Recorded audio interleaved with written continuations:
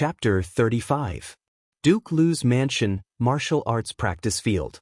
Cheng Yaojin took a lance from the weapon rack and said to Li Zixuan, "The two axes from before were too heavy. I was afraid they would hurt you, so I will use this lance to spar with you." "Boy, what weapon are you going to use? Go and pick one."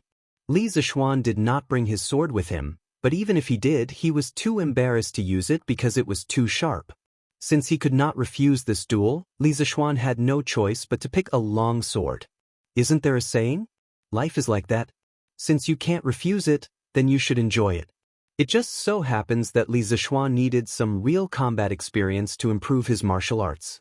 This sword was slightly light in his hand, not as heavy as his chasing wind sword, and not as sharp as his chasing wind sword. However, it was still a good sword.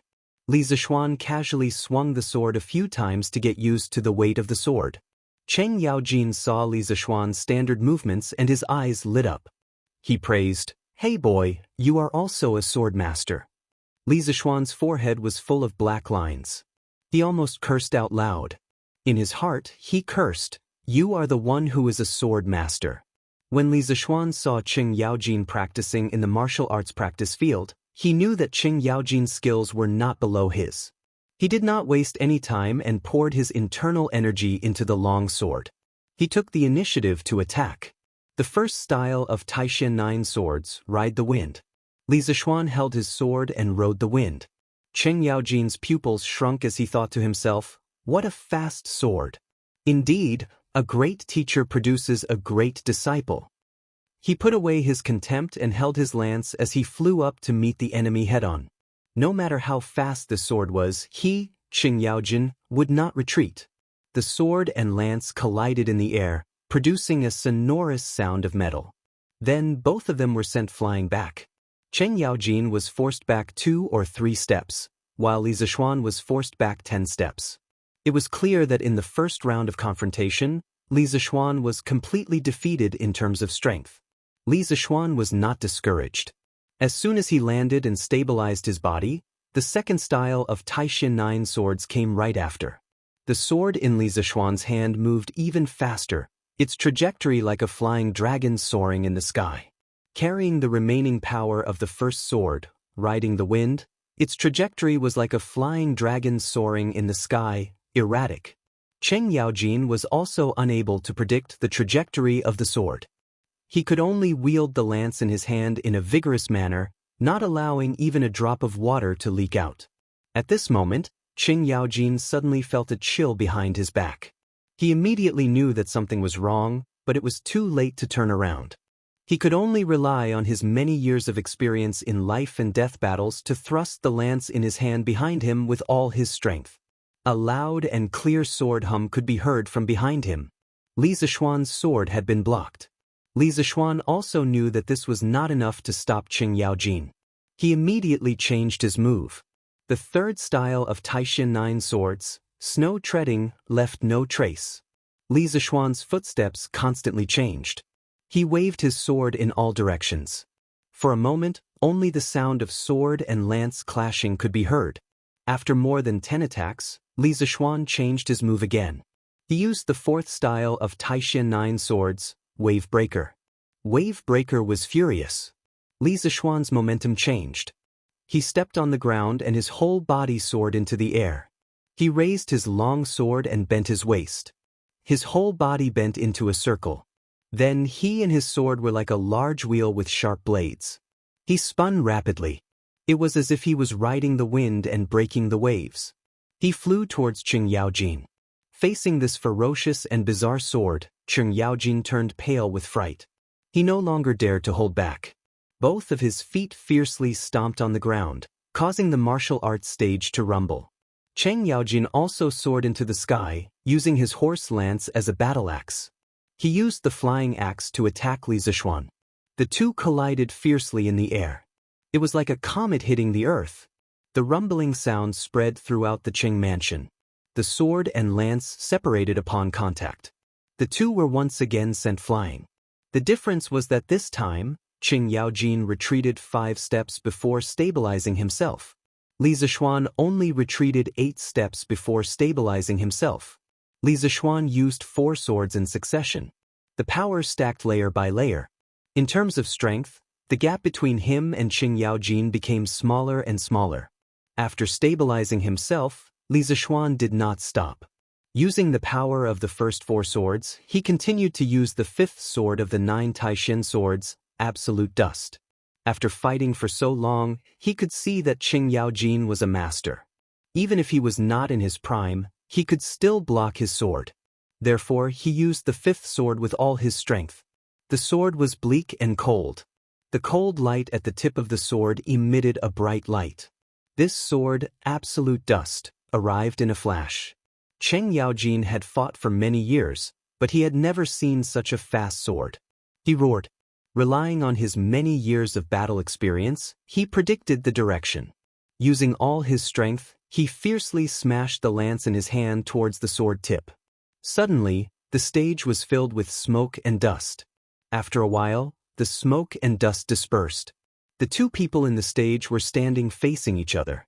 However, the lance was broken and the sword tip was damaged. Both sides were injured.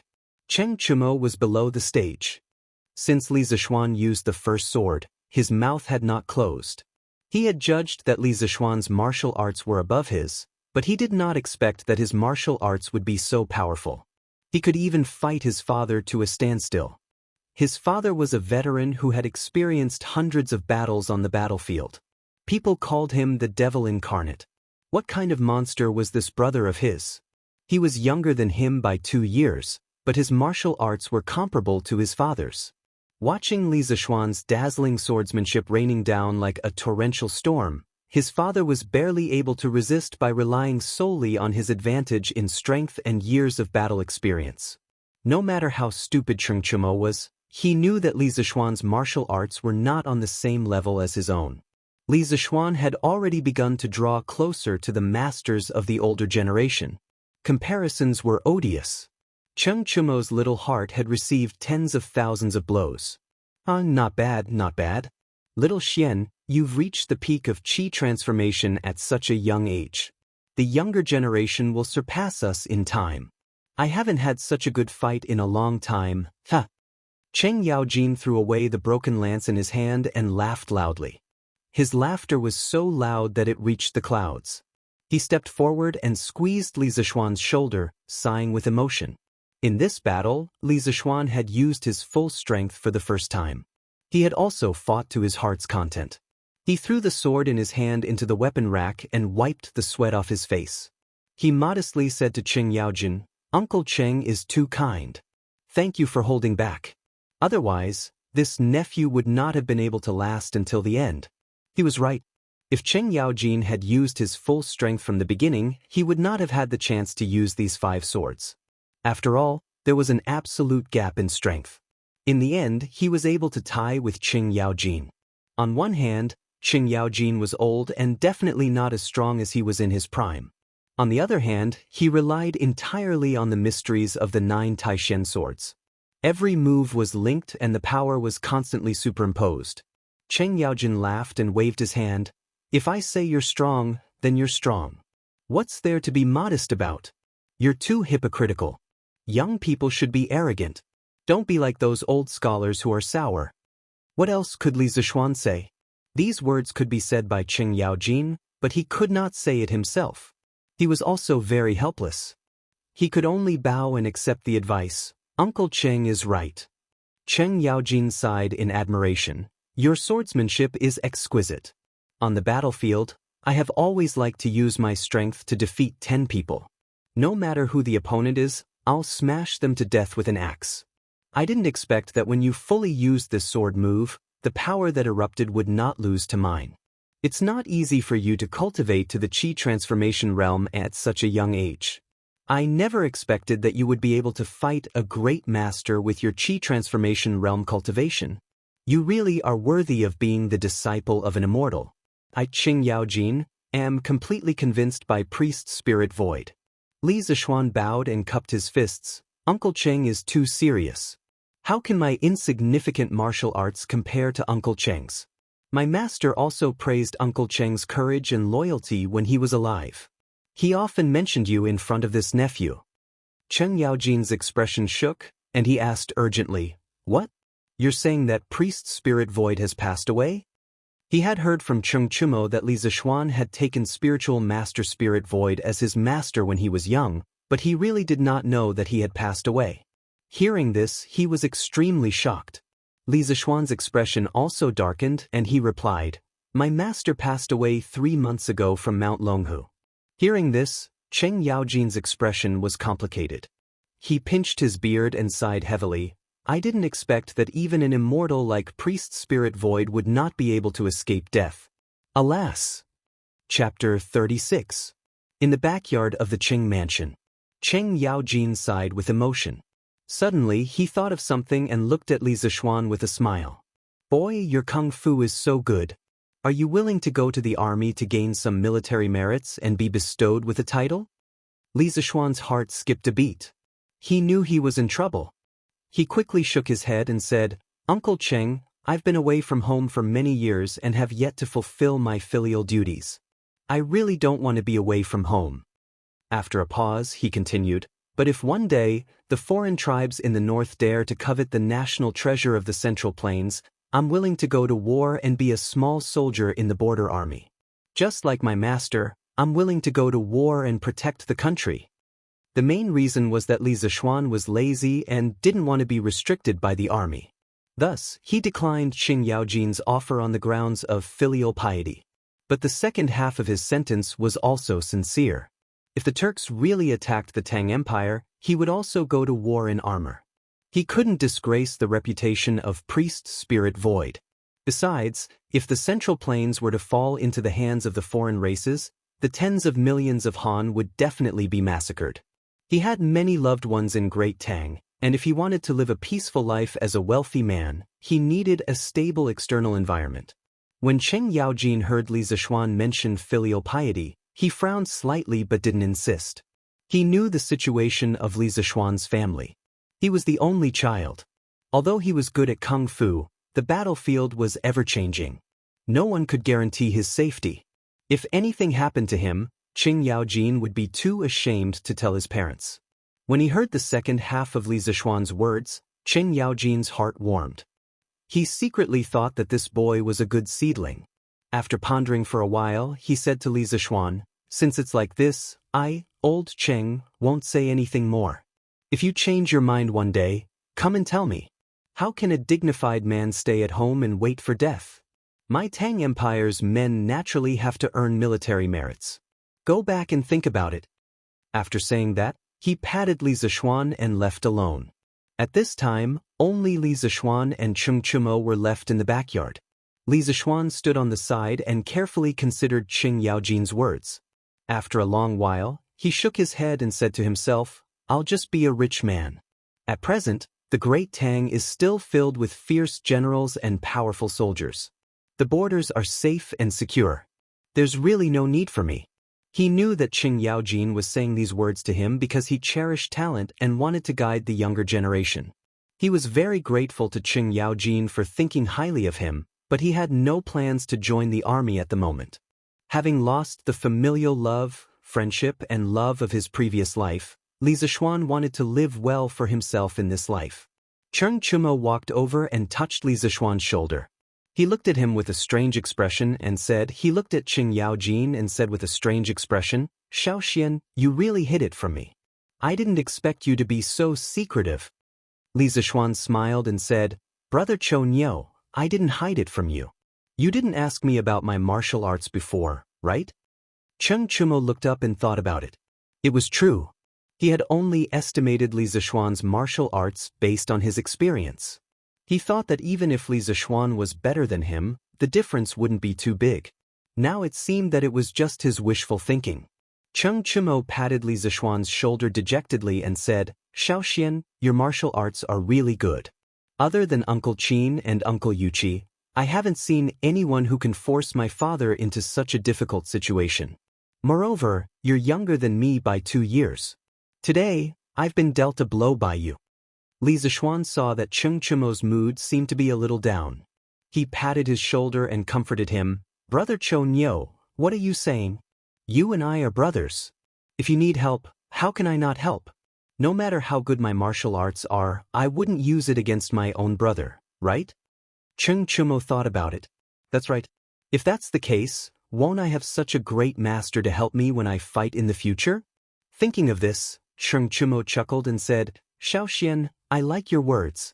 Ha, you're indeed a good brother. If one day I get into a fight with someone, you have to remember to help me. Li Zishuan was speechless. This idiot, he really didn't know what to say to him. Cheng Chumo was happy for a while. He then touched Li Zishuan and asked, Xiaoxian, what my father said, are you really not going to reconsider it? My father wants to send me to the Northern Army next year to gain some military merits. Do you want to go with me? With our martial arts, we'll definitely be able to gallop on the battlefield and kill the Turks until they piss their pants. Ha! Li Zishuan shook his head expressionlessly and said, I don't want to join the army for the time being. I have to stay at home and fulfill my filial duties. When I change my mind, I'll come and talk to Uncle Cheng. Cheng Chumo chuckled and said, make it up, keep making it up. Do you think I don't know you? You're just lazy and don't want to go to the battlefield. That's why you're using this excuse to fool my father, right? If my father finds out, he'll beat you to death. Ha! After saying that, he looked at Li Zishuan with a gloating expression. Li Zishuan's face was full of black lines. He didn't expect this idiot to see through him. He said unhappily, Oh, I just remembered that my cook went home to visit her parents. I'm afraid she won't be back for the next 2 months. The cook from the public house shouldn't come to my house for the time being, right? This idiot just called him brother, and now he wanted to betray him. Cheng Chumo immediately panicked and said shamelessly, Don't, I said the wrong thing. Xiaoxian, you're really a filial son. The heavens can be my witness. At this moment, Cheng Chumo really hated himself for speaking the truth. If because of this sentence, his family could only eat chicken 2 months later, even if he was not beaten to death by his own father, he would regret it to death. Looking at this scoundrel, Li Zishuan laughed and said, But why did I hear someone say that I'm lazy by nature and that I'm using filial piety as an excuse to avoid joining the army? Cheng Chumo stuttered for a while, then he stretched his neck exaggeratedly and looked around. He said, Who said that? Why didn't I hear it? Xiaoxian, you must have heard wrongly. Oh, there was a dog barking here just now. You must have heard wrongly. Li Zishuan looked around and asked curiously, Where's the dog here? Cheng Chumo stretched his neck and said, Why not? Look, it's right behind you. Li Zishuan had just turned around when Cheng Chumo immediately mimicked a dog and barked 3 times. Cheng Chumo shouted, The dog ran away. It barked just now. Did you hear it? Li Zishuan was speechless. This idiot was going all out in order to eat the chicken as soon as possible. He said helplessly, Okay, I just remembered. I seem to have remembered wrongly. It wasn't my cook. It was my mother's maid who wanted to go home to visit her parents. Cheng Chumo was furious. He didn't expect to be tricked by Li Zishuan. He pointed at him and shouted, Good boy, you dare to lie to me. After saying that, he rolled up his sleeves and was about to beat him up. But he didn't think about it. With his martial arts, he didn't know who would be the one to beat who. In an instant, the backyard of the Cheng residence was filled with smoke and dust. Then came Cheng Chumo's wailing and howling. Oh, damn it. We agreed not to hit people in the face. You're really shameless. I'm going to cut ties with you. Oh. Chapter 37. The sun was setting. Li Zishuan was in a very good mood after beating up this idiot who didn't know the immensity of heaven and earth. Under the strange gaze of the Cheng family's housekeeper, he left Cheng Chumo lying on the ground with a bloody nose and a swollen face. How many people in Chang and city could beat up Lu Guogong's son without fear of retaliation? I'm just that awesome, humph. Li Zishuan was secretly pleased. The next day, Li Zishuan woke up early for the first time. He didn't know why he couldn't fall asleep. Maybe it was because he had been home for so many days and slept in every day. Plus, there wasn't much entertainment at night, so he went to bed early. After washing up, he went to the front hall. His parents and Lan were preparing to eat. Hey, let's eat together. Li Zishuan quickly went in and sat beside Lan. Oh my, did the sun rise from the west today? Our young master Li woke up so early? Father Li saw Li Zishuan coming over to eat breakfast with them and teased him as if he was an alien. Li Zishuan's mouth twitched. He didn't know what was wrong with his father. Last time he woke up late, he scolded him. This time he woke up early, he was still scolding him. Just as he was about to speak, he saw that his mother couldn't sit still. How can you talk to Xian like that? Speaking so strangely early in the morning. You'll sleep in the study tonight, Mrs. Li said angrily as she pinched Father Li's waist. Father Li grimaced from the pinch. His face darkened when he heard his wife's last sentence. He secretly hated himself for having such a cheap mouth. He stopped talking and buried his head in the food. Li Zishuan was amused, but he didn't dare to laugh out loud. Lana didn't care so much. Seeing this scene, she was so happy that she couldn't stop giggling. Ah, that's great, that's great. Lana can finally sleep with Mom tonight. Father Li almost vomited blood when he heard this. He had doted on his daughter for nothing.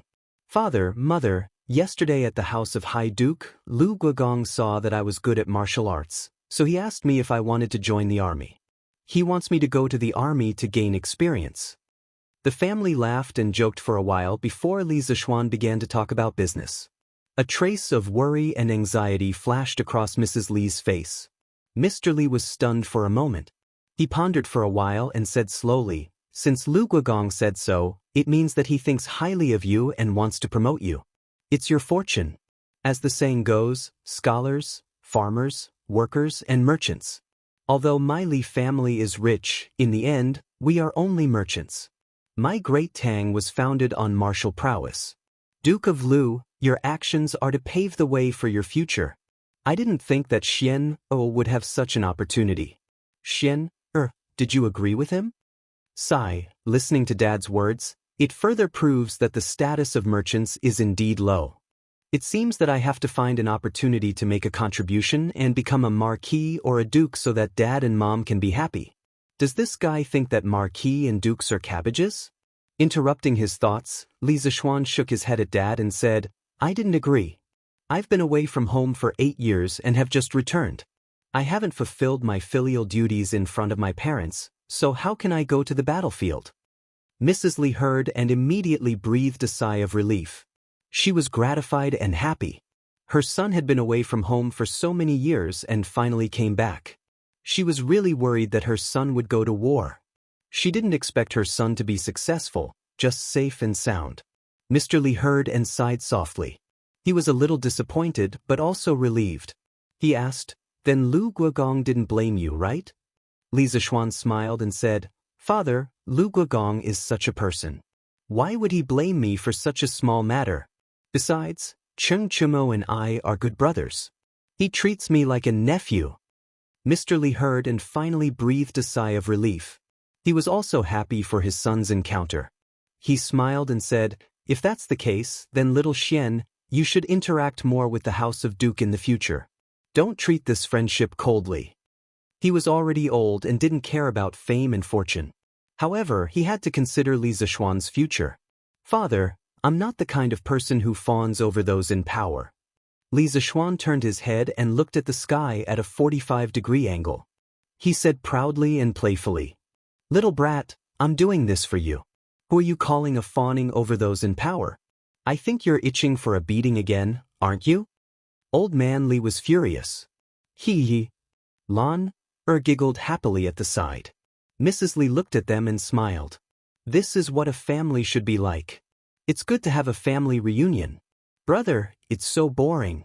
Why don't you tell Lan some more stories? Lan followed her brother to the west courtyard after breakfast. However, she didn't see anything interesting. She just wanted to listen to stories. This girl had been sticking to him all the time recently. Li Zishuan squatted down and casually plucked a weed in front of him. He twisted it a few times in his hand and said gloomily, "Didn't I already tell you, journey to the west? What else is there to tell?" The journey to the west, in his stomach, had already been tricked by Lan, with all kinds of excuses. For example, one day Lan ran over to him with a frightened expression and yelled, Brother, Lan, I just saw such a big rat in the room." Lan was scared to death. "Brother, quickly tell Lan journey to the west, to calm her nerves." This girl's expression and actions were really on point. They were so vivid and lifelike. It would be a pity if she didn't become a child star in the modern era. Li Zishuan knew that the girl was lying. How could there be a rat in her room? He wouldn't believe it even if he was beaten to death. However, he couldn't resist her coaxing and pestering. He could only obediently tell her the story. Another example was one day, Lan ran over while wiping her tears. She cried and said, "Brother? Little Gray is dead. Boo-hoo is so sad." Lan wants to listen to brother's story. Boo-hoo, Little Gray was a little gray dog that Lan had raised for more than 2 years. Li Zishuan saw Lan crying so sadly. His heart was broken. He didn't care if Lan was lying or not. He told her 2 chapters of Journey to the West without hesitation. Who knew that the next day, when Li Zishuan went to the backyard to look for Lan, he saw Little Gray wagging its tail and intimately biting the hem of his clothes, trying to worm its way into being friends with him. Li Zishuan, who felt that his IQ had been crushed, flew into a rage and kicked Little Gray away. Little Gray rolled on the ground and whined pitifully at him. Sigh, if this girl was in the modern era, she would definitely be a movie queen. Recalling what had happened in the past few days, Li Zishuan couldn't help but sigh. At this time, Lan came over with a smile. She shook Li Zishuan's arm intimately and said slyly, "Since Journey to the West is finished, brother can tell Lan something else. As long as you don't tell Liang Shanbua and Zhu Yingtai from last time." Li Zishuan rubbed his head in distress. He still had many stories in his mind, but he couldn't think of anything suitable for children. Suddenly, he had an idea and said to Lan, "Let's not tell stories today. Brother will make you something fun, okay?" Lan's eyes lit up. She excitedly agreed in a crisp voice, Okay. What is brother going to make for Lan?" "You'll know in a while." Chapter 38. Li Zishuan ran to the kitchen and after searching for a long time, he finally found a very thick piece of wood. After examining it carefully, he realized that it was actually a yellow birch. He secretly praised his good luck. Yellow birch wood was fine and sturdy, easy to polish. It also had good grip strength and was not easily deformed. It was a good material for making skateboards. That's right, Li Zishuan wanted to make a skateboard for Lana. However, it was a skateboard with handles in front. This kind of skateboard had a higher safety factor. Li Zishuan carried the piece of wood with one hand and came to his small courtyard. Lana was still waiting for him here. Lana saw her brother carrying a large piece of wood over and ran forward to ask, "Brother, are you going to make a puppet for Lan? But what's so fun about puppets?" This little girl was still picky. Li Zishuan pinched Lana's porcelain doll-like face in amusement and said with a smile, "Of course it's not a puppet. What kind of skill does a puppet require?" Lana slapped her brother's hand away and wrinkled her little nose, saying unhappily, "Brother, your hands are so dirty." Li Zishuan took a look and realized that he had forgotten to wash his hands after picking the wood for a long time. Seeing Lana become a cute little cat, Li Zishuan laughed dryly. Afraid that his little sister would take revenge, he hurriedly went to the porch to make a skateboard. Li Zishuan first used the wind-chasing sword to cut a piece of wood that was about 40 centimeters long, 10 centimeters wide and 5 centimeters thick. The wind-chasing sword could cut iron like mud and cut wood as easily as cutting tofu. Moreover, the wood that was cut out was as smooth as a mirror and did not require any additional polishing. Li Zishuan sighed inwardly. This wind-chasing sword was a divine tool for woodworking. If spiritual master Lingshu heard his current sigh, he wondered if he would climb out of his grave in anger and clean up the house. Li Zishuan cut the exterior of the skateboard, took out a ruler, measured the dimensions, and drew the central axis of the force acting on the skateboard as well as the connecting rod of the wheel. Then, he picked up the wind-chasing sword and aimed it at the connecting rod of the wheel. Circulating his true chi, the wind-chasing sword began to rapidly spin in Li Zishuan's hand. Not long after, 2 holes were drilled out from the side of the skateboard. The more Li Zishuan looked at wind-chasing sword, the more he liked it. It could be used as a saw, a chisel, and even an electric drill. It was truly a divine weapon. Lana, Xiao He, and Xiaoxi were dumbstruck by Li Zixuan's series of miraculous operations. It was not that they had never seen carpenters before, but who else in the Great Tang could be so amazing? Lan couldn't help but ask softly, "Brother, was your master also a carpenter in the past?" The corner of Li Zixuan's mouth twitched when he heard this. He silently mourned for his master who was in the underworld. He was the #1 expert in the Jianghu, a martial arts grandmaster, and a godlike figure. Yet, Lan, this little girl, called him a carpenter. Li Zixuan said unhappily, "What nonsense are you talking about? Your brother taught himself carpentry. Don't simply talk about my master." Lan also realized that she had misspoken. She agreed and continued to watch her brother make toys for her at the side. Li Zixuan cut 2 short sticks that were slightly longer than the width of the skateboard. After polishing them until they were extremely smooth, he inserted them into the holes that he had just drilled and used them as the wheel axles. There were no ball bearings in this era, so he could only make do with them for now. Without rubber tires, Li Zixuan could only make 2 pairs of wooden wheels and nail them onto the wheel axles. He thought to himself that he would find a blacksmith to make a cast iron one in the future. Wooden wheels were not resistant to wear. In the end, he made a T-shaped wooden pole and fixed it in front of the skateboard as a handlebar. Just like that, the first super simplified version of the Tang Dynasty scooter was born. "Lan, come here. Put your hand on this, 1 foot on the skateboard and the other foot on the ground. Give it a try." After putting away the tools, Li Zixuan demonstrated the movement and encouraged Lan to come forward and try it. Lan was already eager to try, but she didn't know how to play with this thing. When she heard her brother's words, she immediately couldn't wait to snatch the scooter. Following her brother's instructions, she began to slowly slide forward.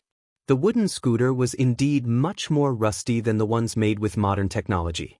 Li Zixuan stood at the side and could hear the rusty friction sound when the scooter started moving. But fortunately his wheel holes and wheel axles were polished smooth. Lan used a little strength and the scooter began to slide. Lan just stepped on the ground and the scooter slid forward. She didn't control her center of gravity and her small body couldn't help but lean back. She couldn't help but cry out in shock. The 2 little maids were watching with their hearts in their throats. Li Zixuan wasn't worried. The scooter wasn't fast.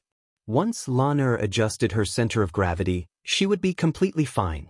Even if an accident happened, he was confident that he could save his little sister.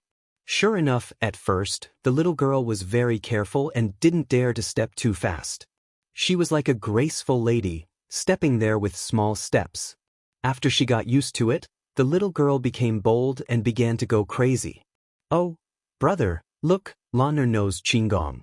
Come and catch up." Lan stepped lightly and saw the scenery around her rushing back.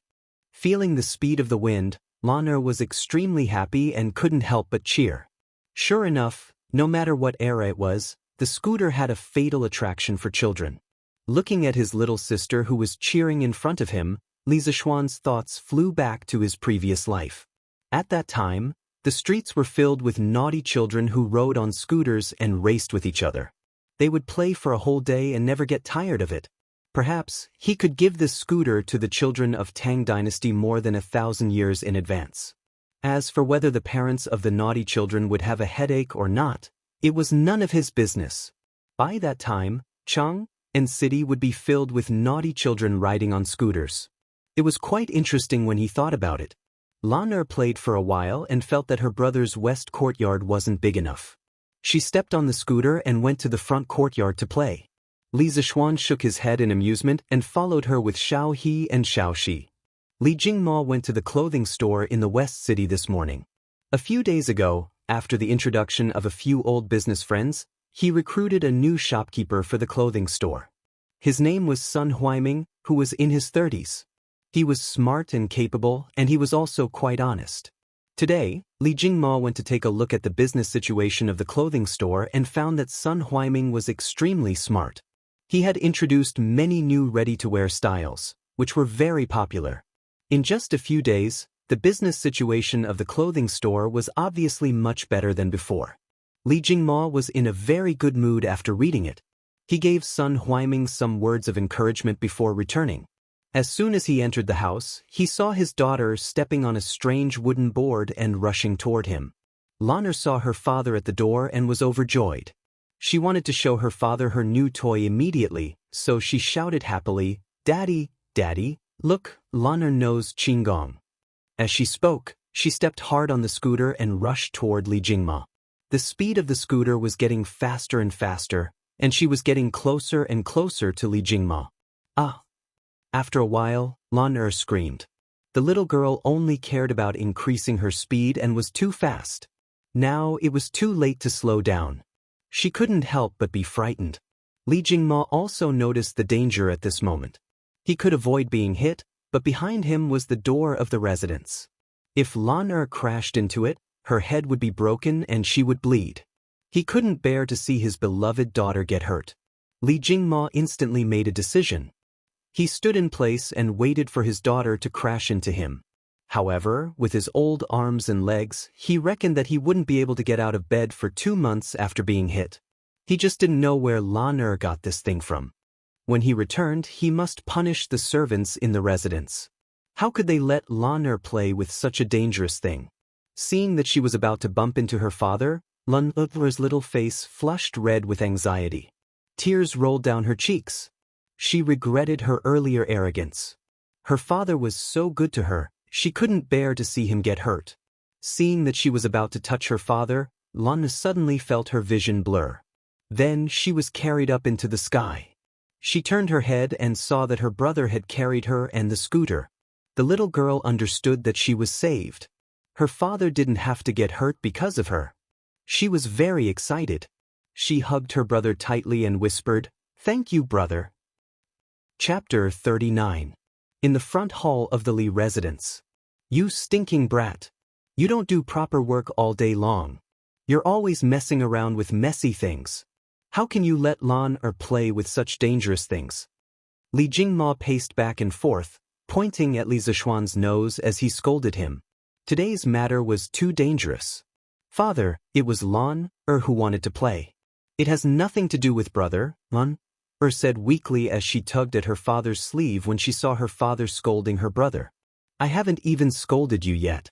You're a girl, but you're always like a wild brat, following your brother around. You haven't been going to your mother's place to learn how to be a maid recently."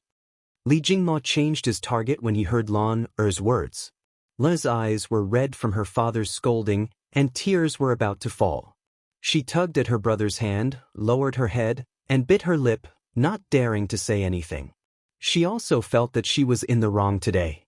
Li Zishuan couldn't stand it anymore. He reached out and hugged the pitiful Lan, saying to his father, "Father, Lan is still young. If she wants to play, let her play. Why do you have to force her to learn this and that? Our family has so much money. Do you think we'll be short of food for Lan in the future?" Although Li Jingma didn't expect his son and daughter to learn how to earn money for the family, when he heard Li Zishuan speak so matter-of-factly, as if all the money in the family was earned by him, he was so angry that he almost vomited blood. After calming down, he said, he calmed down and calmed himself down, "So what if the family has so much money? Isn't it earned by your father? Do you want to stay at home for the rest of your life? Besides, Lan is almost 7 years old. If she doesn't learn how to be a maid, how can she get married in the future?" Li Zishuan was speechless. Lan wasn't even 7 years old. His father was thinking so far ahead. Although he knew that his father was angry, Li Zishuan was still a little unhappy. "Father, I won't stay at home and wait for death. Even if Lan doesn't learn anything and can't get married, I can still earn money to support her for the rest of her life. My sister can't be wronged by anyone. Not only Lan, but I can also rely on my own abilities to earn money for my parents' retirement." After saying that, he looked at the dumbfounded old man Li with an arrogant expression. His eyes seemed to say, "Yes, you didn't hear me wrong. I want to earn my own money." Lan's heart was filled with sweetness when she heard her brother speak up for her. She hugged her brother's arm tightly and refused to let go. She thought to herself, "Brother is so good, even better than Daddy." Li Jingma stared blankly for a moment. After a moment of calmness, he stepped forward and placed his hand on Li Zishuan's forehead. he asked worriedly. Xian, you don't have a fever, do you? What? My Xian, you're sick?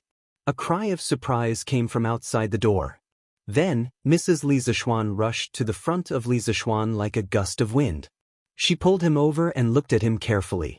It turned out that when Xiao He saw the young master and young miss being scolded in the front hall, she hurriedly ran to the eastern courtyard to ask for help. The servants of the Li family all knew that the master was afraid of the madam. Li Zishuan's face was filled with black lines as he slapped his father's hand away from his forehead. He looked at Mrs. Li and said, "Mother, Shinra is fine. Don't worry." He then turned around and said seriously to his father, "Father, I was serious about what I said just now. I don't want to always stay at home and live off my parents. I also want to do some things myself so that I can take care of father and mother in the future. I know that father doesn't believe in my abilities, but wasn't the chicken I ate previously a proof? Just based on that alone, the drunken Immortal restaurant's profits should be more than 1,000 strings of coins, right?" Li Zishuan really wanted to open a small shop and sell the things in his mind to the people of Great Tang. Not only could he earn money, he could also find something for himself to do. Otherwise, he would feel embarrassed if he stayed at home and lived off his parents every day. After all, the soul in this body was 25 years old. When Li Jingma heard this, he swallowed back the words he wanted to say. The profits the drunken Immortal restaurant had brought in for the past half a month were more than 1,000 strings of coins. A few days ago, he heard from shopkeeper Lu that the drunken Immortal restaurant had increased the daily supply of drunken Immortal restaurant under the strong demands of the customers. There were too many high officials and dignitaries in Chang'an City. Blindly limiting the supply would offend many people for no reason. It was really not worth it. Later on, Li Jingma simply decided not to limit the quantity of drunken Immortal restaurant and even launched a takeout service. As a result, the sales of drunken Immortal restaurant increased dramatically. In less than half a month, the profits were close to 4,000 strings of coins. Even though Li Jingma had done business for decades and had seen hundreds of thousands of strings of coins, he was still shocked by the profits from drunken Immortal restaurant. When he heard Li Zishuan's words, Li Jingma's heart wavered. Just as he was about to agree, he suddenly felt a familiar pain in his waist. "I say, you old fart. So you want to force Xian to go out and earn money? What's the point of keeping so much money in our family? Are you going to bring it into the grave? Since you don't want to see me and my son, then I'll go back to my parents' home with Xian." Mrs. Li listened to the conversation and immediately understood what they were arguing about. She was instantly angry. Old man Li grimaced in pain from being choked. He was full of grief and indignation, thinking that this woman was unreasonable. He quickly explained, "Madam, it's not what you think. Let go first." Mrs. Li was not satisfied. She really loved her son. At this time, seeing that Li Jingma seemed to want to drive her son out of the house and rely on himself, Mrs. Li could not bear it. Her eyes turned red with anger and the strength in her hands increased. Old man Li's face gradually turned from red to purple. Old man Li felt very wronged at this moment, but his wife did not give him a chance to explain. He immediately sent a signal for help to his son with his eyes. Li Zishuan was a little amused. He went forward and pulled his mother away, saying, "Mother, it's not what you think. Your son wants to do something. I have nothing to do at home every day, so I might as well do something to earn some money. Your son can't stay at home every day, can he?" Mrs. Li glared at him and said, "Why can't you stay at home? Didn't your father make so much money for you to spend? Why don't you stay at home with your mother every day?" Then she glared at old man Li fiercely. If he dared to say no at this moment, he would definitely have to sleep in the study at night. Of course, old man Li did not dare to say no. At this moment he turned his face to the side and rubbed his old waist to recover from his injury. Li Zishuan did not know whether to laugh or cry. Who would encourage their child to be a member of the family? However, he was still a little touched in his heart. "Mother, Master taught me a lot of things when he was alive, and I still want to carry it forward. Besides, I can't rely on you for the rest of my life. Father is old. I want to grow up as soon as possible so that you can enjoy a happy life." Hearing their son's sincerity, the two old people were relieved. Their son had grown up and knew how to be filial to his parents. For parents in the world, there was nothing happier than this. Mrs. Li looked at her son with a face full of love and said, "Since Xian wants to do something, mother will support you. If you need anything, you must tell me. Do you hear me?" Li Zishuan hurriedly nodded in agreement. He turned around and said to Li Jingma, "Father, I can definitely build an even bigger business empire." Li Jingma looked at his son's confident face and stroked his beard in relief. He said, "Since Xian is so confident, then go ahead and do it." Li Zishuan agreed. Lan interrupted, "Lan also wants to help Big Brother do big things. Lan doesn't want to be paid." Everyone was amused by Lan's innocent words. Li Zishuan smiled and rubbed Lan's head. He wanted to pull Lan out. Suddenly, he seemed to have thought of something. He stopped in his tracks and walked back to Li Jingma, who was full of gratification, and said, "Father, since I want to start my own business and open a shop, you can't not give me the capital, right?" Li Jingma said in a muffled voice, "Then how much do you want?" Li Zishuan smiled and probed, "It's not much. Just give me half a month's profit from the drunken Immortal restaurant's chicken. It'll be 1,000 strings. Is that okay?" When Li Jingma heard this, his eyes lit up. This little brat probably thought that the chicken he was eating was still limited to 200 servings a day. He pretended to be generous and said, "How can 1,000 strings be enough? Father will give you 2,000 strings as the initial capital." Li Zishuan was overjoyed. His father was still quite generous. He hurriedly thanked his father and left with Lan. Seeing his son's happy face and thinking that he had taken advantage of him, Li Jingma couldn't help but laugh dryly in his heart. Old ginger is still spicier. Chapter 40. Li Zishuan was very happy to receive 2,000 strings of cash from his father. Don't underestimate this 2,000 strings of cash. According to the current purchasing power, it was almost equivalent to hundreds of thousands of yuan in the future. Li Zishuan had to plan his new shop well and what he could sell. First of all, he needed to build a technical team. As his shop expanded in the future, he would need to make more and more new things. Of course, he couldn't do everything himself. In some aspects, he was just a theorist. In practice, he was not as good as today's craftsmen. Don't underestimate the wisdom of the ancients. They only lacked suitable guidance. They were not as stupid as modern people. Especially before the Ming and Qing dynasties, when the ancients' thinking was not restricted, a large number of creative wise people emerged in the land of China. Li Zishuan had more than 1,000 years of knowledge. Coupled with the skilled skills of the Tang workers, he believed that he could bring a lot of new things to the Tang dynasty. Since he had come to this flourishing age, why not leave his mark in history? Li Zishuan wanted to make the Tang dynasty, which was already at the top of the world, even more ahead of the world. As he thought about it, Li Zishuan felt a surge of emotions. In the past, when he read history books, he could only be a bystander. But now, he was a participant in the construction of this prosperous era. But where could he find a suitable craftsman? First of all, the craftsman must have a good character. They must be honest and not cunning. Li Zishuan did not want the craftsman he had painstakingly trained to betray him in the end. Then, of course, the higher the craftsman's skills, the easier it would be. But where could he find a craftsman who could meet these two requirements at the same time? Li Zishuan had only been in the Tang dynasty for half a month, and his social circle was not big. It seemed that he had to trouble his father to find a craftsman. In his memory, his father could travel all over the country and did business for decades. He was involved in various industries such as clothing, catering, cosmetics, and so on. His father would definitely be able to find a satisfactory craftsman for him. Li Zishuan, who had made up his mind, was about to look for his father to ask for the girl when he saw Xiao He running over while lifting her skirt. She said, "Young master, Li Gaoming, who was eavesdropping on journey to the west behind us last time, is here. He is serving tea in the front hall." Previously, when he ate with Li Qingqian at the drunken Immortal restaurant, Xiao He and Xiao Shi did not go. Therefore, Xiao He did not know that Li Gaoming was the crown prince.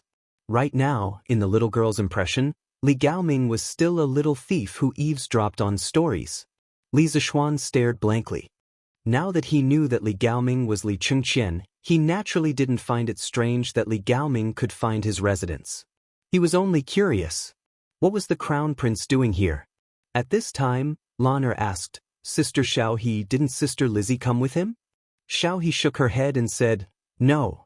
Li Zishuan nodded and said to Xiaohe with a smile, Xiaohe, don't be rude when you see Li Gaoming in the future. He is actually the crown prince of the Tang Empire, Li Chengqian. Xiaohe opened her mouth wide in shock. Her brain couldn't wrap itself around it for a moment, and she was stunned on the spot. Li Zishuan didn't care about the dumbfounded Xiaohe anymore. He pulled Lan'er and walked towards the front hall with some amusement. Li Chengqian was drinking tea in the front hall when he heard footsteps getting closer and closer to him. He put down the teacup and looked outside the door. After Li Zishuan entered the door, he bowed slightly and cupped his hands in greeting. Greetings, Your Highness. He didn't plan to hide it and directly put it out in the open. He wasn't good at scheming at all. In his previous life, whenever he saw his girlfriend watching a palace drama, he would have a headache. He really wasn't cut out for scheming. Therefore, he might as well put it out in the open today and see how Li Chengqian would react. Then, he would decide whether this friend was worth making or not. Li Chengqian was obviously stunned for a moment. After thinking for a while, he understood what was going on. He shook his head and smiled bitterly. It seems that Brother Chonyo has already told you. Why, now that Brother Zishuan knows my identity, you don't want to make friends with Gaoming. After saying this, a trace of loneliness flashed across his face. He was only a child who grew up in the palace. When he was young, he was bullied by his uncle's children. At that time, his father was hiding his strength and biding his time. No one supported him, and he didn't have a single friend. When his father killed his uncles, imprisoned his grandfather, and became the emperor, those who had bullied him before and those who hadn't bullied him before were all killed by his father. At that time, he didn't feel the joy of revenge, only loneliness. He didn't want to kill them. He only wanted to beat them up to vent his anger. When he became the crown prince, he welcomed even more loneliness. He had to always maintain a calm smile.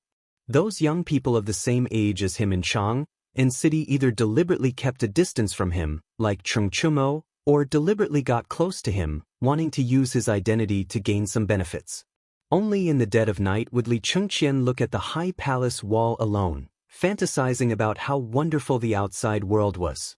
Not long ago, when he went out of the palace with Chengle's younger sister, he met Li Zishuan, heard the interesting story, and ate the interesting food. From the bottom of his heart, Li Chengqian was very envious of Li Zishuan's free and real life. He really wanted to make such a friend. He didn't expect that Cheng Chumo had told Li Zishuan his true identity so early. Perhaps Cheng Chumo had also warned Li Zishuan to keep a distance from him. Thinking of this, a trace of disappointment flashed across Li Chengqian's eyes. As expected, being in the royal family, one was destined to be alone. Li Zishuan had been carefully observing Li Chengqian's expression. At this moment, he saw that Li Chengqian's words were sincere, and the loneliness and disappointment in his expression didn't seem to be fake. He was relieved and thought that Li Chengqian's nature was not bad. He could make friends with him. Maybe under his influence, he wouldn't go on the road of no return. He smiled at Li Chengqian and said, I, Li Zishuan, have always made friends based on the person, not the identity. But if someone talks about the identity with me, then I will keep a distance from him. Li Chengqian thought for a moment and understood the meaning of Li Zishuan's words. He said happily, That's great. I have the same idea. The two looked at each other and smiled. Li Chengqian said again, Since you already know my identity, I won't call you a loner in the future. Let's call each other brothers to avoid being estranged. Li Zishuan didn't answer him. He smiled and asked, Why did Gao Ming come here today?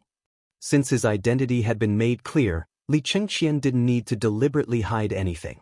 He said, Sister Chengel has been studying the palace rites in the palace recently. She feels bored, so she asked me to come here and listen to 2 stories. Then I'll tell them to her when I go back. I wonder if Brother Zishuan is willing? In fact, Li Chengqian had always wanted to listen to stories. But as the crown prince, he couldn't leave the palace frequently. This time, he found an excuse to leave the palace after getting his mother's permission. Li Zixuan understood his purpose for coming. He couldn't help but curse silently. This crown prince was really idle. He specially left the palace to listen to stories. Chapter 41. Looking at Li Qingqian's expectant face, Li Zixuan smiled and said, "If Gao Ming wants to hear a story, it's useless for you to look for me. You have to look for Lan." Hearing this, Li Qingqian couldn't wrap his head around it. He looked at Lan in confusion. At this time, Lan smiled proudly and said, "Brother has already told Lan the whole journey to the west. Lan has recorded it in the booklet. If Brother Gao Ming wants it, you have to give me a story in exchange." Hearing Lan's request, Li Qingqian suddenly looked embarrassed. If he could tell stories, why would Chang'e ask him to come over and steal the story? After searching his mind for a long time, he really couldn't find a story that could be exchanged. Li Qingqian was in a dilemma. "Sister Lan, can I exchange it with something else? For example, how about Brother Gao Ming exchange it with 5 strings of cash?" As Li Qingqian spoke, he gestured 5 with his hand. He felt a little distressed.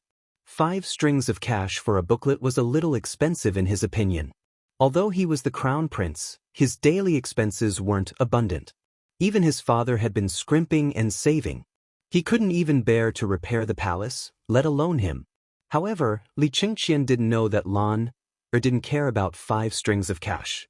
The little girl's concept of money was still relatively vague. Lan shook her head and said, "Lan doesn't want money." "Well, let Lan think about what to do." Then Lan tilted her head and rolled her eyes. Suddenly, she smiled slyly and said, "Hee, Brother Gao Ming, Lan will lend Journey to the West to you today, but you have to agree to a request of Lan in exchange." Lan hasn't thought of the specific request yet. Lan will tell you when she thinks of it. How about it? Li Qingqian was dumbfounded. This was more expensive than 5 strings of cash. As the crown prince of the Tang Empire, how could he casually agree to other people's requests? Li Zixuan couldn't stand it anymore and reprimanded slightly, "Lan, don't mess around. Quickly go and bring that booklet to Gao Ming." Lan was a little disappointed and could only agree in a muffled voice. Then she pouted and thought to herself, "This big brother Gao Ming is really stingy." No matter how stupid Li Qingqian was, he would still be able to tell what that expression, that gaze, meant. A dignified empire's heir apparent was actually being looked down upon by a little girl. At this moment, Li Qingqian was a bit overwhelmed and hurriedly said, "All right, Big Brother Gao Ming agrees to exchange with you, but your request must not violate the laws of the empire." Lan was still disappointed. When she heard this, she immediately said happily, "All right, Lan, we'll go and get Journey to the West now." After saying that, in order to save time, Lan specially took the scooter and rode it to the backyard like a gust of wind. Li Zixuan saw that Lan would move so quickly by stepping on a strange wooden board. He couldn't help but point at the scooter in surprise and say to Li Zixuan, What is this?" Li Qingqian was a bit confused. It was fine that Li Zixuan's family was wealthier than his, but why did he have these strange things that even the imperial palace didn't have? Li Zixuan smiled and explained, "This is a scooter. I made it for Lan to play with when I was bored." "Is Gao Ming interested in this?"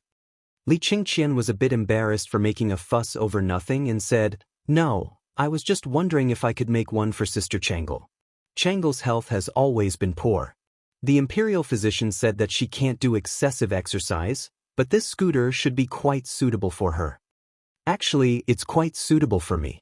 I have to find an opportunity to let the supervisor make a few more so that I can play with them when there's no one around," Li Qingqian added in his heart. After all, he was only a 10-year-old child. Even if the children of the imperial family matured early, they still had a child's heart. It was reasonable for him to be curious about this scooter. When Li Zixuan heard this, he couldn't help but think of that beautiful girl with a kind of morbid beauty and a dignified beauty that didn't belong to her age. Suddenly, he had an idea. He turned his head and said to Li Qingqian, "Don't worry. Gao Ming, if this scooter were to be sold, would it be a big seller?" Li Qingqian answered without thinking, "Of course it would be a big seller." Li Zishuan nodded and said, "Since Gao Ming thinks so highly of it, I have a business here. I don't know if you would be interested." Li Qingxian's eyes lit up. "Brother Zishuan, could it be that you want to sell this scooter?" Li Zishuan nodded and said, "I plan to open a shop that specializes in selling this kind of rare item. I still have a lot of methods for this kind of rare item in my mind. In the future, there will be more and more products. I wonder if Gao Ming is willing to cooperate with me?" "Of course I'm willing," Li Qingxian quickly responded. This was a good thing that fell from the sky. Unlike Li Zishuan, Li Qingxian knew the profits of the chicken he gnawed on like the back of his hand. Even his father was a little jealous of the profits. Now that Li Zishuan wanted to launch a new product and wanted to cooperate with him, only a fool wouldn't be willing. However, Li Qingxian thought about it and hesitated. "But how do we cooperate? To be honest, the East Palace isn't as rich as your family." Li Zishuan shook his head and said with a smile, "There's no need for Gao Ming to pay a lot of money. I'll use 2,000 strings of cash and my skills to get 70% of the shares. Gao Ming, you use 200 strings of cash and help me recruit a few skilled craftsmen to get the remaining 30%. How about it?" Pulling Li Qingxian into the partnership was mainly because he was afraid that his profits would increase in the future and easily attract the covetous eyes of his peers. With Li Qingxian, the most powerful second-generation official of the Tang dynasty, protecting him, his shop would have a lot less trouble in the future. Hearing this, Li Qingxian thought about it. This was a great bargain for him. He said happily, "Then I'll thank Brother Zishuan. I'll send someone to send the 200 strings of cash over tomorrow." He thought that if he squeezed around, he should be able to gather 200 strings of cash. He wanted to get this done as soon as possible. The East Palace was also short of money. "As for the craftsman, I know a very interesting person. I'll introduce him to Brother Zishuan another day," Li Qingxian added. Li Zishuan was a little curious and said, "Since even Gao Ming says that person is interesting, I can't wait to meet him." Li Qingxian was quite confident in that person. He smiled and said, "Brother Zishuan, don't worry. That person will definitely meet your standards." At this moment, the two of them saw Lan coming over on a scooter with a booklet in her hand. With the previous experience of being at a disadvantage, Lan stopped accelerating when she was not far from the two. She just let the scooter move over according to inertia. Lan came in front of them and handed the booklet to Li Qingxian. She said, "It took Lan a long time to finish writing this. Brother Gao Ming, remember to get someone to copy it and return the booklet to Lan." Li Qingxian naturally agreed and eagerly took the booklet. He was very happy and couldn't wait to finish reading the booklet.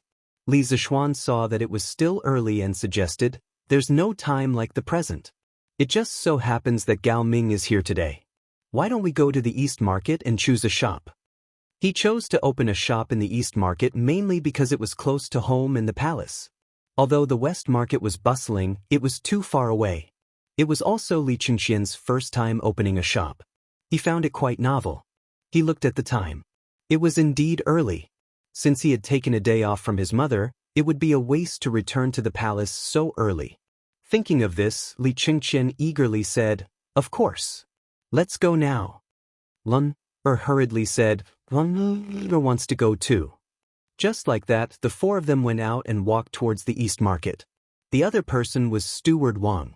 Li Zishuan didn't know the market and wasn't good at bargaining, so he brought Steward Wang along. Chapter 42. Today, Han Yushi was instructed by Han Lijing to fill a gourd with the first batch of fruit wine brewed by the Han village and send it to Chang, and for the young master and young lady to taste. It was not easy to have a chance to enter the city, so naturally, Iron Egg went with them. He even put a big grasshopper he caught recently into a bamboo tube and planned to give it to his sister Lan. Ever since Li Zishuan left the Han village, the scene of them escaping from the tiger's mouth in the mountains kept flashing in Han Yushi's mind. She could not forget it. Thinking that she would be able to see the young master today, Han Yushi got up early in the morning to dress up. She put on a relatively new pink dress and took out a silver hairpin from an exquisite wooden box at the head of the bed. She pinned it on her beautiful hair. This silver hairpin was left to her by her mother. Han Yushi, who was already fresh and refined, became even more beautiful. She was like a fairy descending to the mortal world. She was so radiant that she attracted the attention of passers-by along the way. Fortunately, the Tang dynasty was still relatively clean. Generally, no one dared to kidnap women in public. The siblings entered the city from the Yanqing Gate in the east of Jianghu. Looking at the neat streets and magnificent buildings, Iron Egg did not know where to put his eyes. He looked around randomly, like Granny Lu entering the Grandview Garden for the first time. They did not know that from the moment they entered the city, a pair of eyes had been watching them. To be more precise, they were watching Han Yushi. A man with a face full of pockmarks and dressed like a scholar carefully followed behind Han Yushi with two servants. The scholar with a face full of pockmarks stared at Han Yushi's figure from behind and drooled as he looked at her. "Young master, if the old master knows about this when we go back, he will break our legs." The short servant next to him saw his young master's lustful face and knew that his young master did not have good intentions towards the girl. He could not help but persuade him with a bitter face. The pockmarked young master was lustful at this time. How could he listen to him? He said impatiently, "What are you afraid of? Didn't you see that these two came from a village outside the city? Later, when we enter the alley in front, the two of you go up and knock them out. Carry the older one to my house outside the city, and throw the younger one to a random place outside the city to bury them. No one will know he."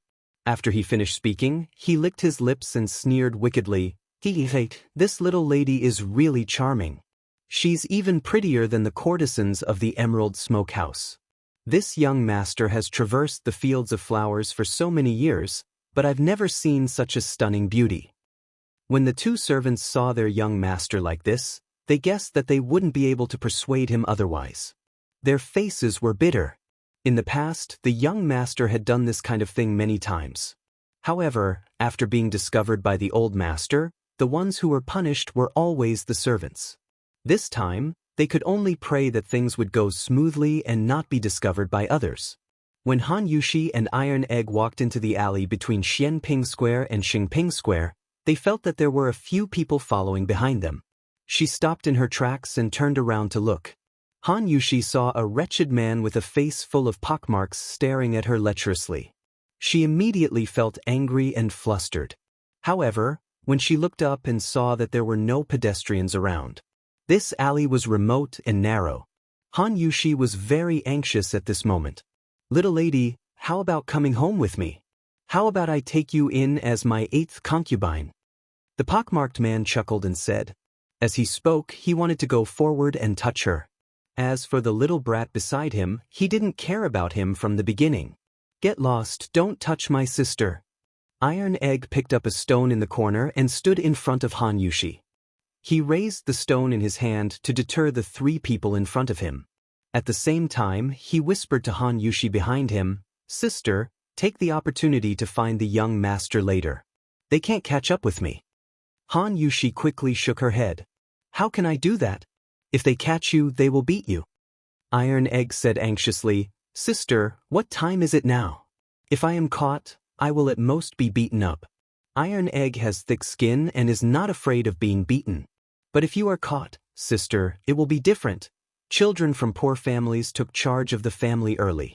Although Iron Egg was young, he still knew a little about the dirty dealings of these rich young masters. He understood that if his sister fell into the hands of this scum, she would definitely suffer a fate worse than death. He might as well go up and be beaten up. Anyway, he had thick skin. Han Yushi's face turned pale when she heard this. After struggling for a while, she said, "Iron Egg, you must be careful. Sister will go and find the young master for help." Want to leave? None of you can leave." The pockmarked man snorted coldly. Two servants blocked their way, one in front and one behind. At this time, Iron Egg suddenly exploded. He threw the stone in his hand at the servant blocking the way in front and shouted, "Sister, quickly leave from here. I will stop them." Although Iron Egg was young, he usually did a lot of farm work and was not weak at all. His stone hit the servant's forehead directly and smashed him to the ground. The pockmarked man was shocked. He didn't think that this little brat, whom he had always looked down upon, would have such great strength and speed. Seeing that one of his lackeys had fallen, He hurriedly joined forces with another tall servant to close in on this side. At this time, Iron Egg quickly picked up a wooden stick next to him and stopped the two people who wanted to chase after Han Yushi. Han Yushi shed tears and cried, "Iron Egg, sister will go and find the young master to save you." After saying that, she immediately turned and ran out of the alley. She knew that she could not help here. She could only hope that Iron Egg could hold on until she found the young master to save him. Li Zishuan brought Li Chengqian, and Steward Wang to the East Market. The East Market was very close to the Li family, so they did not choose to take a carriage and walked directly. They talked and laughed along the way. When they walked to Yongning Lane, they heard cry out in surprise, "Brother, brother, look, isn't that Sister Yushi?" When Li Zishuan heard this, he immediately turned his head and looked in the direction was pointing. He saw a beautiful girl in a pink dress with a fairy-like face, but she was crying like a pear blossom in the rain. She was wiping her tears as she ran. This girl was Han Yushi. Seeing this, Li Zishuan hurriedly exerted his strength and ran in front of Han Yushi. Han Yushi was thinking about her brother's safety and only knew to run forward without caring about anything else. She did not notice him at all and bumped into his arms. She immediately woke up with an "ah." Looking up and seeing that it was Li Zishuan, Han Yushi was pleasantly surprised. She hurriedly pulled his arm and cried, "Young master, quickly go and save Iron Egg. A few scoundrels are beating him up in front." Li Zishuan's heart ached when he saw Han Yushi crying. When he heard her words, he instantly guessed the situation in his mind. He could not help but be furious. He did not have time to ask her why she entered the city today and directly said, "Yushi, you lead the way. Quickly bring me there."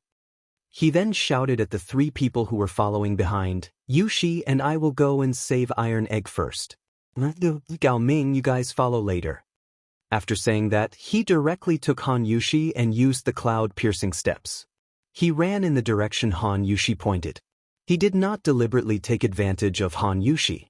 The situation was urgent and did not allow him to hesitate. Chapter 43. I told you to meddle in other people's business.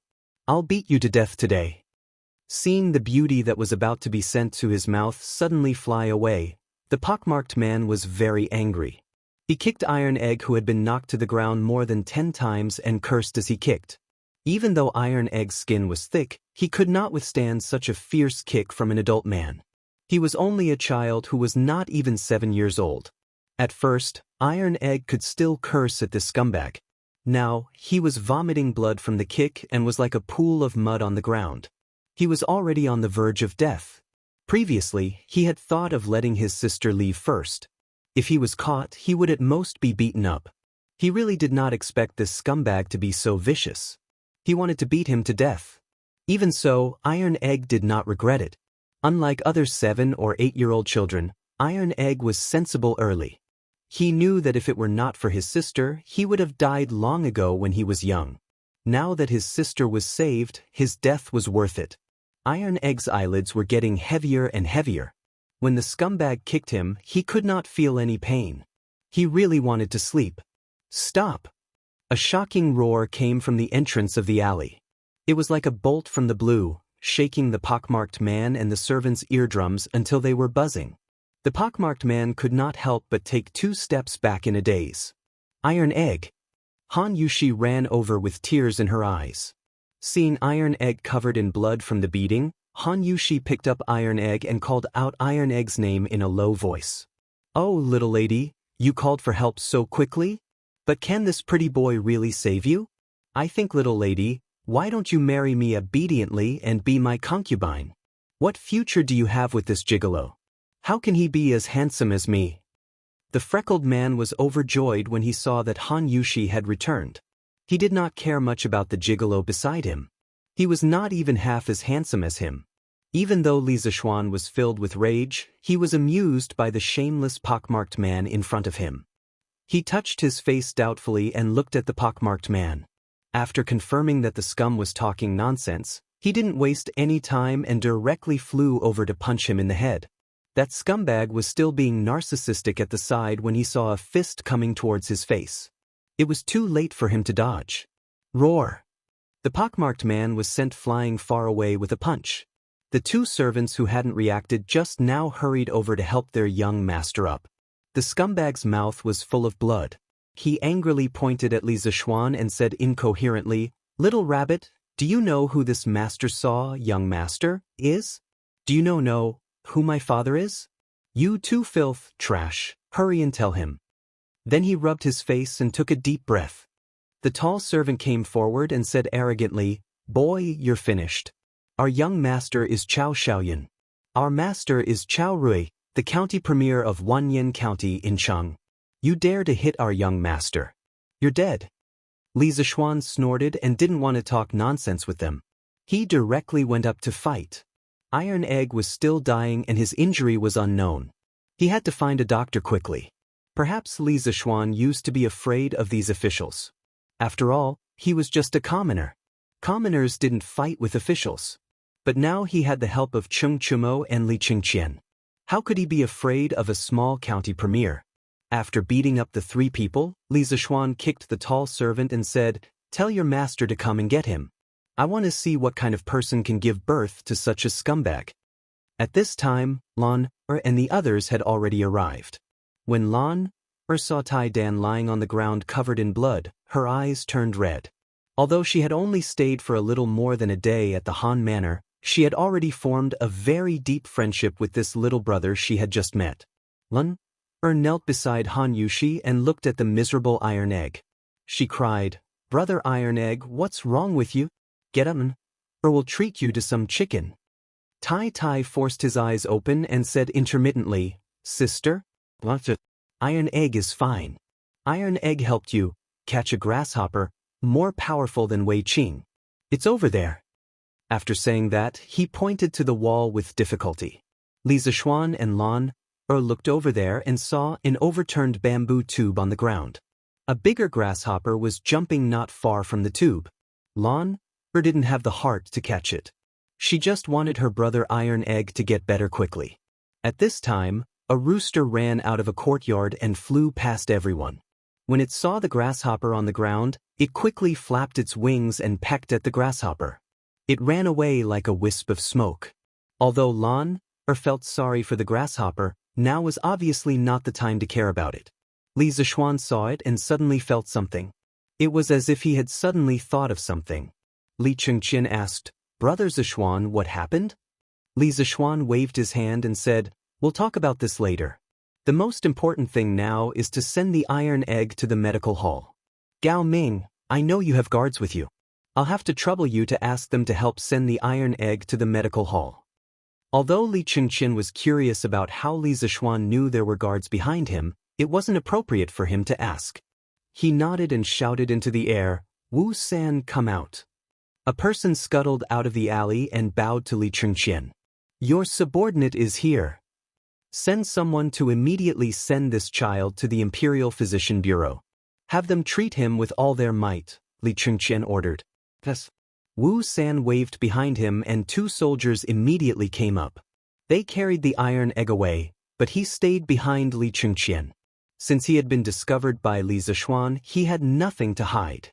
Li Zishuan comforted Han Yushi for a while before angrily walking towards Chao Xiaoyan, who was lying on the ground. He had roughly examined the injuries on Iron Egg's body. They were much more serious than the injuries he had suffered at the Han village. He really didn't expect this scum to be so ruthless towards a 6- or 7-year-old child. If he had come a little later, Iron Egg would have really been beaten to death. Li Zishuan was grateful to Iron Egg from the bottom of his heart. He was really a good child. Last time at the Han village, Iron Egg risked his own injuries to protect his sister. This time, he risked his life to protect Han Yushi. Although Han Yushi was Iron Egg's elder sister, and it was natural for Iron Egg to protect her, in Li Zishuan's eyes, Han Yushi should be his woman first, although she wasn't yet, then Iron Egg's elder sister. The 2 times that Iron Egg was beaten and injured were both related to him. Li Zishuan admired this well-behaved child from the bottom of his heart. He planned to keep him by his side after Iron Egg's injuries were healed, teach him some things, and nurture him well. Li Zishuan really wanted to give this ruthless Chao Xiaoyun a good thrashing. Looking at his pockmarked face, Li Zixuan really didn't know where he got the confidence to say that he was handsome. Lan was also very angry at this moment. She had also seen that Iron Egg's younger brother had been beaten very seriously. The little girl ran over to Li Zixuan and angrily pointed at Chao Xiaoyun and said, "Brother, Iron Egg is Lan Er's younger brother. This bad guy just bullied Iron Egg, which is bullying Lan. Bullying Lan is bullying brother. Brother, you must avenge Iron Egg." Li Zixuan didn't expect his little sister to speak so logically now. He was a little surprised. It seemed that the little girl was really angry now. Li Zixuan said in a deep voice, "Lan, don't worry. Brother will avenge Iron Egg." Chapter 44. Li Zixuan angrily copied Iron Egg's wounds on Chao Xiaoyun's body. Of course, since he was the one who hit Chao Xiaoyun's injuries were much more serious than Iron Egg's. At first, Chao Xiaoyun could still arrogantly shout a few words, saying that when his father came, he would teach Li Zixuan a lesson. But after a while, he was kicked until his whole body was covered in blood. He was gasping for air and could no longer speak. "Brother, you beat him well." Lana was not afraid of this bloody scene at all. Instead, when she saw Li Zixuan beat Chao Xiaoyun, she could not help but clap her hands and cheer. Chao Xiaoyun spat out 2 mouthfuls of blood. He had never been treated so miserably. He could not help but swear in his heart that he would definitely cripple this brat in the future. Housekeeper Wang was afraid that someone would die, so he quickly pulled Li Zixuan away. "Young master, although County Deputy Chao is only an 8th-rank county magistrate, it would not be easy for master to clean up the mess if someone died." Han Yushi also came over and pulled Li Zixuan away. "Young master, stop beating him."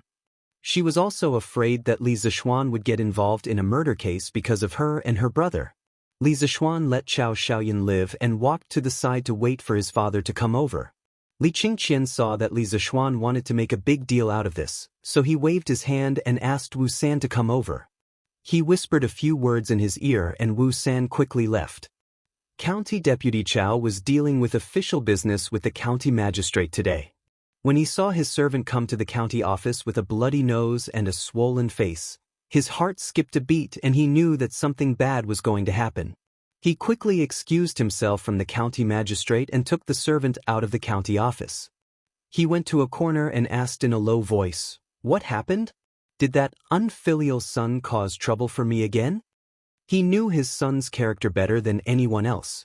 No matter how many times he reprimanded him, he would still cause trouble. Every time he caused trouble, he would have to clean up his mess. Fortunately, his son still had some brains. He didn't provoke those high-ranking officials and only harmed some commoner women.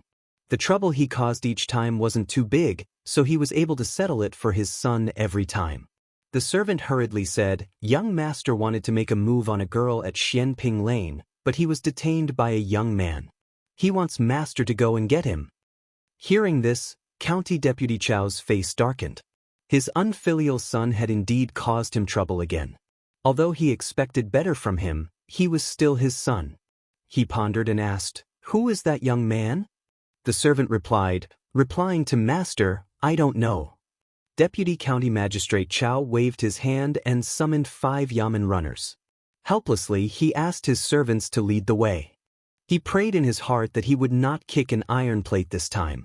When County Magistrate Chao arrived at Xianping Square, he saw his son covered in blood and lying on the ground. He quickly walked over and squatted down to check his son's injuries. At this moment, Chao Xiaoyun heard footsteps coming. He wanted to open his eyes to see if it was his father, but he couldn't open his eyes even with all his strength.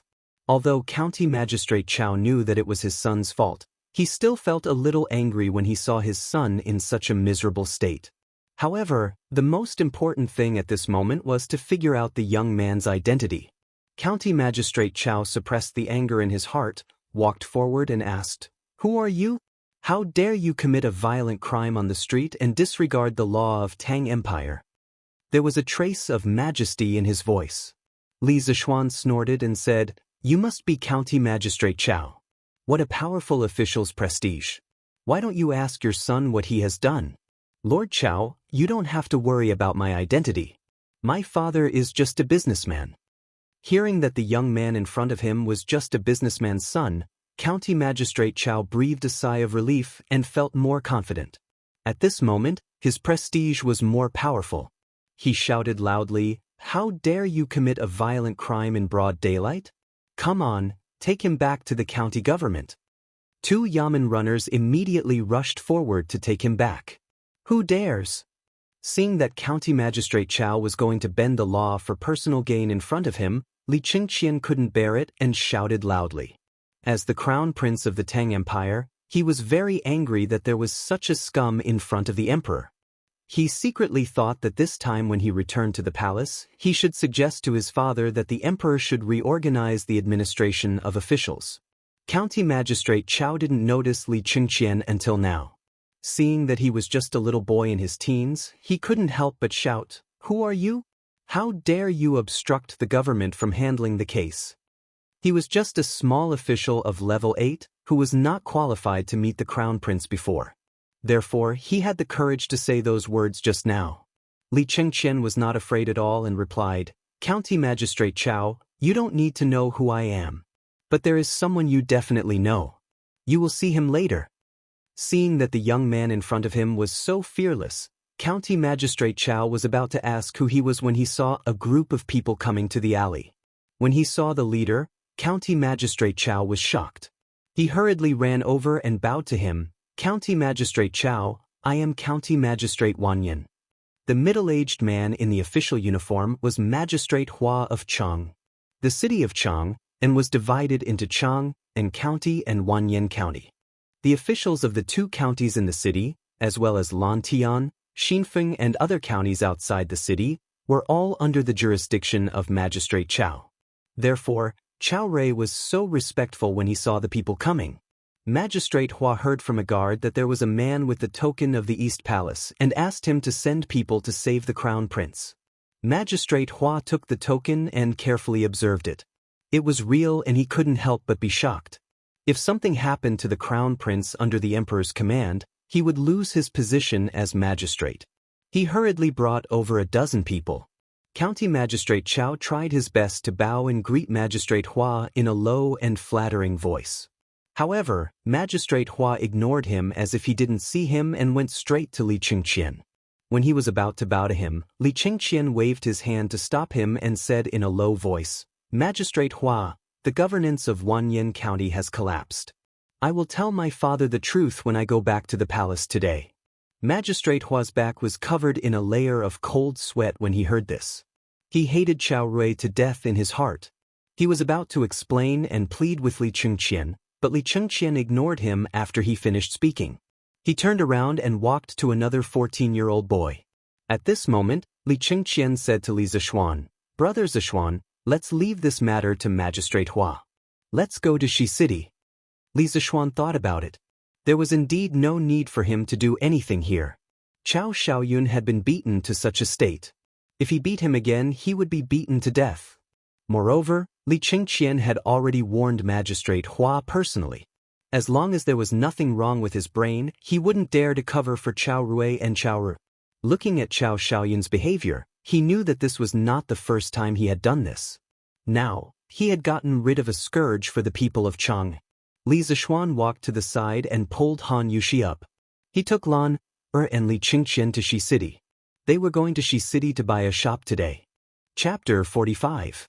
When they arrived at the East Market, Steward Wang found someone from the broker house and explained his intentions. That person brought them to a shop that had recently shown interest. In the end, Li Qingqian and Li Zishuan took a fancy to a wood-carving shop called Heavenly Craft Pavilion. The shop was rather large. It was a small 2-story building. People could live on the top floor and store their goods, while the bottom floor could be used as a storefront. Moreover, the shop's location was excellent. Diagonally across from the East Market's largest restaurant, the Yunxi restaurant, was the location with the densest flow of people in the East Market.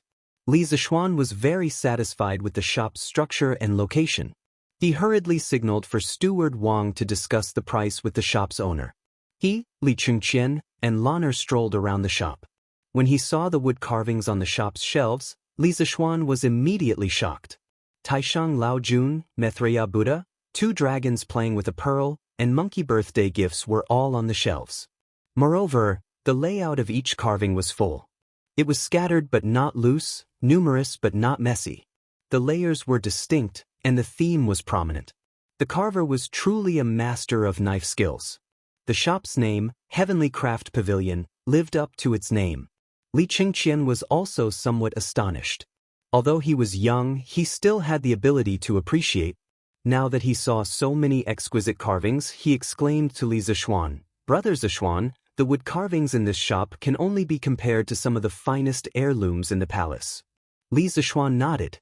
At this moment, Steward Wang had finished negotiating with the shop's owner and was walking over to them. Young master, according to the shop's owner, his master was transferred to Suzhou, so he was in a hurry to sell this shop. The final price was 780 strings of cash. "What do you think, young master?" Steward Wang reported. "Cheap, so damn cheap." This was Li Zishuan's first thought. Compared to the price of housing in the capital of his previous life, the current price of this shop was too low. Li Zishuan hurriedly nodded in agreement, then personally walked over to the shopkeeper. He cupped his hands and said, "Shopkeeper, may I ask who the master carver of this shop is?" The shopkeeper had found a buyer and was in a good mood. He replied, "Oh, was this Lang Jun also interested in wood carving? The sculptor is Lu Dingyi, the famous sky broadsword in Chang'an City. People call him Louis Dao. Our shop paid a lot of money to hire him. If Xiao Langjun bought this shop for the wood carving business, I suggest you find a way to keep Louis Dao here. There are many shops out there competing to hire him." After saying that, the shopkeeper pointed to a skinny old man at the door.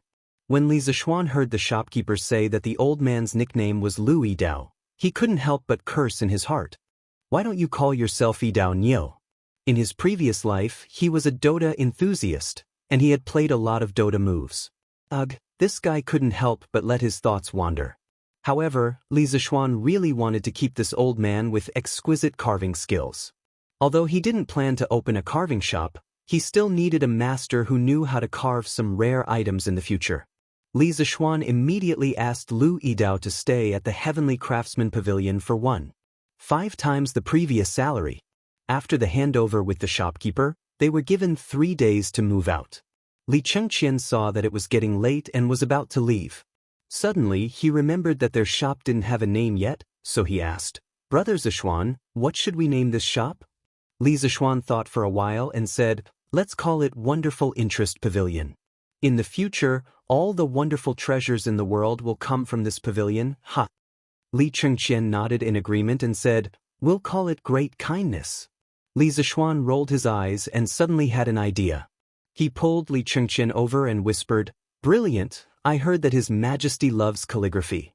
If you can find a way to let His Majesty inscribe a plaque for Wonderful Interest Pavilion, I'll give you half of the shares and 2 wonderful stories like Journey to the West. What do you think?" Li Chengqian's expression changed when he heard this. He immediately shook his head like a rattle drum and said anxiously, No, my father will definitely not agree." Although Li Zishuan's offer was very tempting, it was obvious that he was more afraid of Li Er's tiger might. To let Li Er inscribe a plaque for a shop, it was really his brother's idea. This was simply courting death. Li Zishuan saw that his refusal was very straightforward and knew that there was no hope. He settled for the next best thing and said, "Then forget it. But brilliant, you have to find a famous calligrapher to inscribe a plaque. Our Wonderful Interest Pavilion style must be as high as possible in the future. The plaque can't be shabby." Li Chengqian thought for a while and already had a plan in mind. He nodded in agreement and said, "That's not a problem. Oh, right, tomorrow I'll bring over that very interesting person with excellent skills in machinery for you to meet. I see that Brother Zishuan often has some wonderful ideas. Perhaps the two of you can collide and create some sparks." Li Chengqian didn't see any problems with this sentence, but as a modern person, Li Zishuan saw a big problem. He cursed in his heart, "I'm not gay." However, Li Zishuan couldn't explain anything. Instead, he was somewhat interested in the person that Li Chengqian was talking about. He said, "Then I'll wait and see." Then, Li Chengqian bid farewell to him and left with the guards. Li Zishuan took Lan, Yushi, and a few others and hired a carriage to go to the Imperial Medical Department to pick up Iron Egg. Seeing that Iron Egg was wrapped into a dumpling, Han Yushi's heart ached and she couldn't help but cry. Lana's eyes were also red. Iron Egg saw that his sister and Lan were sad for him and hurriedly comforted them. Sister Lan, don't worry. Iron Egg is fine. It doesn't hurt anymore. It would have been better if he didn't say anything. As soon as he spoke, Lan immediately cried out. Li Zixuan saw that Iron Egg could already speak and his injuries were bandaged.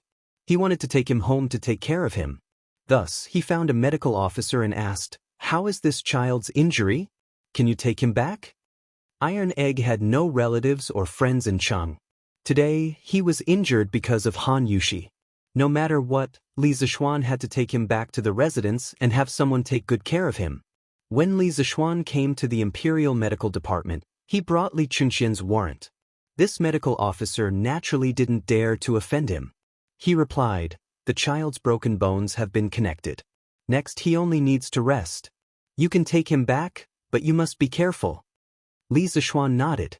He invited a few students from the Imperial Medical Department to carefully carry Iron Egg into the carriage. Naturally, a few bedding had been prepared in the carriage to avoid bumps. Li Zixuan let Han Yushi and Lan enter the carriage to take care of Iron Egg. He also instructed the driver to walk slowly. He and housekeeper Wang followed behind the carriage on foot. The group rushed to the Li residence. Iron Egg saw that the young master wanted him to sleep in the carriage while walking by himself. He was immediately moved. He wanted to get up and refuse, but Li Zixuan sternly stopped him. Iron Egg's heart suddenly felt warm. He thought to himself, "They are both young masters. Why is it that his young master is so good to us country bumpkins, but Lu Haojian and Chao Xiaoyun are so bad to country bumpkins?" Bruiser had saved people twice, and both times he had been beaten. Although he had succeeded in saving people, he had been injured each time. He had a thirst for power. He wanted to be as strong as his young master, or even as strong as his father. That way, he would be able to protect his family from being bullied. Seeing that his young master was so good to his family, Iron Egg had a glimmer of hope. He thought, maybe if I beg the young master, he can teach me martial arts? Even if his young master was unwilling, Iron Egg planned to go back home and ask his father to teach him a few moves. Yes, Iron Egg was not stupid. He also knew that his young master's martial arts were better than his father's. After experiencing so many things, Iron Egg also understood many things. He wanted to become stronger.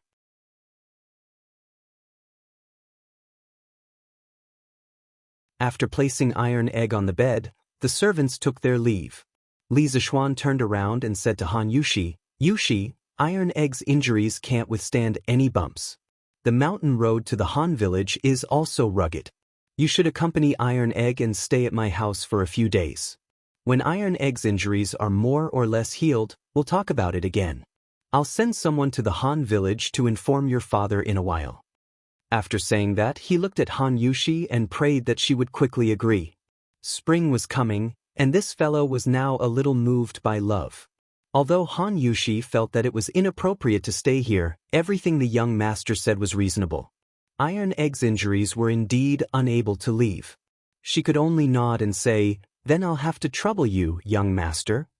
After saying that, a trace of joy and anticipation appeared in her heart for some reason. Children all loved excitement. Lunher heard that and cheered, "That's great, that's great. Now there's finally someone to play with Lan."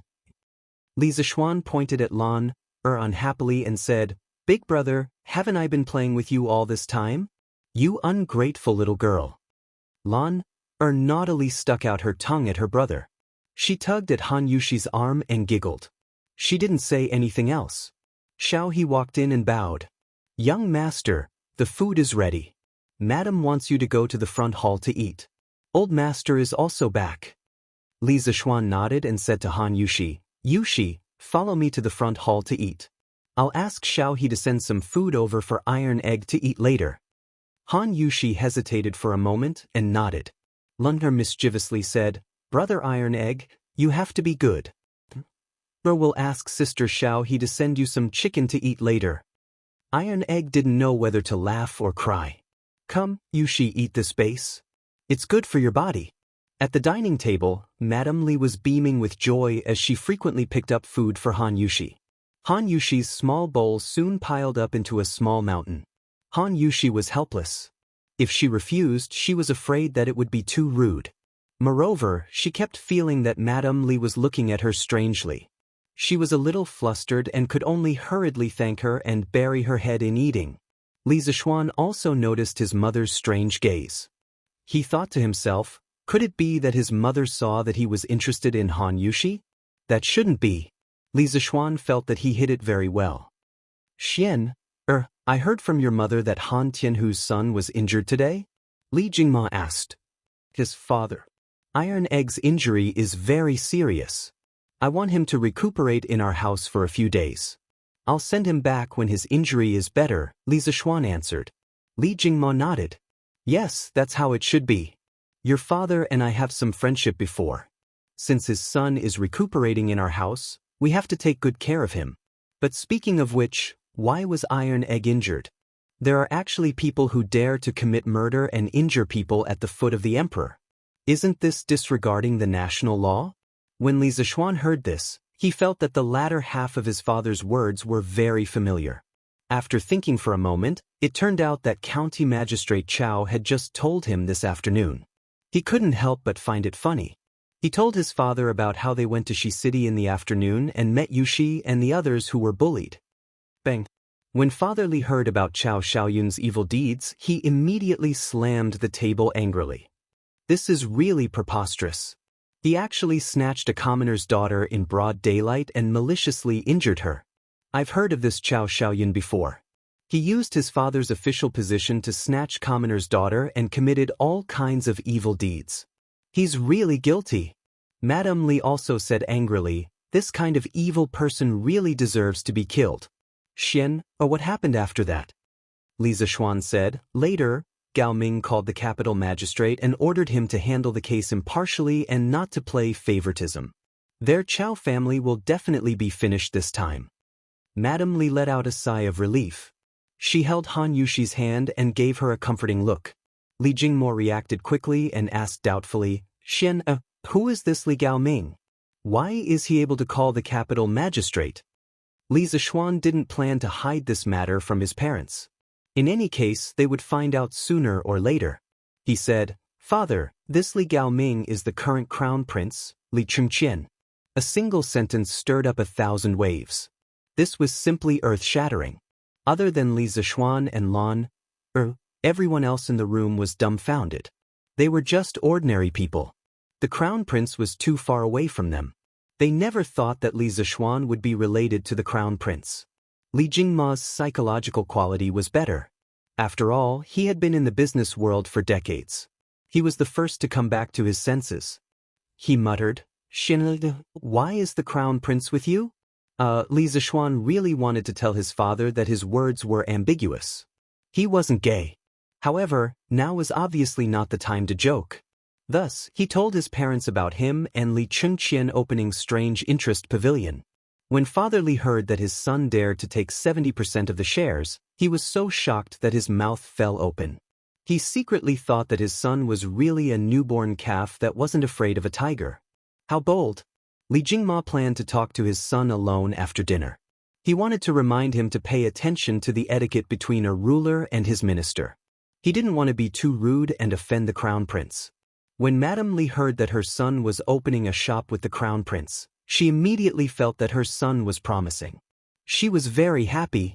Just like that, the family finished dinner with their own thoughts.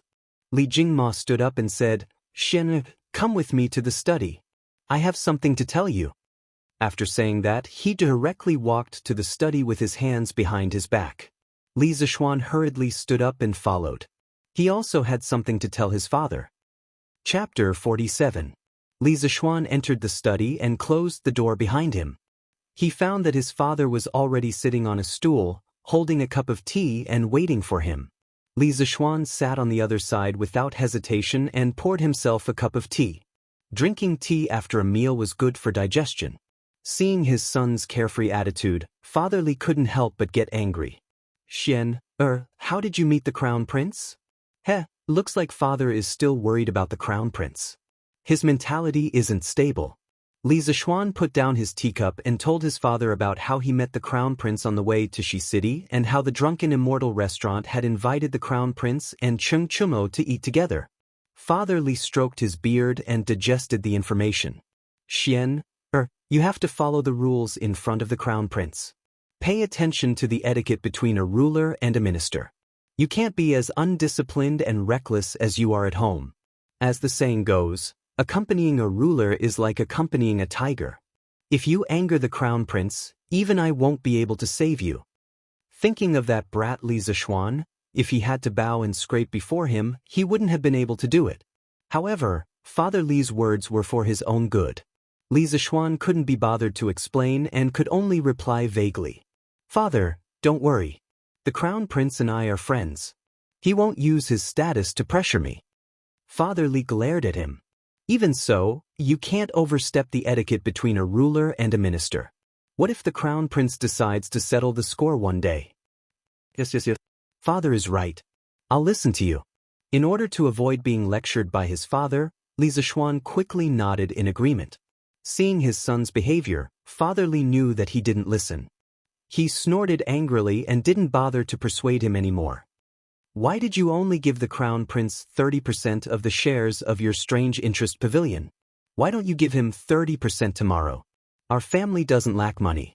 There's no need to offend the crown prince over such a small matter. Li Zishuan immediately stomped his feet and said anxiously, No, this won't do. That won't do. The crown prince himself has already agreed to this condition. Father, what are you doing here? Aren't you just as anxious as the emperor? You little bastard, how dare you talk to your father like that? Is your skin itching again? Father Li was so angry that his beard blew and his eyes widened. Flustered and exasperated, he was about to get up and hit him. Li Zishuan immediately got up and dodged. As he dodged, he shouted, Mother, help. My father is going to put righteousness before family. Old man Li was even more furious. He was so angry that he stomped his feet. At this moment, a cough came from outside the study. Cough, cough. Li Zishuan could tell that it was his mother's voice. Sure enough, her mother pushed the door open and entered. After Mrs. Li came in, she coldly glanced at Old Man Li, then directly sat down beside him and said to Old Man Li, I think you want to sleep in the study again? What couldn't he say to little Xian properly? Little Xian is already so old, yet you still hit and scold him. What a scandal! Old Man Li instantly lost his temper. He sat back down like a wronged wife and sipped his tea in grievance. Li Zishuan saw that the atmosphere was a little stiff. He laughed dryly and went forward to reason with his father. Father, that strange interest pavilion is your son's first business. In the future, its scale will definitely surpass the Tang Empire. Your son has already given the crown prince 30% of the shares. Why can't you see the crown prince clearly? Old Man Li obviously felt that his son was bragging. He laughed coldly, indicating that he didn't believe him.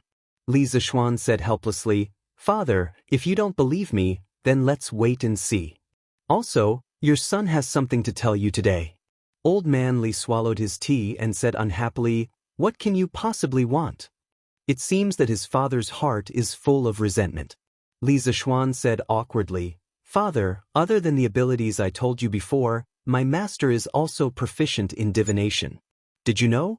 Old Man Li stared and said, How would I know? Besides, why are you telling me this? Li Zishuan patiently said, Father, when your son was 7 years old, I accidentally heard my master say that on the 4th day of the 6th month of the 9th year of Wuda, Li Zishuan obviously didn't know the exact date. He heard it from Xiaohe when he returned home. The Xuanwu gate would be filled with corpses and blood. At that time, your son didn't know what it meant. After my master passed away and I went down the mountain, I found out what happened on the 9th year of Wuda. Li Zishuan's parents turned pale with fright. They had been living in Chang, and naturally knew what happened on the 4th day of the 6th month last year. The location of the incident happened to be the Xuanwu Gate. This incident had now become a taboo among the people of the Tang Empire. No one dared to mention it in public. Mrs. Li stood up and said anxiously, Xian, Is this true? Li Zishuan nodded solemnly and said, Your son doesn't dare to lie to you. Although Old Man Li was shocked, he still had some doubts and asked, So what if your master has the ability to predict the future? What's the point of telling us this? Li Zishuan stood up and said slowly with his hands behind his back, After I went down the mountain and found out that my master's prophecy came true, I was even more worried because my master left another prophecy before he died. Old Man Li was also a little nervous at this moment and asked hurriedly, What prophecy? Li Zishuan gathered his emotions for a moment and said in a low voice, My master said that on the 6th day of the 2nd year of Jianghu, there will be a large-scale and unprecedented locust plague in the Tang Empire. At that time, the locusts will cover the sky and the earth and pour down in torrents, sweeping across the entire Guangzhou plain. Wherever the locusts pass, the land will be barren and all the crops will be destroyed by the locusts.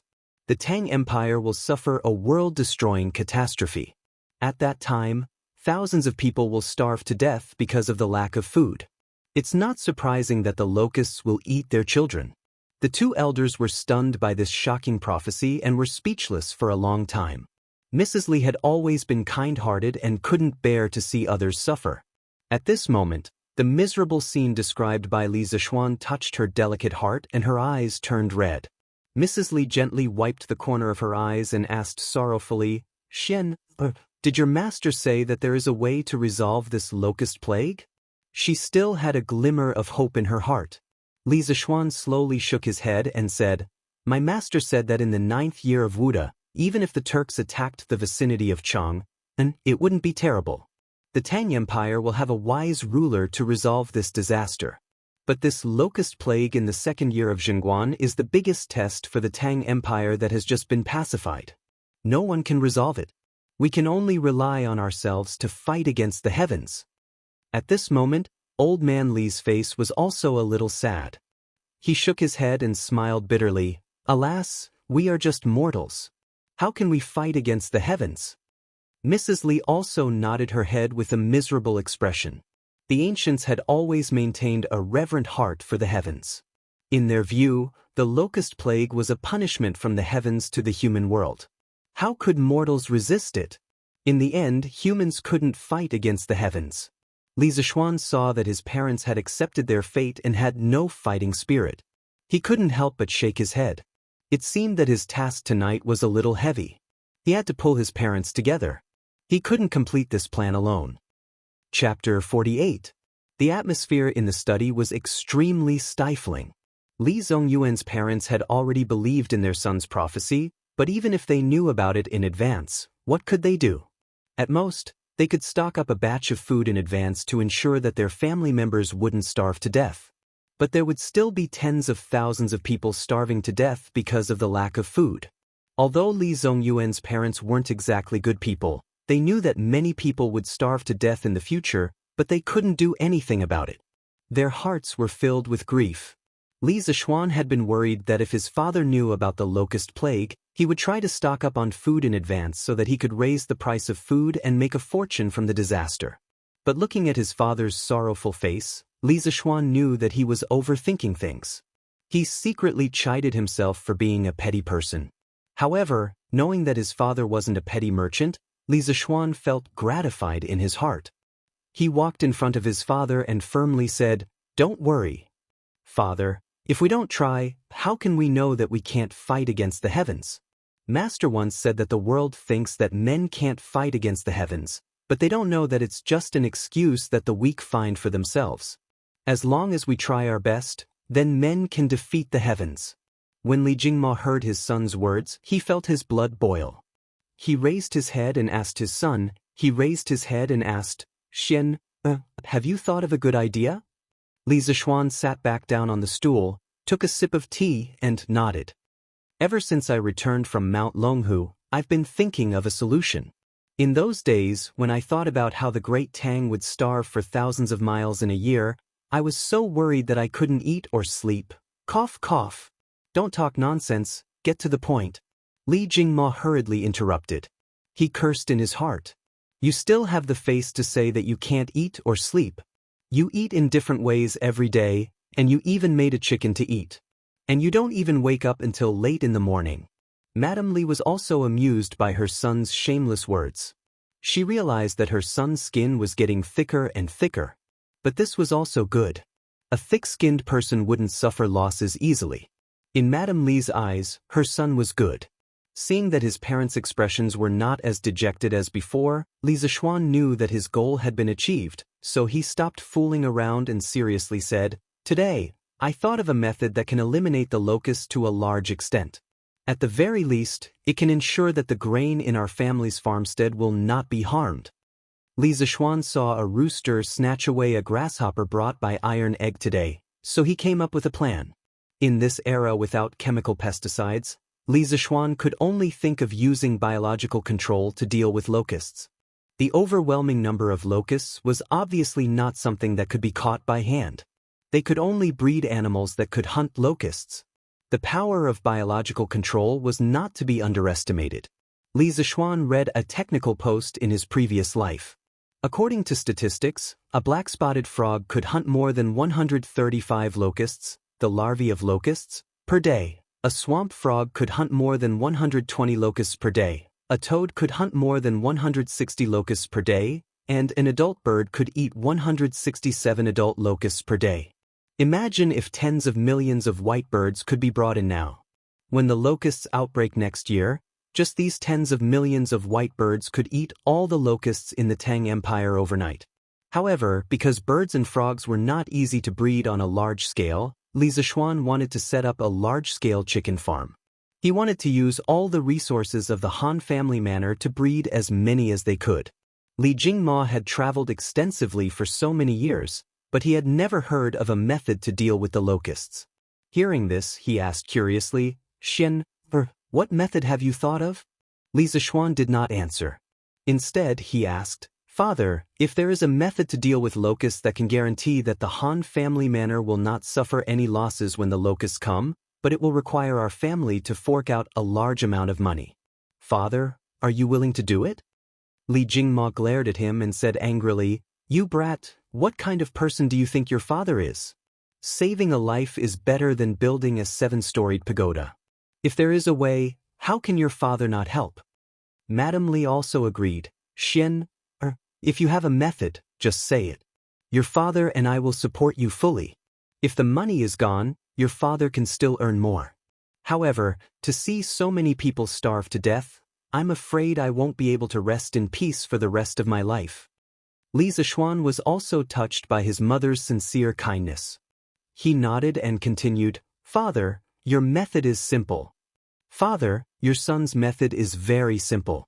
Our family will be responsible for providing the Han family village with chicken seedlings. Let all the villagers help us raise chickens. Based on the number of chickens raised by each villager, we will reduce their rent by 10% to 30%. When the locusts come next year and the chickens have grown up, we can have the farmers herd the chickens into the fields and let the chickens eat all the locusts. This way, not only will the crops be protected, the chickens will also grow faster. When the locusts are over, we can sell the chickens or supply them directly to the drunken Immortal restaurant. In this way, we won't lose money and can even help the farmers." Li Jingma listened to his son's plan while thinking in his heart. When his son finished, he realized that his son's plan was logical. He had considered all the problems and couldn't help but feel gratified. However, he still had a question in his heart. He asked, "Xian, your idea is quite thorough. It may not be impossible. However, with just these chickens, can we really eat all the locusts in the Han family manor?" Li Zishuan smiled confidently, "Father, don't underestimate the chickens. Father, don't underestimate the ability of chickens. I once read a book that said that an adult chicken can eat up to 300 locusts a day. By then, I estimate that 20 chickens can almost guarantee that there will be no locusts in 1 mu of land. As long as the plan goes smoothly, we can fight against the heavens. Moreover, the chickens fed with locusts will grow faster and their meat will be incomparably delicious. After the locusts are over, if we supply the chickens to the drunken Immortal restaurant, we can definitely raise the price."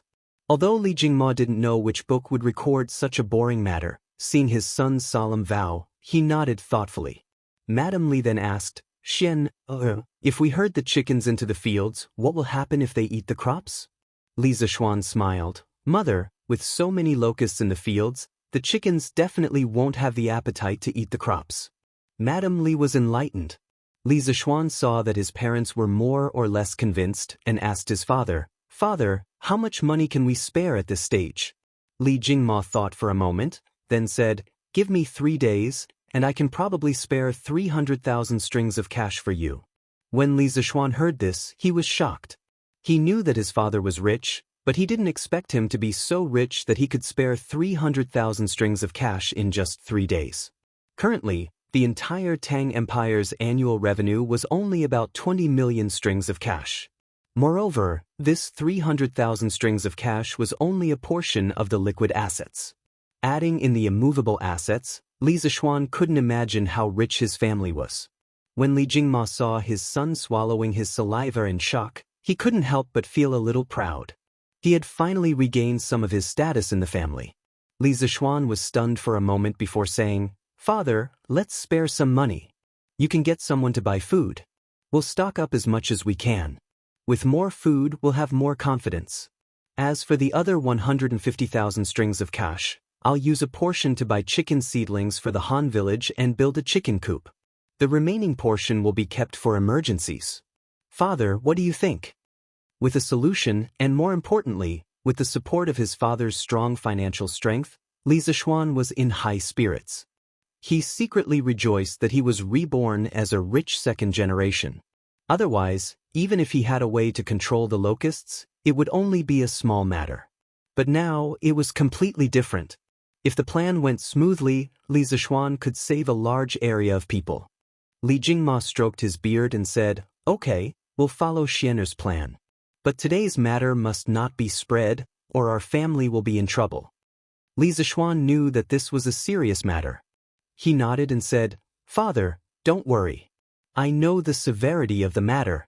In a few days, when Iron Egg's injuries are healed, I'll go with them to the Han village and discuss this matter with Han Lijing. The sooner this plan is carried out, the better. Li Jingmo nodded in agreement. At this moment, Madame Li smiled meaningfully and said, Xian, you're not young anymore. It's time to think about marriage. Mother thinks that Miss Han is not bad. Li Jingma's face was full of question marks. He didn't know what was going on.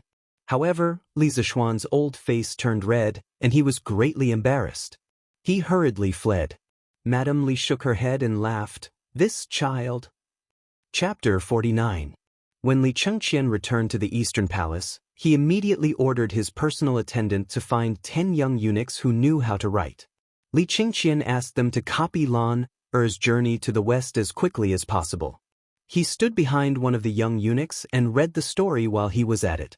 This made the young eunuch suffer. The crown prince was already urging him. Now that the crown prince was standing behind him, how was he supposed to write? The young eunuch's hands began to tremble uncontrollably and sweat began to appear on his forehead.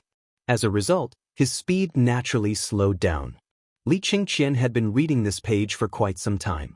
Seeing that the young eunuch still hadn't finished copying, he couldn't help but feel displeased. Looking carefully at the young eunuch's trembling hands, Li Chengqian understood what was going on. He felt somewhat helpless, but he couldn't be too harsh. Li Chengqian could only walk away and say to the young eunuchs who were copying, You guys copy as quickly as possible. Try to copy 2 copies today. After you finish copying, I will reward you greatly. The eunuchs hurriedly bowed respectfully. Li Chengqian turned around and said to the personal attendant, Jianghu, after they finish copying, report to me as soon as possible. The personal attendant quickly bowed and said, Yes, Your Highness. Li Chengqian returned to his bedroom to rest. 4 hours later, Zhang Gui brought 2 booklets and delivered them to Li Chengqian's bedroom. Your Highness, 2 copies have been copied. Please take a look. Li Chengqian quickly walked forward and took one of the booklets. He sat on the bed and impatiently flipped it open while saying to Zhang Gui, Good. Not bad. Those who copy will be rewarded. Zhang Gui, have someone deliver the remaining booklet in your hands to Chang'e Palace. Zhang Gui cupped his hands and left. Only then did Li Chengqian wholeheartedly immerse himself in the bizarre journey to the west. The moon hung in the sky. Changle Palace. Big Sister Yen, why are you here at Changle Palace at this time? Below Changle Palace, a young palace maid dressed in purple saw an acquaintance and quickly went forward to ask. The tall palace maid stepped forward and replied with a smile, "Younger sister Li, Attendant Zhang sent me to deliver a book to Her Royal Highness. He said that His Royal Highness the Crown Prince sent it over. But Her Highness has already gone to bed." Raised her head and looked at the attic where the lights had already been turned off, and said with difficulty. Yen also looked up and hesitated. His Royal Highness didn't say that he had to personally deliver it to Her Royal Highness. Why don't you help me put this book in Her Royal Highness's bedroom? After Her Royal Highness wakes up tomorrow, you can inform Her Royal Highness? Tilted her head and thought for a moment. This was indeed a solution. She nodded and agreed. All right then. Big Sister Yen, give me the book. Took Journey to the West and entered the palace. Worried that she would wake up the princess, she could only put it on the table in the main hall on the first floor.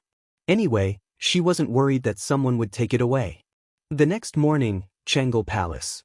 When Li saw a little fatty wearing a python robe walking over, she hurriedly went up to greet him. "This servant greets Your Highness Duke of Wei." The little fatty nodded. Where's Changle? This little fatty was the second son of the current Emperor and Empress Zhangsun, Duke of Wei, Li Tai. He was only 9 years old this year, but at a young age he was brimming with talent and was peerlessly intelligent. He was fond of literature and had collected tens of thousands of books. Thus, he was deeply doted on by Li Er. Of course, smart people were all somewhat arrogant. Li Tai had always been at odds with Li Chengqian. He looked down on this older brother of his, thinking that Li Chengqian only became the crown prince because he was born a year earlier than him. In terms of talent, Li Tai was confident that he could completely surpass that older brother of his. A few days ago, Li Tai heard from his subordinates that Li Chengqian brought Changle out to relax and even brought back a type of delicacy for Imperial Father. As a result, Imperial Father was greatly pleased and praised Li Chengqian for his filial piety and for the harmony between the siblings. Li Tai was somewhat unhappy. He knew that type of delicacy. It was called nibbled chicken. Later on, he also ate it, and he ate a lot. Every day, he had the imperial bodyguards line up to buy it for him to eat. It was indeed delicious, but he felt that Imperial Father shouldn't give the credit to his older brother. This nibbled chicken wasn't invented by the Crown Prince. Therefore, Li Tai also came to Changle Palace today to show concern for this younger sister of his. He wanted to see if she wanted to go out to relax and he could accompany her. Firstly, although Li Tai didn't get along with Li Chengqian, he had always been on good terms with Changle. He was also concerned about his younger sister's health. Secondly, if Changle wanted to go out to relax, he could also legitimately follow her out. When he returned, he might even receive Imperial Father's praise and say that they siblings were harmonious. It was killing two birds with one stone. At this moment, Li bowed and replied, "Your Highness, the princess hasn't woken up yet." Li Tai was a little disappointed. It seemed that he had come early. He casually said, "Oh, then this prince will sit in the front hall for a while and wait for Changle to wake up." After saying that, he directly entered the main hall. Hurriedly went in to serve tea. Li Tai sat on the bench and glanced at a small booklet on the table. On it was written, "Journey to the West." He couldn't help but feel curious. He thought to himself, what kind of book is this? This prince has read a lot of books, but he has never seen it before. He immediately took the booklet and flipped through it. Li wanted to stop him, but she didn't dare. This Prince of Wei's temper had always been bad. She thought to herself, she could only wait for the princess to come and ask Prince of Wei to return the money. Presumably, Prince of Wei wouldn't go back on his word. Li Tai was attracted by the first page. As he read further, more novel things appeared. Things like a monkey that jumped out from a rock, Patriarch Bodhi, Somersault Cloud, 72 Transformations, and Uproar in Heaven. He had never heard of these novel and strange things before. However, these plots were so hot-blooded and so attractive. Li Tai's mind couldn't help but become more and more immersed in that exciting story. After a while, there was a sound of a table and chair colliding from above. Li Tai was startled awake. Also reacted and hurriedly said, "It seems that the princess has woken up. Your Highness, Prince of Wei, this servant will take her leave first. This servant needs to serve the princess and put on her clothes." Li Tai waved his hand, and Li hurriedly went upstairs. At this moment, Li Tai saw that he was the only one left in the room. He looked at the book, Journey to the West, and his eyes flashed with extreme reluctance. After pausing for a while, a trace of hesitation and struggle flashed in his eyes. In the end, when he saw that there wasn't much time left and that Chang'e would come down in a while, Li Tai gritted his teeth, and a trace of determination finally flashed in his eyes. He looked around like a little thief and confirmed that he was the only one in the front hall. Then he stuffed Journey to the West into his long sleeves at lightning speed. He didn't care about the astonished eyes of the two little palace maids standing at the door and directly ran away. In the attic, "Princess, Prince of Wei is already waiting for you downstairs," Li reported while combing Chang'e's hair. "Oh, Brother Qingke came to look for me? Hurry up. Don't let Brother Qingke wait for too long." When Chang'e heard that Li Tai came to look for her, a trace of happiness flashed across her delicate little face. Li hurriedly sped up and said, "Princess, the Crown Prince sent someone to deliver a book last night. When I saw that Princess had already gone to bed, I put the book in the front hall." Chang'e's eyes lit up when she heard this. She was overjoyed and said, "That's great. It must be the Journey to the West that Brother Crown Prince heard yesterday. Brother Crown Prince is really careful. He copied it into a book and sent it over. Hurry up. I have to go down and take a look." After a quarter of an hour, Chang'e Palace's main hall. "Li, where is Brother Qingke?" Chang'e looked at the empty front hall and asked doubtfully. Also looked confused. She looked around and said doubtfully, "He was still here just now." At this time, a little palace maid came in and carefully reported to Chang'e, "Princess, I saw Prince of Wei a quarter of an hour ago. He seemed to have something urgent and left in a hurry." Chang'e was even more confused. She didn't know what was wrong with her brother so early in the morning. After thinking for a while, she couldn't figure it out, so she simply stopped thinking about it. She asked again, "Didn't you say that Brother Crown Prince sent a book? Where's the book?" "Princess, the book is over there." Pointed at the table but found that there was nothing on it. She couldn't help but be stunned. Then she was terrified. She quickly knelt down and said, "Princess, please forgive me. I really didn't lie. That book was on the table all this time. Prince of Wei just came down and looked through it." Chang'e thought for a while and finally reacted. She couldn't help but be flustered and exasperated. She stomped her feet and said angrily, "Stinky Qingye, let's see how Chang'e will deal with you in the future." After saying that, she quickly walked out. She was going to the East Palace. Since Li Tai had stolen Journey to the West, even if she went to find Li Tai now, she probably wouldn't be able to get it back in a short time. She might as well go to the East Palace and see if there were any other copies. It had to be said that Chang'e really understood Li Tai very well. Li Tai ran back to Prince of Wei's mansion in a flash. He even looked back with a guilty conscience to see if anyone was chasing after him. When he saw that there was no one behind him, he let out a sigh of relief. He instructed the imperial bodyguards at the gate, "Except for my imperial father's summons, if anyone else comes, just say that I am not here. Do you understand?" Although the two imperial bodyguards felt strange, they didn't dare to ask in detail. They quickly bowed and answered. Li Tai then hurriedly returned to his bedroom and carefully took out the small book. Then he couldn't wait to start reading again. His mind slowly entered the bizarre world of Journey to the West. Chapter 50. Last night, the more Li Chunqian read Journey to the West, the more he read, the more excited he became. It wasn't until the third quarter of the morning that he began to feel sleepy. Unable to endure, he could only reluctantly put down the book and fall into a deep sleep. If Li Zishuan knew that Li Chunqian had not finished Journey to the West after reading for so long, he would definitely despise him deeply. The vernacular version of Journey to the West only had 39 chapters and no more than 100,000 words. Compared to Li Zixuan's previous life speed of reading a novel of 3 to 4 million words in 3 days, it was simply too slow. When Chang'e arrived, Li Chengqian was still sleeping soundly. In the past, this kind of situation was not common. As the heir to the throne, laziness would be impeached. Moreover, as the crown prince, he had to pay respects to the empress every morning.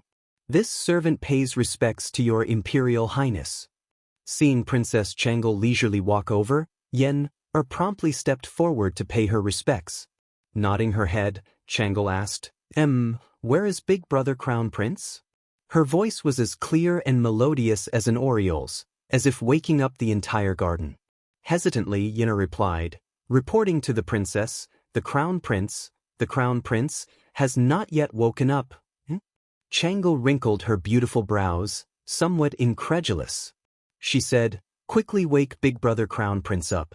In a moment, we still have to pay respects to Imperial Mother. Finished speaking, she entered the palace.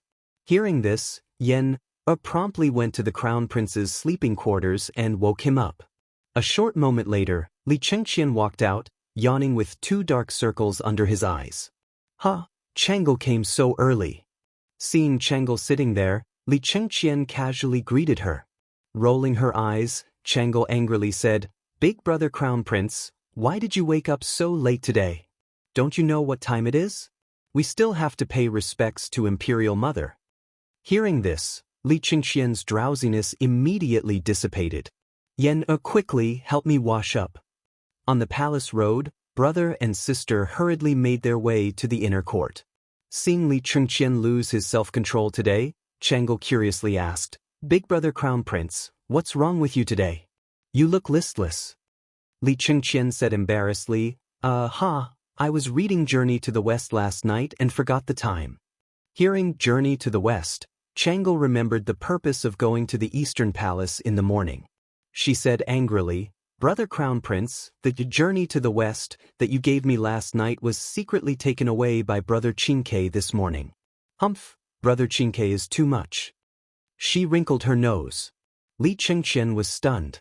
His younger brother had always considered himself a modest gentleman.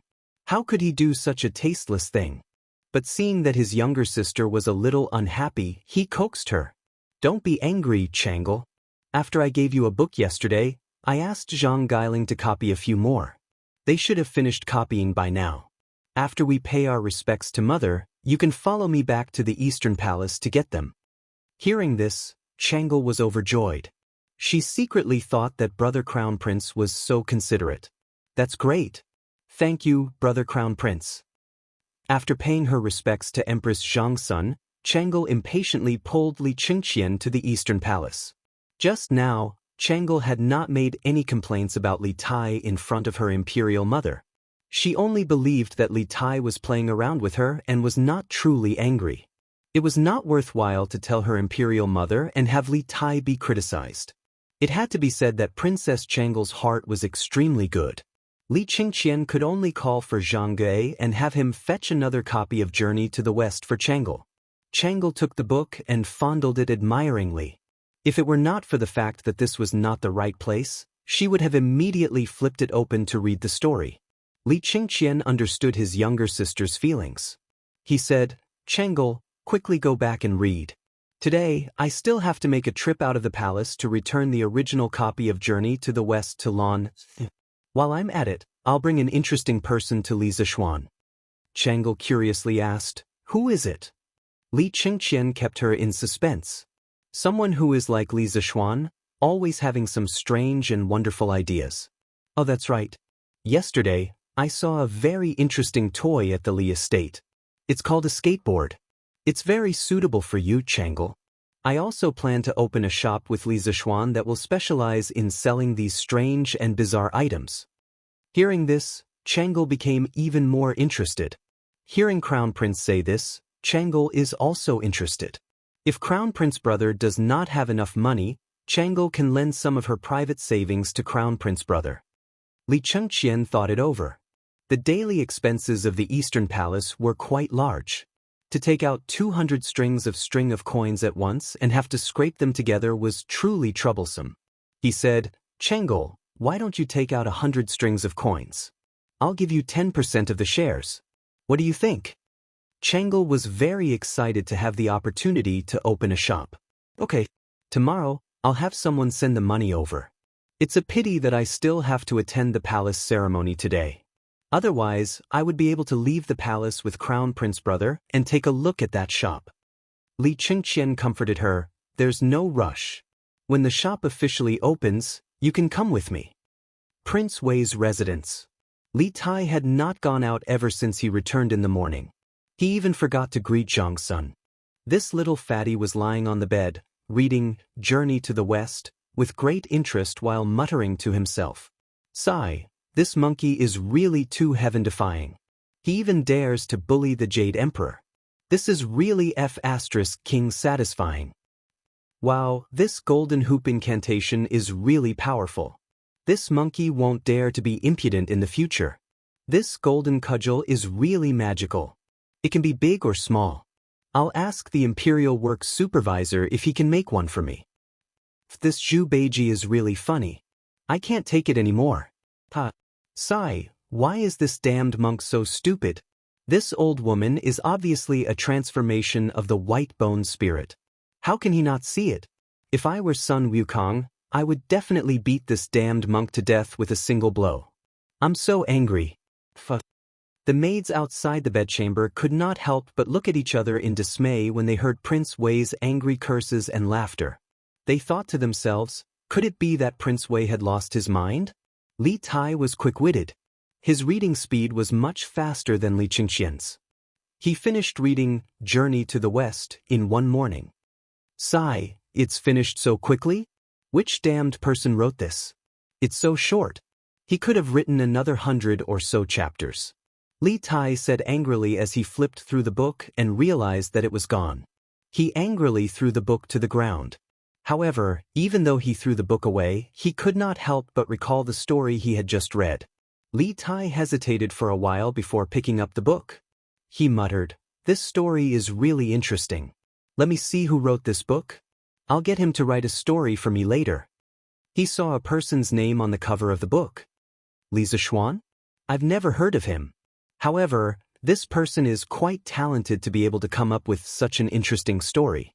However, the writing style is immature. Why does it look like it was written by a child? It's such a good story, but the writing is so lousy. It's a disgrace to the educated.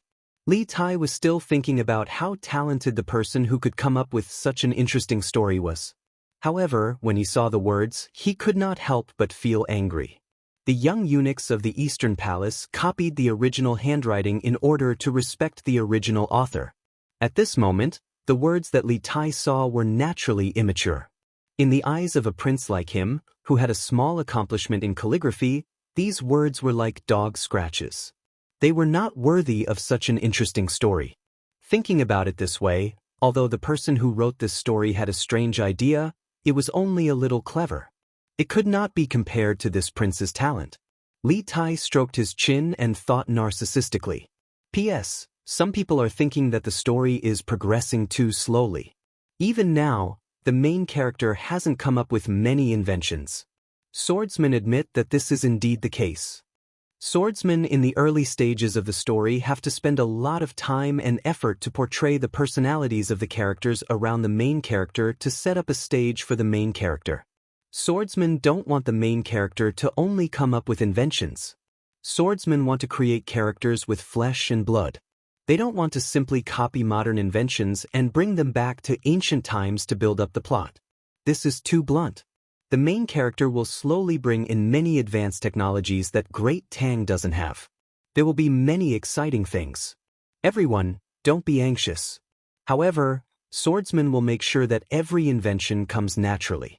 This is a story with flesh and blood. It isn't a simple encyclopedia that relies on inventions. Swordsmen want to let the main character fully assimilate into Great Tang before changing it. If the main character comes up with advanced technologies, the main character won't be able to acclimatize. Swordsmen want to make the plot more natural and rich. So, everyone, don't be anxious. You will fall in love with many characters in the story. Swordsmen are already sick of fast food novels.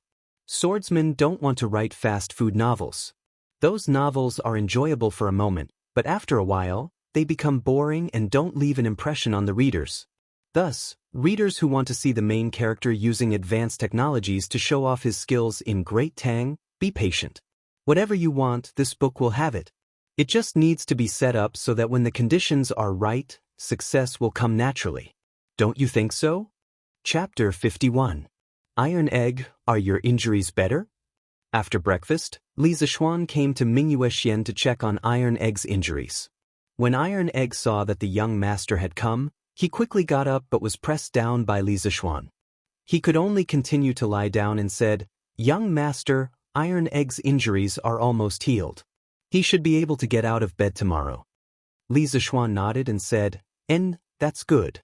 Pay more attention to rest. Tell Xiao He what you want to eat." Thank you, young master," Iron Egg said gratefully. Li Zixuan saw that there was nothing he could do here, so he nodded and turned to leave. Iron Egg stretched out his hand and wanted to say something, but in the end, he didn't have the courage and put down his hand dejectedly. "Hey, young master, you're here?" Li Zixuan had just gone out when he bumped into Han Yushi, who had just returned with a basin of clothes. Li Zixuan looked at the clothes Han Yushi was carrying and frowned. "Why did you go to wash the clothes? Why didn't you let the servants in the manor wash them?" Hearing the concern in Li Zixuan's words, Han Yushi said shyly, "Young master, Yushi isn't a spoiled young lady from a big family. Yushi can do these things herself." Li Zixuan was a little helpless and couldn't persuade her anymore. He could only remain silent. Han Yushi suddenly seemed to think of something and exclaimed, "Ah, young master, I almost forgot about business. Please wait for Yushi for a while." After saying that, she hurriedly ran into the room, leaving behind a confused Li Zixuan. After a while, Han Yushi came out with a wine gourd. Li Zixuan looked at it and found it familiar. After thinking carefully, it seemed that when Yushi ran over to ask for help yesterday, she was carrying it. He couldn't help but be a little puzzled. "Young master, Iron Egg and I entered the city this time mainly to bring some of the first batch of fruit wine for you to try. After what happened yesterday, Yushi almost forgot about it." After saying that, Han Yushi herself felt a little embarrassed.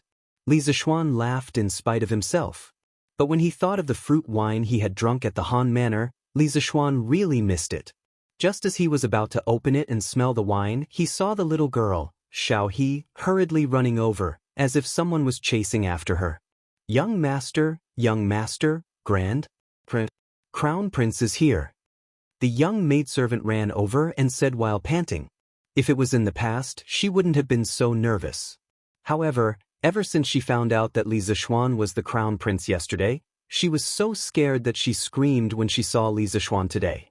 She quickly ran over to find Li Zixuan. This made Li Qingqian very gloomy. He thought to himself, "Could it be that my complexion is not good today?" Li Zixuan, on the other hand, was very calm. He made a no sound and said, "If the crown prince is here, then he's here. How can you be so flustered? You have to be as calm as me." After saying that, he turned and said to Han Yushi, "Then Yushi, I'll leave first. I'll come back later to try this wine. Call me if you need anything." Han Yushi nodded. Li Zixuan came to the front hall and found that it wasn't just Li Qingqian. There was also a man around 16 or 17 years old accompanying him. That man was quite handsome, but he didn't care about his appearance and was dressed very casually. After Li Zixuan came in, he bowed to Li Qingqian and said, "Greetings, Your Highness the Crown Prince." In private, he could call Li Zixuan brother, but now that there were outsiders, Li Zixuan didn't want to give others something to use against him because of such a small matter. Li Qingqian hurriedly said, "Brother Zixuan, there's no need to be so courteous. Today, I'll introduce you to an interesting person.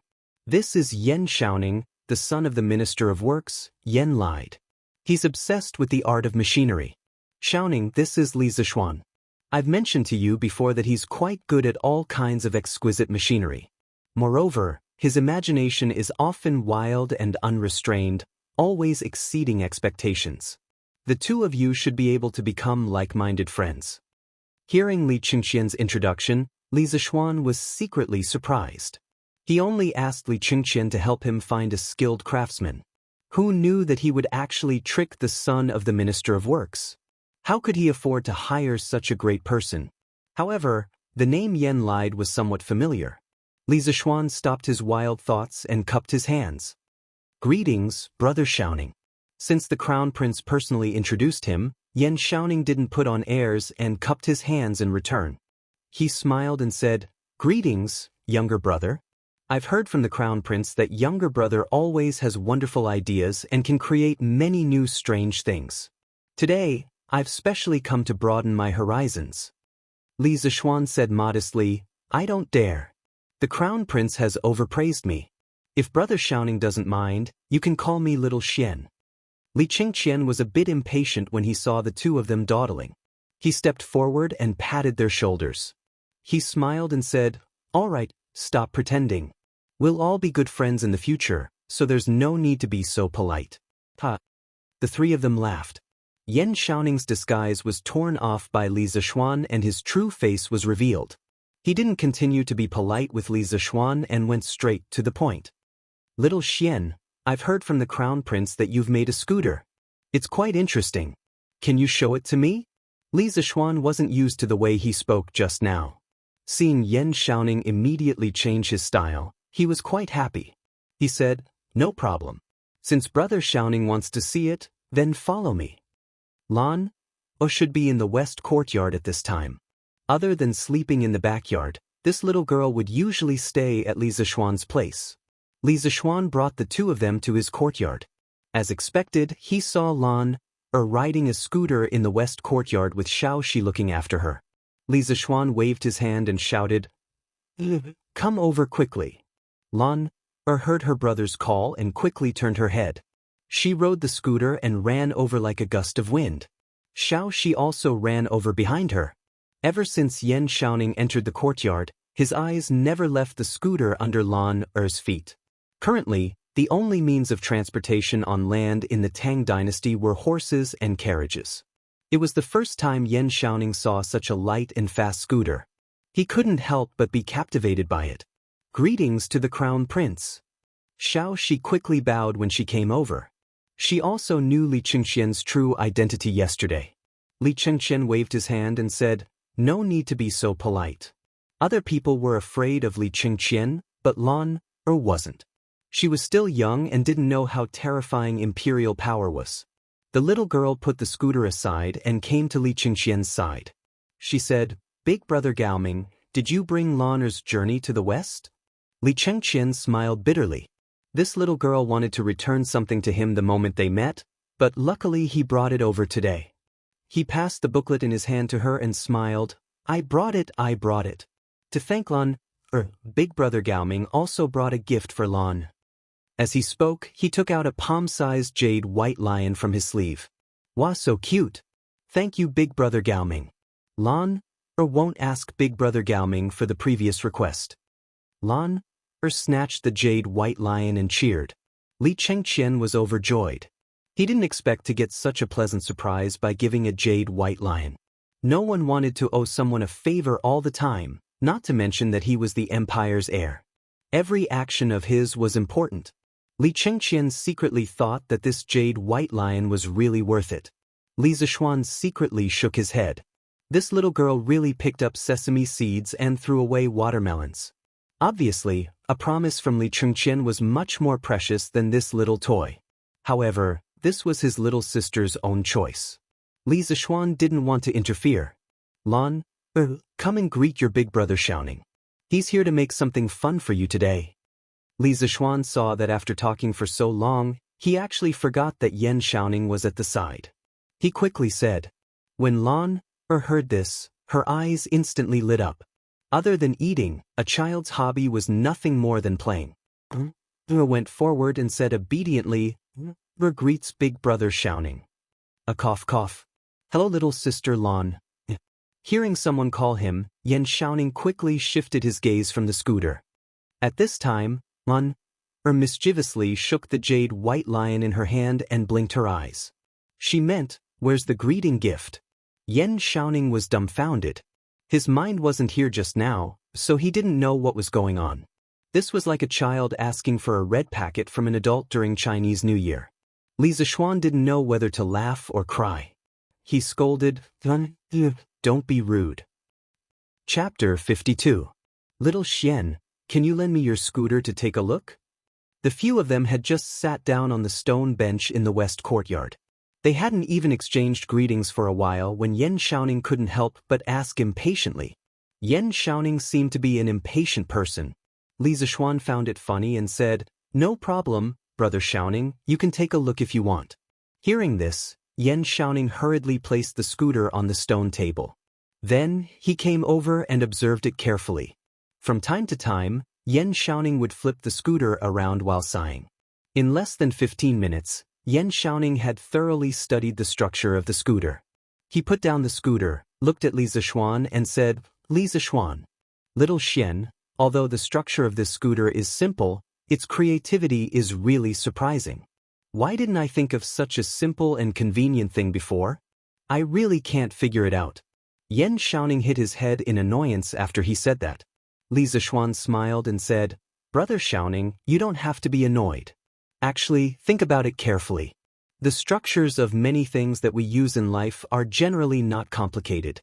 For example, the structure of a carriage is also very simple. But why didn't anyone think of making a carriage hundreds of years ago? In the end, it's a person's creative thinking problem. My master once told me that there's nothing that can't be done. Because sometimes creativity is far more valuable than technology. If your thinking isn't broad enough, you'll never be able to create valuable new things." Yan Xiaoning was enlightened. He clapped his hands and laughed. Yes, that's what I meant. I've encountered many similar problems before. It's obviously very simple, but I just can't think of it. Little Xian, you've hit the nail on the head. Li Qingqian also nodded thoughtfully at the side. Li Zishuan said modestly, "Brother Xiaoning, you're just a bystander. Many times, if you jump out of the picture and change your thinking, you can often get unexpected results." Yan Xiaoning nodded in agreement. He looked at the scooter and said, "But little Xian, your scooter has a lot of imperfections. For example, the wheels will probably be very jerky when you turn them. Also, the handle at the front of your scooter can only be used as a handrail. It can't control the direction of the scooter." Li Zishuan nodded. He thought to himself that this brother was indeed from an engineering family. He really understood the mechanical structure. He could see the flaws of this simple scooter at a glance. Well, Brother Xiaoning is right. When I made this scooter, it was just a casual move to coax my little sister. This scooter can indeed continue to be improved. Oh? So little Xian, you already have an improvement plan? Yan Xiaoning was very curious. He could see the problem with the scooter, but it didn't mean that he had a solution now. "I do have some ideas. Xiao Shi, go to the kitchen and get me a piece of unburnt wood." Li Zishuan instructed Xiao Shi.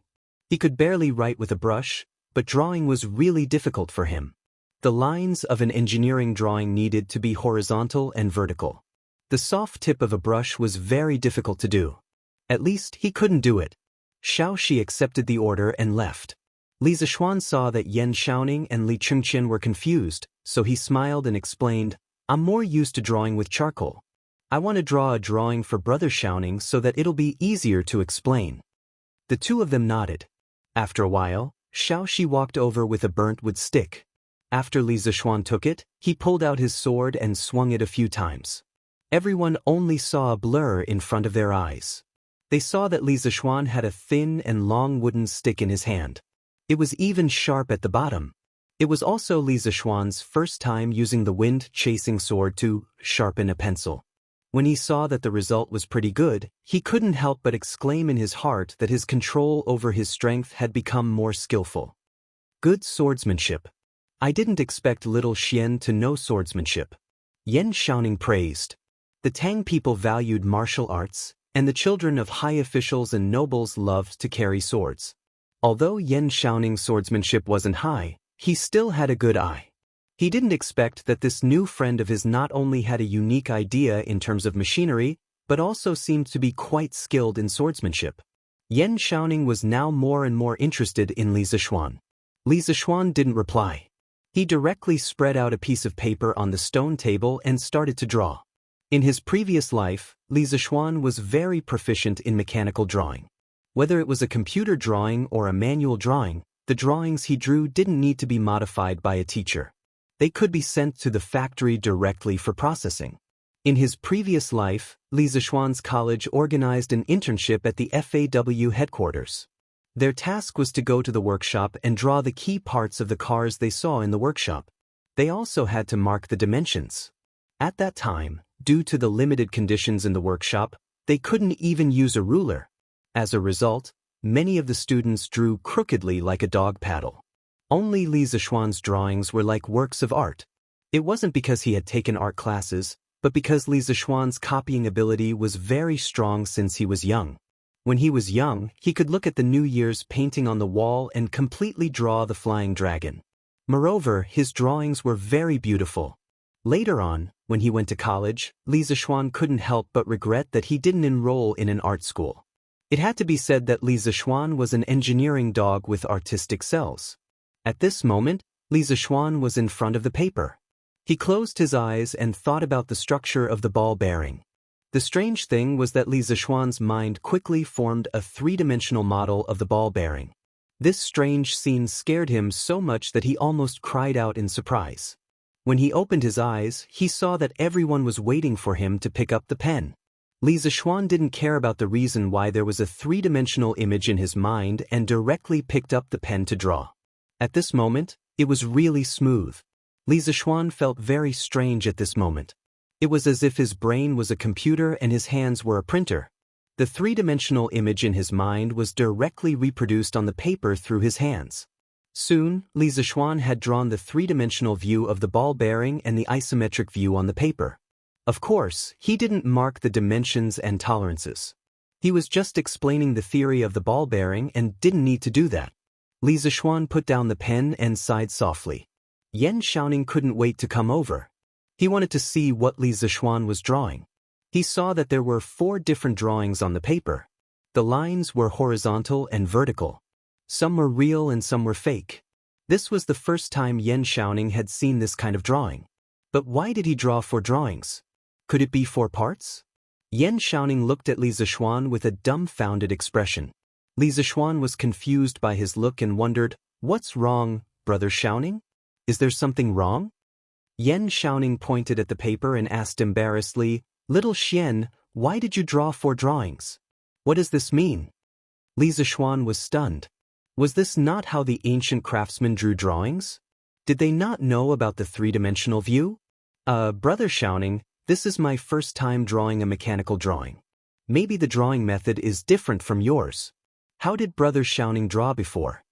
Yan Xiaoning suddenly understood. Oh, I see. Coincidentally, I have a few drawings with me. Little Xian, let me show you.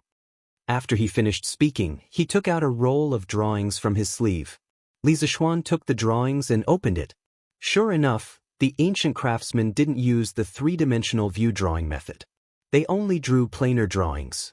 The parts that couldn't be expressed in planar drawings were directly marked with words. Li Zishuan looked at the densely packed words on the drawings and couldn't help but have a headache. This was too inconvenient. No, I have to teach Yan Xiaoning modern engineering drawing methods. Otherwise, it would be too troublesome to communicate with him in the future. Li Zishuan thought to himself. Chapter 53. Li Residence, West Courtyard. Li Zishuan rolled up the drawing and passed it to Yan Xiaoning. Brother Xiaoning, I understand your drawing method, but I still think my method is more concise and clear. Then little Xian, hurry up and tell Big Brother what's behind your drawing method. Yan Xiaoning saw that Li Zishuan was very confident in his drawing method and couldn't help but want to know what was so special about it. Brother, this drawing is a tri-view and an isometric side view of a component. The tri-view is to draw the outline of the object from the front, side, and top. For example, this stone, Brother Xiaoning, look at it from the front. Li Zishuan picked up a stone as a reference and explained the tri-view drawing method to Yan Xiaoning. After a while, he gave Yan Xiaoning the part that the professional teacher taught him. Brother Xiaoning, look, with these tri-view drawings, the craftsman can form the model of the component in their mind. It's also easier to mark the dimensions on the tri-view drawings. After listening to Li Zishuan's explanation, Yan Shaoning stood up and paced around. He frowned and thought for a moment, then suddenly shouted, "Wonderful, wonderful, this drawing method is wonderful. Xiao Xian, you're a genius. Your drawing method is indeed clearer and there are fewer unnecessary markings." Yan Shaoning sat down again and rubbed his hands. He stared at Li Zishuan and said excitedly, "I must tell my father about this drawing method and let him spread it. Xiao Xian, are you willing to be a supervisor? If my father knows of your talent, he'll definitely be willing to ask His Majesty for an official position for you." Li Zishuan shook his head. "Thank you for your kindness, Brother Shaoning. I've been away from home for many years and just came back a few days ago. I don't want to be an official yet." The supervisor was almost equivalent to the Chinese Academy of Sciences in his previous life. Li Zishuan wasn't willing to do research there every day. Moreover, he had a lot of things to do recently. The Strange Interest Pavilion was about to open and the Locust Extermination Plan was about to start in 2 days. Hearing Li Zishuan's rejection, Yan Shaoning sighed. "Ah, that's too bad."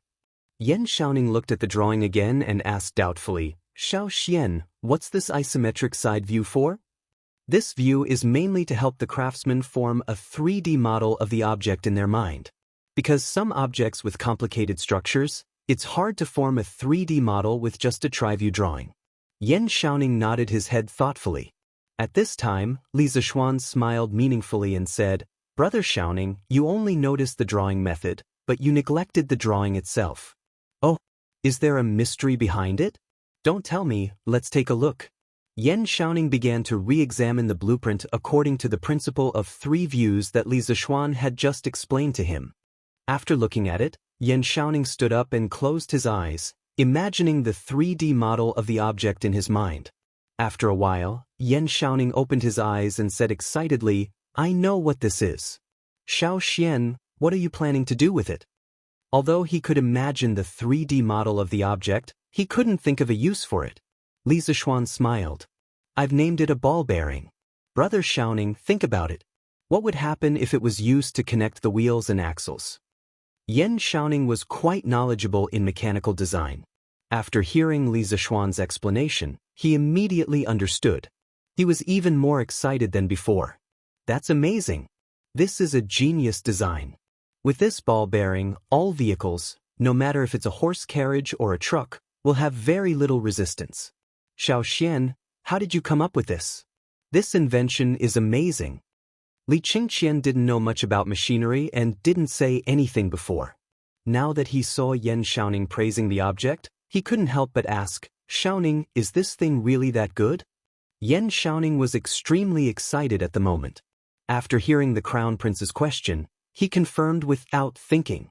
"Of course, it's not an exaggeration to call this the most useful invention in Tang Dynasty.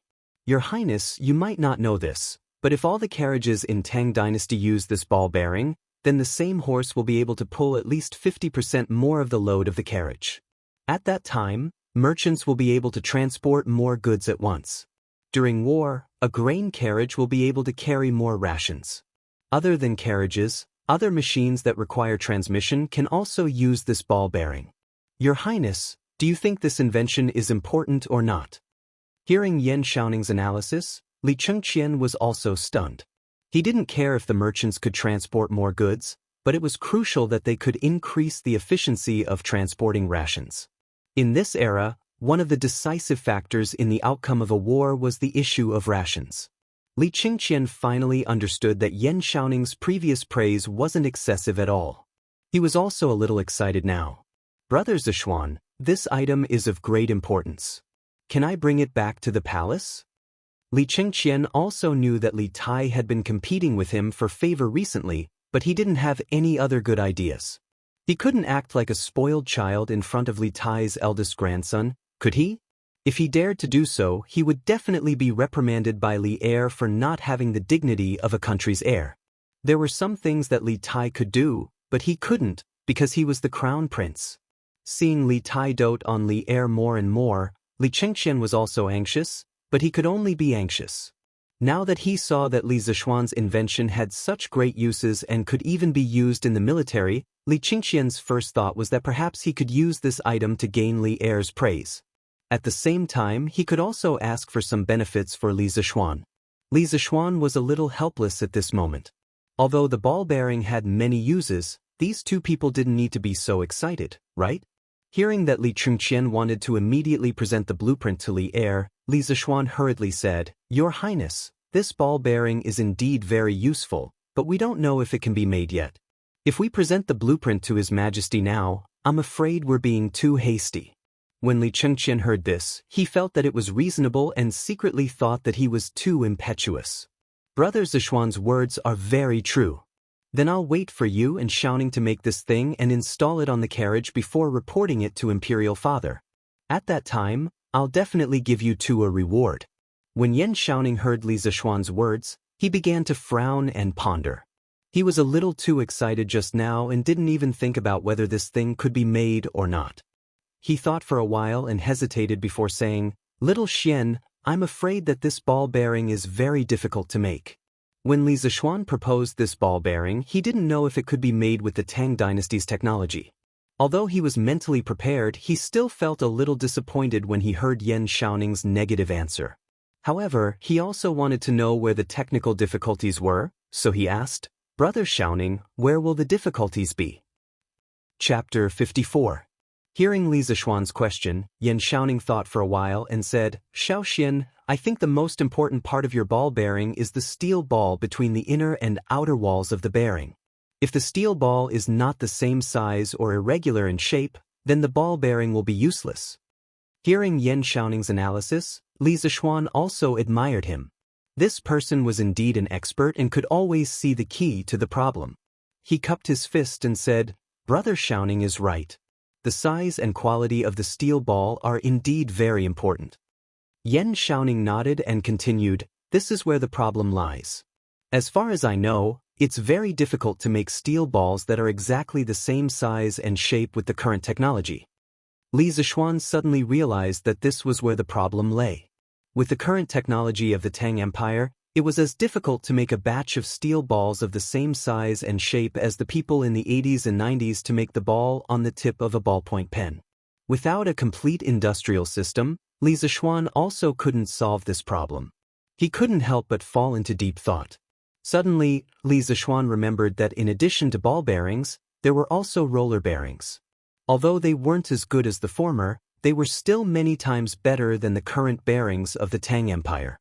"Brother Xiaoning, since there's no way to make a batch of steel balls of the same size, I wonder if it's possible to make a batch of small iron rods of the same size with the current technology?" Li Zixuan asked. "Of course, it's not difficult."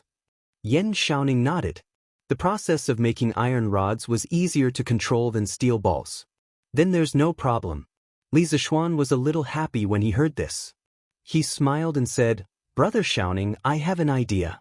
We can replace the steel balls in the ball bearing with small iron rods of the same size and then add some grease to increase lubrication. What do you think?" Yan Xiaoning closed his eyes and thought for a while. Then he opened his eyes and looked at Li Zixuan with a strange expression. Li Zixuan was puzzled by his look. He touched his nose and said, "Brother Xiaoning, what's wrong?" Yan Xiaoning sighed and said, "Xiaoxian, you're really a monster. Why do you have such wonderful ideas one after another?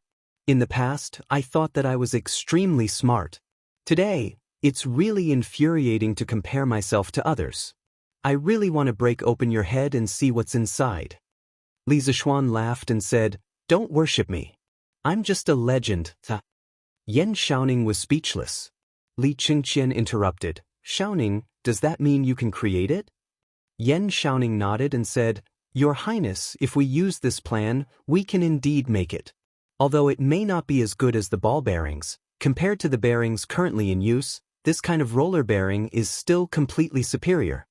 As for the specific performance, we can only test it after it's built and installed in the car." Li Qingqian said excitedly, "That's good. Xiaoning, you'll have to work hard for the next few days to make this thing. I'm looking forward to seeing how light and convenient my Tang Empire's carriages will be after installing this bearing." Yan Xiaoning replied, "Yes, Your Highness."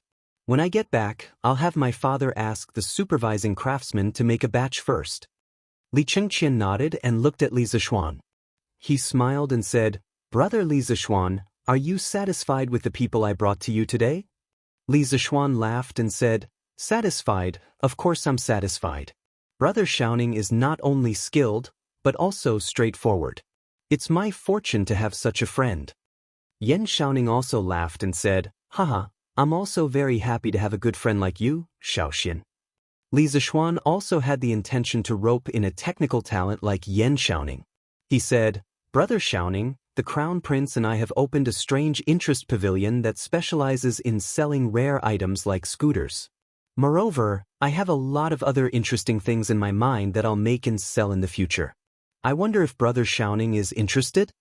Yan Xiaoning slapped his thigh and agreed, Of course I'm interested.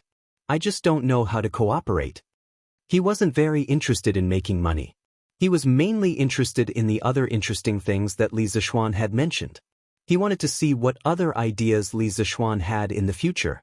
Li Zishuan explained, Currently, the Crown Prince of the Strange Interest Pavilion owns 30% of the shares with 200 strings of cash and his network of connections. I own 70% with 2,000 strings of cash and the ideas in my mind. If Brother Xiaoning wants to join, you don't have to pay. I only need Brother Xiaoning's skills. I can give Brother Xiaoning 10% of the shares. What do you think, Brother Xiaoning? Yan Xiaoning was a little surprised when he heard that the Crown Prince only owned 30% of the shares. He secretly thought that Li Zishuan was really bold. Since the Crown Prince only owned 30% of the shares, then it was kind of Li Zishuan to give him 10%. Moreover, he didn't have to pay. He would get dividends every year. He could also stay by Li Zishuan's side and see his creative ideas. Thinking about it this way, it was quite worth it. Yan Xiaoning nodded and agreed, Okay, then let's cooperate happily in the future. We'll strive to make the Strange Interest Pavilion the best in Tang Dynasty. There was finally a technical backbone in the team. Moreover, Yan Xiaoning's father was the Minister of Works. If he joined the team, they could borrow part of the research and development ability of the works supervisor. Li Zishuan breathed a sigh of relief and said, Okay, then the Crown Prince and I will be the chairman and vice-chairman of the Strange Interest Pavilion. I'll be in charge of the future development of the Strange Interest Pavilion. The Crown Prince can just sit there and wait to collect money. Brother Xiaoning, you'll be the technical director of the Strange Interest Pavilion. You'll be in charge of technology and production. Technical director? What was that? Why did it sound like a eunuch? Yan Xiaoning frowned and said, Can you change my position? Li Zishuan, they chatted for a while. Seeing that it was getting late, the two of them got up and prepared to leave. Li Zishuan suddenly remembered that there was one more thing that he didn't say, so he added, Brother Xiaoning, I'm planning to sell the scooters in the first batch of goods in the Strange Interest Pavilion. However, we don't have a workshop yet. I wonder if you can commission the works supervisor to produce 300 of these scooters first. We can pay the wages and materials according to the market price. Yan Xiaoning nodded, No problem, I'll go back and tell my father. Apart from completing the tasks assigned by the higher-ups, the works supervisor would usually take on some private jobs to support the family. As long as it didn't affect the government's tasks, the higher-ups would turn a blind eye to it. Li Zishuan said happily, Then I'll leave it to you. However, we must have our own workshop in the future. If Brother Xiaoning knows any familiar craftsmen, I can spend a lot of money to hire them. Yan Xiaoning nodded his head in agreement, I'll take note of that in the future. At this moment, Li Chengqian spoke up. Brother Zishuan, there is something that I forgot to tell you. Today, I've given 10% of the shares to Chang'e. In the future, she can be considered one of the shareholders of our Strange Interest Pavilion. Li Zishuan was very fond of that clever and gentle little girl. Thinking it over, he said, Since Her Imperial Highness the Princess wishes to become a shareholder, then I'll give 10% of my shares to the princess. There's no need to give it to the Crown Prince. His father's words last night were reasonable. The Crown Prince represented the imperial family. If he only gave 30% of the shares, it would be hard to avoid gossip. Fortunately, he could use Princess Chang'e's name to give another 10% of the shares. This way, As long as the strange interest pavilion didn't take the initiative to court disaster, there would be no worries about its future. Li Zishuan was somewhat surprised. He didn't expect Li Zishuan to be so generous today. However, it would be a waste if he didn't take advantage of this opportunity. Smiling, he said, "Then I'll thank Brother Zishuan for his good intentions on behalf of Chang'e. There's no need for your Imperial Highness to be so courteous." Since the matter had been settled, Li Chengqian and Yan Shaoning took their leave. Li Zishuan inwardly breathed a sigh of relief. The strange interest pavilion had finally taken shape. Chapter 55. After lunch, Li Zishuan recalled that Han Yushi wanted him to try the newly brewed fruit wine in the morning, but he was interrupted by Li Chengqian and Yan Shaoning. Thinking of this, Li Zishuan went to Mingyue Xian to look for Han Yushi. "Young master, you're here?" Han Yushi said happily. "Yes, I was about to try the newly brewed fruit wine in the morning, but I was interrupted. So I came over to try it in the afternoon." Li Zishuan nodded. "Young master, please take a seat here. Yushi will pour you some wine." Li Zishuan smiled and nodded. Han Yushi then walked into the room to get the wine. After a while, Han Yushi came out with a wine gourd and a wine glass. "Young master, please try it." Han Yushi poured a glass of wine and handed it over. Li Zishuan took the wine glass and sniffed it lightly. A mellow fragrance of wild fruits entered his nostrils, making him feel as if he was in a forest. Li Zishuan took a sip. It was sweet and mellow. Although he had drunk it once at the Han village, he still felt amazed when he drank it again. "Yushi, who did you learn how to brew wine from? I see that many brewers in the city don't brew as good as yours." Li Zishuan drank the fruit wine and couldn't help but ask in confusion. Hearing Li Zishuan's praise, Han Yushi smiled and said, "Young master, you flatter me. How can Yushi's skills be compared to the brewers in the city? My mother taught me how to brew wine. My father always loved to drink the wine my mother brewed. Later on, my mother passed away, so I brewed wine for my father." He didn't expect Yushi's mother to be a master brewer. Li Zishuan continued to ask, "Yushi, other than fruit wine, do you know how to brew other wines?"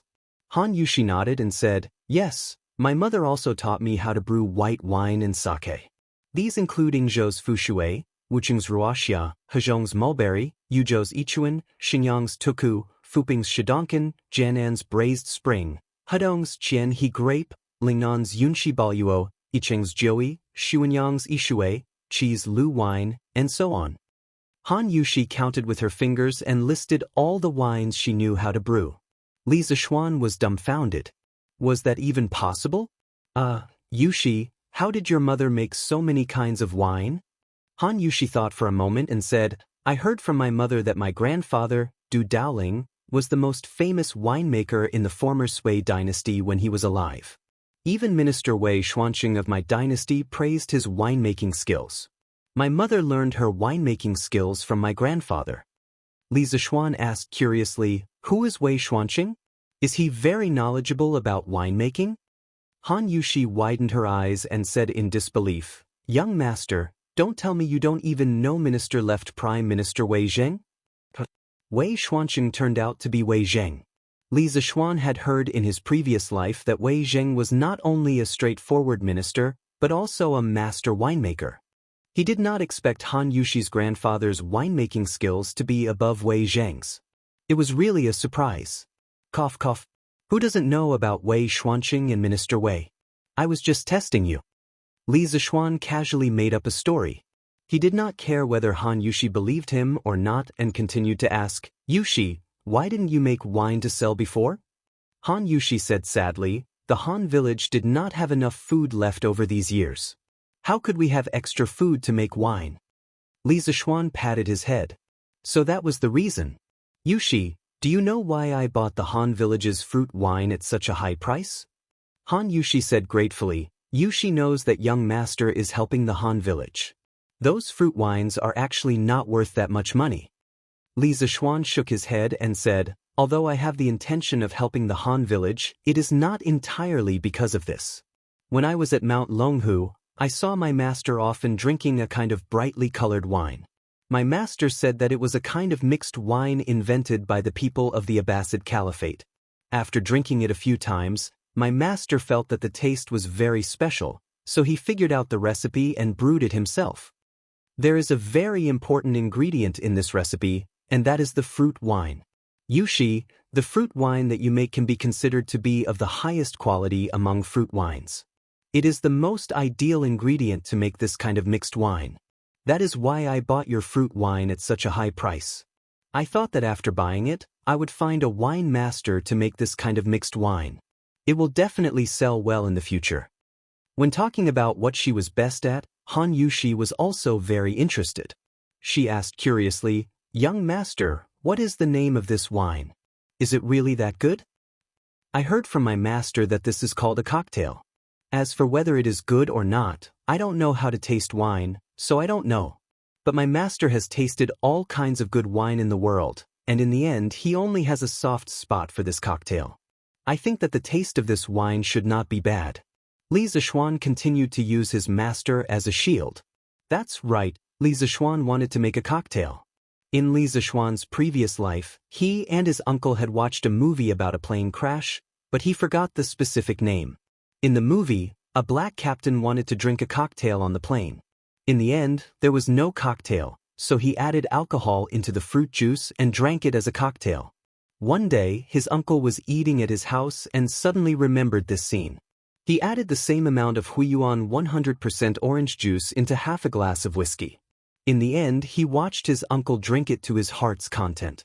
Later, out of curiosity, he also went online to look up the method of making cocktails. Cocktails were generally made with rum, tequila, vodka, whiskey, and other spirits as the base, and fruit juice, egg white, milk, sugar, and other auxiliary ingredients, stirred or shaken. Finally, lemon slices, fruit, or mint leaves could be used as decorations. He could directly use the existing white wine from the Tang dynasty to distill it. The fruit juice could be replaced with the fruit wine brewed by Han Yushi. The effect should be better. After mixing it, he added some ice cubes. In the hot summer, Li Zishuan believed that no wine lover could resist this temptation. As for how to obtain the ice cubes, Li Zishuan said that it was such a simple question that any transmigrator would know. However, he had to think of a way to let his father buy a saltpeter mine first. Otherwise, when everyone reacted, the price of saltpeter would definitely be expensive. At that time, when he thought about a group of Tang people drinking cocktails, this scene was quite interesting. When Han Yushi heard Li Zishuan say that the cocktail was so good, she couldn't help but eagerly say, "Then, young master, can you let Yushi try to make this cocktail?" Li Zishuan was a little embarrassed. It wasn't that he was unwilling, but he couldn't bear to. If he let Han Yushi make the cocktail, she would definitely try a lot of wine. He was afraid that Han Yushi would get drunk. Han Yushi saw that the young master was embarrassed and thought that the young master didn't want to teach her the recipe. For a moment, a trace of sadness flashed in her eyes. She quickly said, "I'm sorry, young master." Yushi was rash. When Li Zishuan saw her sad face, how could he not know that she misunderstood? He quickly explained, "Yushi, don't misunderstand. It's not that I don't want you to try it. I'm just worried that you will taste too much wine when you mix the cocktail and get drunk." When Han Yushi heard that, it turned out that she misunderstood. Her face turned from sadness to joy and said embarrassedly, "Young master, you don't have to worry about this. Yushi has a special physique. No matter how much wine I drink since I was young, I won't get drunk. My father and I don't know what's going on." Li Zishuan was stunned. There was such a thing? He had seen it on the internet in his previous life. There was a kind of person who was born to not get drunk even after 1,000 cups. He didn't expect to meet such a strange person in the Tang dynasty. Yushi, is what you said true?" Li Zishuan still couldn't believe it. "Of course it's true. Young master, you can ask my father if you don't believe me." There's no need. I believe. Then there's no problem. Yushi, you're also a master brewer. I'll copy the recipe for you later. As for the ratio of the various ingredients, you can slowly try it. When you return to the Han village this time, tell your father that when I'm done with some things, you can come to Chang and to help me mix the wine. I'm representing my father to try to hire you as the bartender of our Zuaxian restaurant. How about a monthly salary of 10 strings of coins? Teaching this recipe to Han Yushi was more reassuring than teaching it to others. Li Zishuan really didn't expect this matter to go so smoothly. Han Yushi was very surprised when she heard this. She didn't expect that she could finally help the young master. She quickly said, "Young master, you've helped the Han village so much. How can Yushi ask for a salary?" Yushi is already very happy to be able to help the young master mix the wine. Li Zishuan insisted, "This monthly salary is what you deserve. You have to take it. If you don't want it, I won't help the Han village in the future." Han Yushi could only nod her head reluctantly. Chapter 56. After dinner, Li Zishuan looked at his father and said, "Dad, come to the study. I have something to talk to you about." During the day, he saw that Yan Xiaoning was straightforward and had a deep understanding of machinery. That was why he gave him 10% of the shares and pulled him into the company. However, he knew nothing about Yan Xiaoning's family situation. Although he believed that Yan Xiaoning's character was not like a fickle villain, Li Zishuan still wanted to know more about Yan Xiaoning's family. Recently, the cooking at home had been getting better and better. Old Man Li was about to sit on a stool and drink a cup of tea after finishing his meal when he heard that his son was looking for him. He was about to say, "You brat, why are you looking for me?" Who knew that after Li Zishuan finished speaking, he didn't wait for his reply and went straight to the study. It turned out that what this kid said just now was not a discussion, but a notice. Father Li was so angry that he almost fainted. At this point, what else could he say? Madam was still glaring at him, so Father Li could only follow him unhappily. Li Zishuan, on the other hand, didn't mean what his father thought. He was just lost in thought for a moment. It was Father Li who thought too much. In the study, Li Zishuan saw that his father had sat down and asked directly, "Dad, do you know Yen lied, Minister Yen?" Father Li was puzzled. "Of course I've heard of the Minister of Works of the Tang Empire. Why are you asking this? Did you offend someone from his family?" He was still a little worried. "No, Dad, what are you thinking? Am I the kind of person who likes to stir up trouble? It's mainly because the Crown Prince brought Minister Yan's son, Yan Xiaoning, over today to talk to me about the wonderful pavilion. I saw that Yan Xiaoning was straightforward and was quite proficient in machinery, so I gave him 10% of the shares and pulled him into the wonderful pavilion." Father Li was a little surprised when he heard this. A light flashed through his eyes. "Xian, is your wonderful pavilion really that promising? Why do so many people think highly of him?" He had originally thought that this strange interest pavilion was just something his son was doing for fun, so he didn't think much of it. Who knew that the Crown Prince would want to invest, and now the son of the Minister of Works? Old Man Li, who had been in business for many years, immediately smelled a business opportunity. Could there really be a great opportunity here? Li Zishuan said proudly, "Of course, father. My wonderful taste pavilion is going to dominate the Tang Empire in the future. Anyone with foresight can see the bright future of the wonderful taste pavilion. I don't care about my son showing off." Li Jingma pondered for a while, then looked at Li Zishuan and said, "Xian, if you want to make this shop bigger and stronger, you can't do it without a lot of money. How about I give you 3,000 strings of cash for 20% of your Strange Taste Pavilion shares?" Li Jingma thought about the chicken that his son had eaten. Now, he had high hopes for his Strange Interest Pavilion and wanted to get a share of the profits. When Li Zishuan heard this, he immediately shook his head like a rattledrum. "Father, this Strange Interest Pavilion is my first business. I don't have many shares in my hands. Besides, we are a family. Why should we be so clear about it? This little rascal." Old Man Li could only stare at him angrily. "Father, I'm still talking about business with you. What do you think of the Yen family? There won't be any problems if I cooperate with Yan Xiaoning, right?" Seeing that his father was leading him astray, Li Zishuan quickly changed the topic. Li Jingma thought about it seriously, then said slowly, "I've heard of Minister Yan. Minister Yan came from an engineering family. He was a master craftsman in the 9th year of Wuda and was promoted to the Minister of Works this year. Minister Yan is an upright person with superb skills. He has great attainments in architecture, craftsmanship, and painting. He can be considered a master of his generation. The current Chang and city of the Tang Empire was planned and designed by Minister Yan. His younger brother, Yan Liben, is a master craftsman. He is very good at calligraphy and painting. As for his son, Yan Shaoning, I don't know much about him. However, the Yan family is very strict and is a true family of gentlemen. If you cooperate with Yan Shaoning, there will only be benefits and no disadvantages. When Li Zixuan heard that Yan Liben was Yan Li's younger brother, he was shocked and opened his mouth wide. He might not have heard of Yan Li, but who didn't know of Yan Liben's name in his previous life?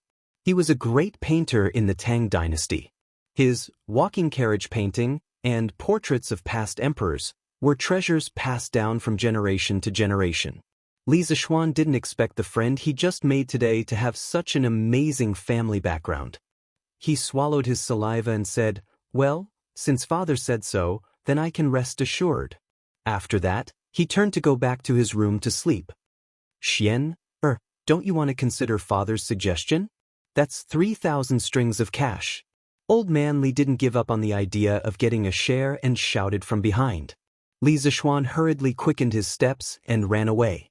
Although his family had a lot of money, it was more comfortable for him to spend his own money. Strange Interest Pavilion's embryonic form had been formed and he didn't lack funds now. He was just waiting for this young eagle to take off. This stinking brat. West Courtyard. Li Zixuan laid on his bed and couldn't help but think of the strange scene in his mind when he was drawing during the day. Although he could rely on the memories of his previous life to imagine the three-dimensional structure of the ball bearing in his mind, it was only a vague illusion and not a real thing. However, the ball bearing in his mind during the day was real and clear as if there was a real ball bearing in front of his eyes. At that time, he even felt that he could make it rotate 360 degrees at will. As a young man from the 21st century, Li Zixuan didn't believe in ghosts and gods. However, he couldn't explain what happened during the day, so he could only try again. At that moment, Li Zixuan closed his eyes and began to recall the structure of the ball bearing.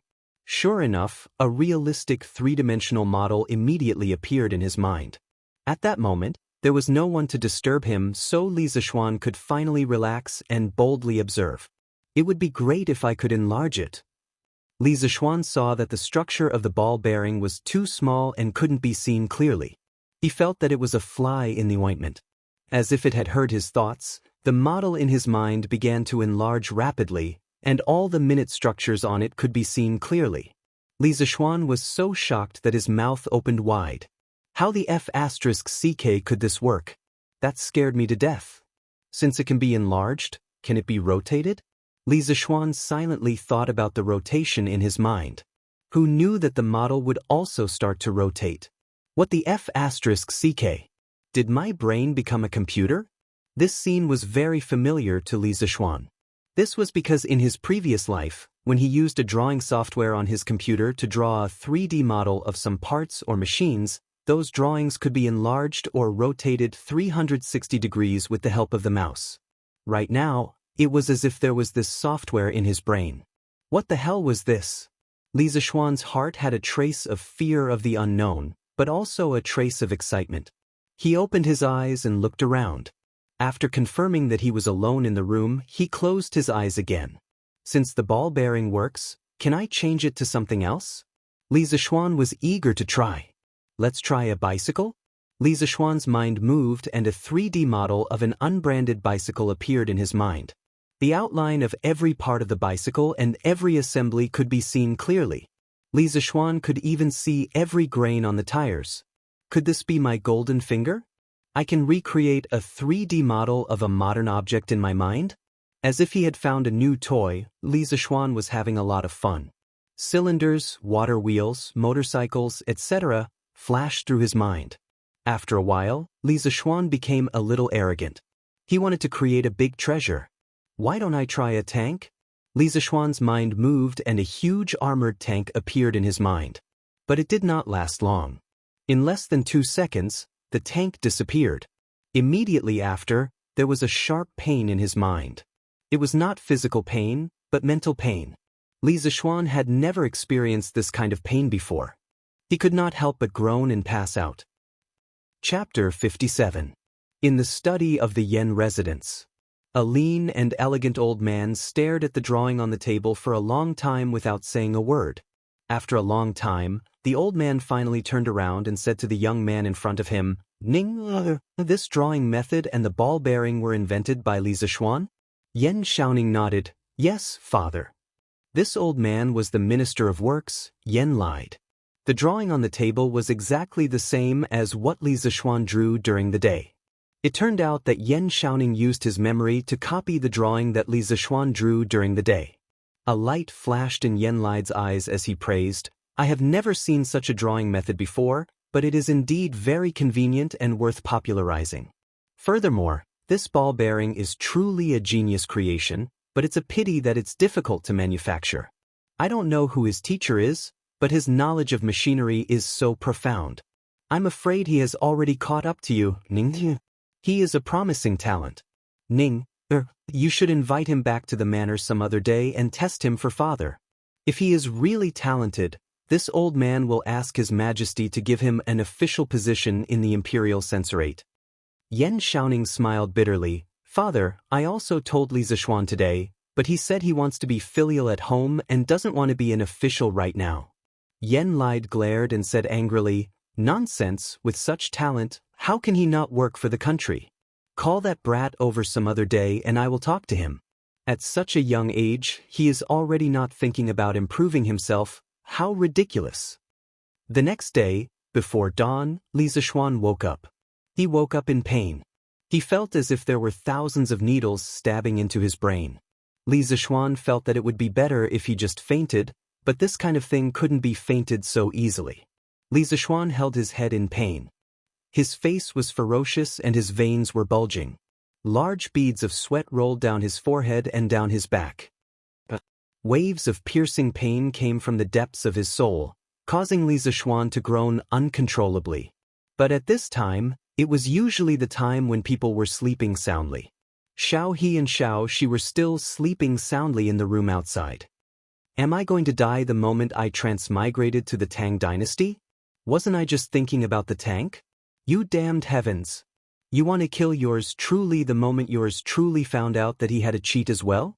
This Goldfinger doesn't even have AF * King instruction manual. I don't even know if I can use it for a treasure like a tank. Li Zishuan's heart flashed with anger and unwillingness. He had just discovered that he had a cheat, but he did not expect that he would lose his life because he did not use it properly. How can he blame me for this? This young master doesn't know what to use and what not to use. Just as Li Zishuan felt that his head was about to explode, there was a slight fluctuation in his dantian. Then, there was a cooling sensation in his mind, which slightly relieved Li Zishuan's pain. Li Zishuan was shocked. He suddenly remembered that he was severely injured at Zhongnan Mountains. Sun Simiao had said that he would need to rest for a month to recover. But he had used the Taishin Sutra and recovered more than half of his injuries in a day. This meant that the Taishin Sutra was very useful for healing injuries. But this time, it seemed to be a mental injury. He did not know if the Taishin Sutra would work.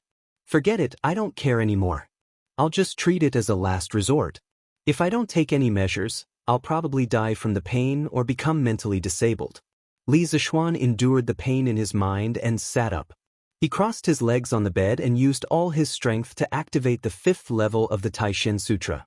At this moment, there was a warm feeling in his dantian. But it was of no use. His mind was still in extreme pain. Li Zishuan's face hardened. I don't believe it. I'll fight you to the death today. Forcing himself to be alert, Li Zishuan planned to go all the way. Regardless of the pain in his mind, he crazily activated the Taishin Sutra again and again. He did not know how many times he had activated it.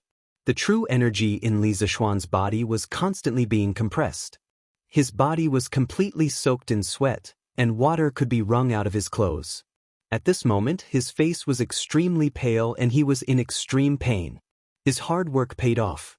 The quantitative change finally led to a qualitative change. Li Zishuan felt as if a trace of the compressed true qi had unexpectedly turned into a drop of liquid. He only heard a clear, ding-dong sound. His previously incomparably violent mind immediately calmed down when he heard this clear sound. At this moment, Li Zishuan's mind felt extremely clear. It was as if the dry and cracked earth had welcomed the moisture of rain. He was so comfortable that he wanted to shout. Could it be that my Taishin Sutra has broken through to the 6th level? This was Li Zishuan's first reaction. After a careful examination, he found that the Taishin Sutra was still at the 5th level. However, it seemed to be closer to the 6th level than before. In other words, it would not take long for him to become a master. But why did the pain in his mind disappear? Could it be that the Taishin Sutra could not only heal physical injuries, but also mental injuries? Li Zishuan could not find any other explanation. He could only think of it this way. But why did he almost kill himself when he experimented with the tank last night? Was it because the tank was too big and its structure too complicated? Could it be that his mind could not handle such a large amount of information? Should he try again? Li Zishuan was courting death. Li Zishuan had no other choice but to slowly try it himself. In the time travel novels he had read in his previous life, the main character would usually receive a system grandpa to explain how to use the gold finger. However, this gold finger of his did not even have a manual. He could only rely on himself to figure it out. Li Zishuan immediately thought of small objects such as screws. Slowly, the things in his mind became bigger and more complicated. It was only when he thought of the cars in his previous life that Li Zishuan felt a sharp pain in his mind. Li Zishuan knew that this should be his limit. He immediately stopped thinking. He did not want to continue the painful feeling from before. Li Zishuan was now sure that this gold finger of his should be able to construct a three-dimensional model of some industrial machinery and parts in his mind. Then he could turn these models into detailed blueprints through his own hands. However, this gold finger seemed to have limitations on the size and complexity of the object. With his current ability, he could barely construct complex industrial products like cars.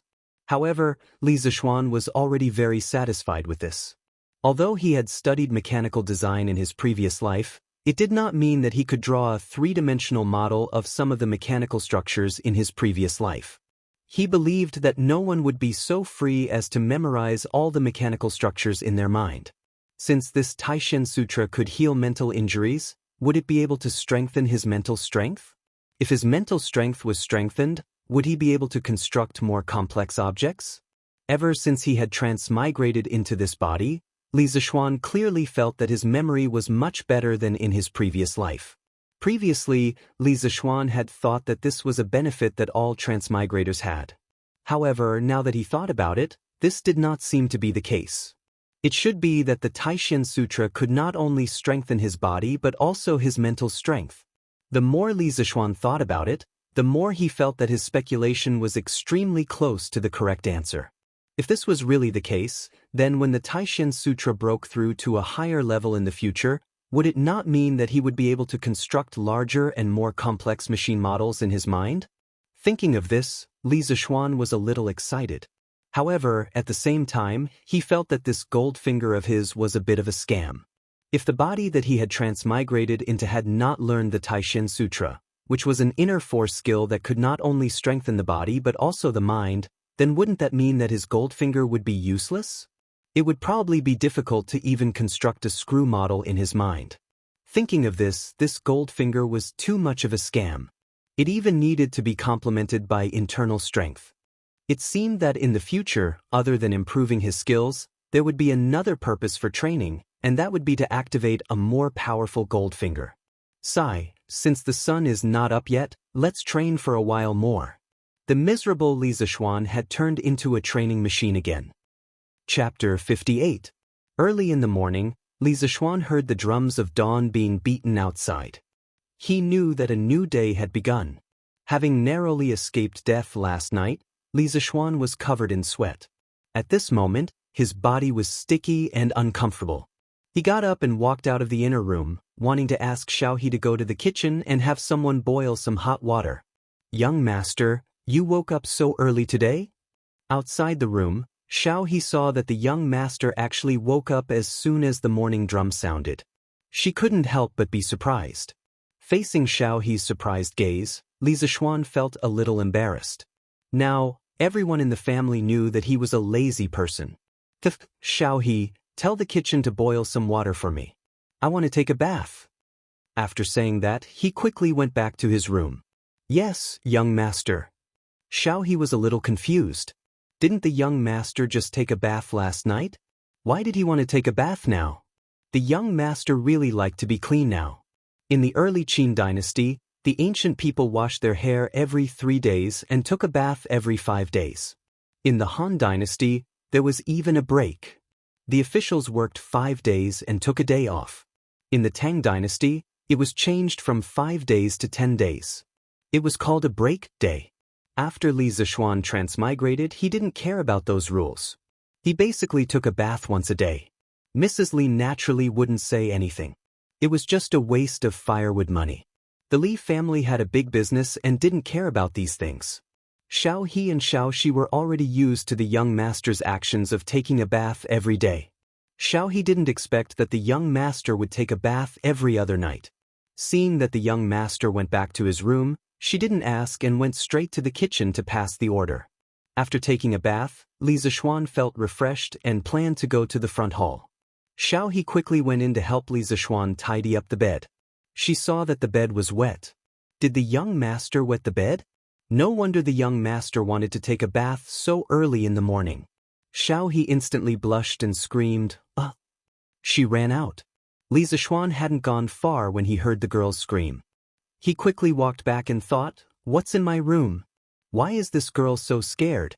I didn't do anything shameful last night, did I? What are you shouting for? What's wrong? Is there a ghost inside?" Li Zishuan blocked Xiao He's way. Xiao He couldn't stop in time and bumped into his arms. Xiao He jumped far away as if she had been electrocuted. She lowered her head and blushed, not daring to speak. She was afraid that if she told the truth, her young master would fly into a rage and sell her out. Li Zishuan saw Xiao He blushing, lowering her head and not speaking. He was a little confused and wondered, "Xiao He, what's wrong with you? Say something. Are you counting ants here?" Xiao He whispered, "Then I'll tell you. Young master, you can't blame me. It's not your fault, it's not your fault. Just tell me what it is." Xiao He then stuttered, Young master, did you do that last night? What did I do wrong? Why are you speaking in such a strange way? Make it clear." Xiao He hesitated for a long time before she said hesitantly, "That, young master, did you wet the bed last night? I saw that your bed was wet." Damn it! Li Zishuan instantly felt as if he had been struck by 18 bolts of heavenly lightning. That should have been because of the problem with his body last night, and the pain caused him to sweat uncontrollably. In the end, this girl thought that it was because he wet the bed. If this were to spread out, wouldn't this young master's reputation be ruined? Li Zishuan patted the girl's forehead angrily and said, "What are you thinking? It's sweat. You're so young. Why don't you think about it?" Xiao He obviously didn't believe him. How could anyone sweat so much? The young master must be embarrassed and deliberately covered it up, so she said, "Young master, you're right.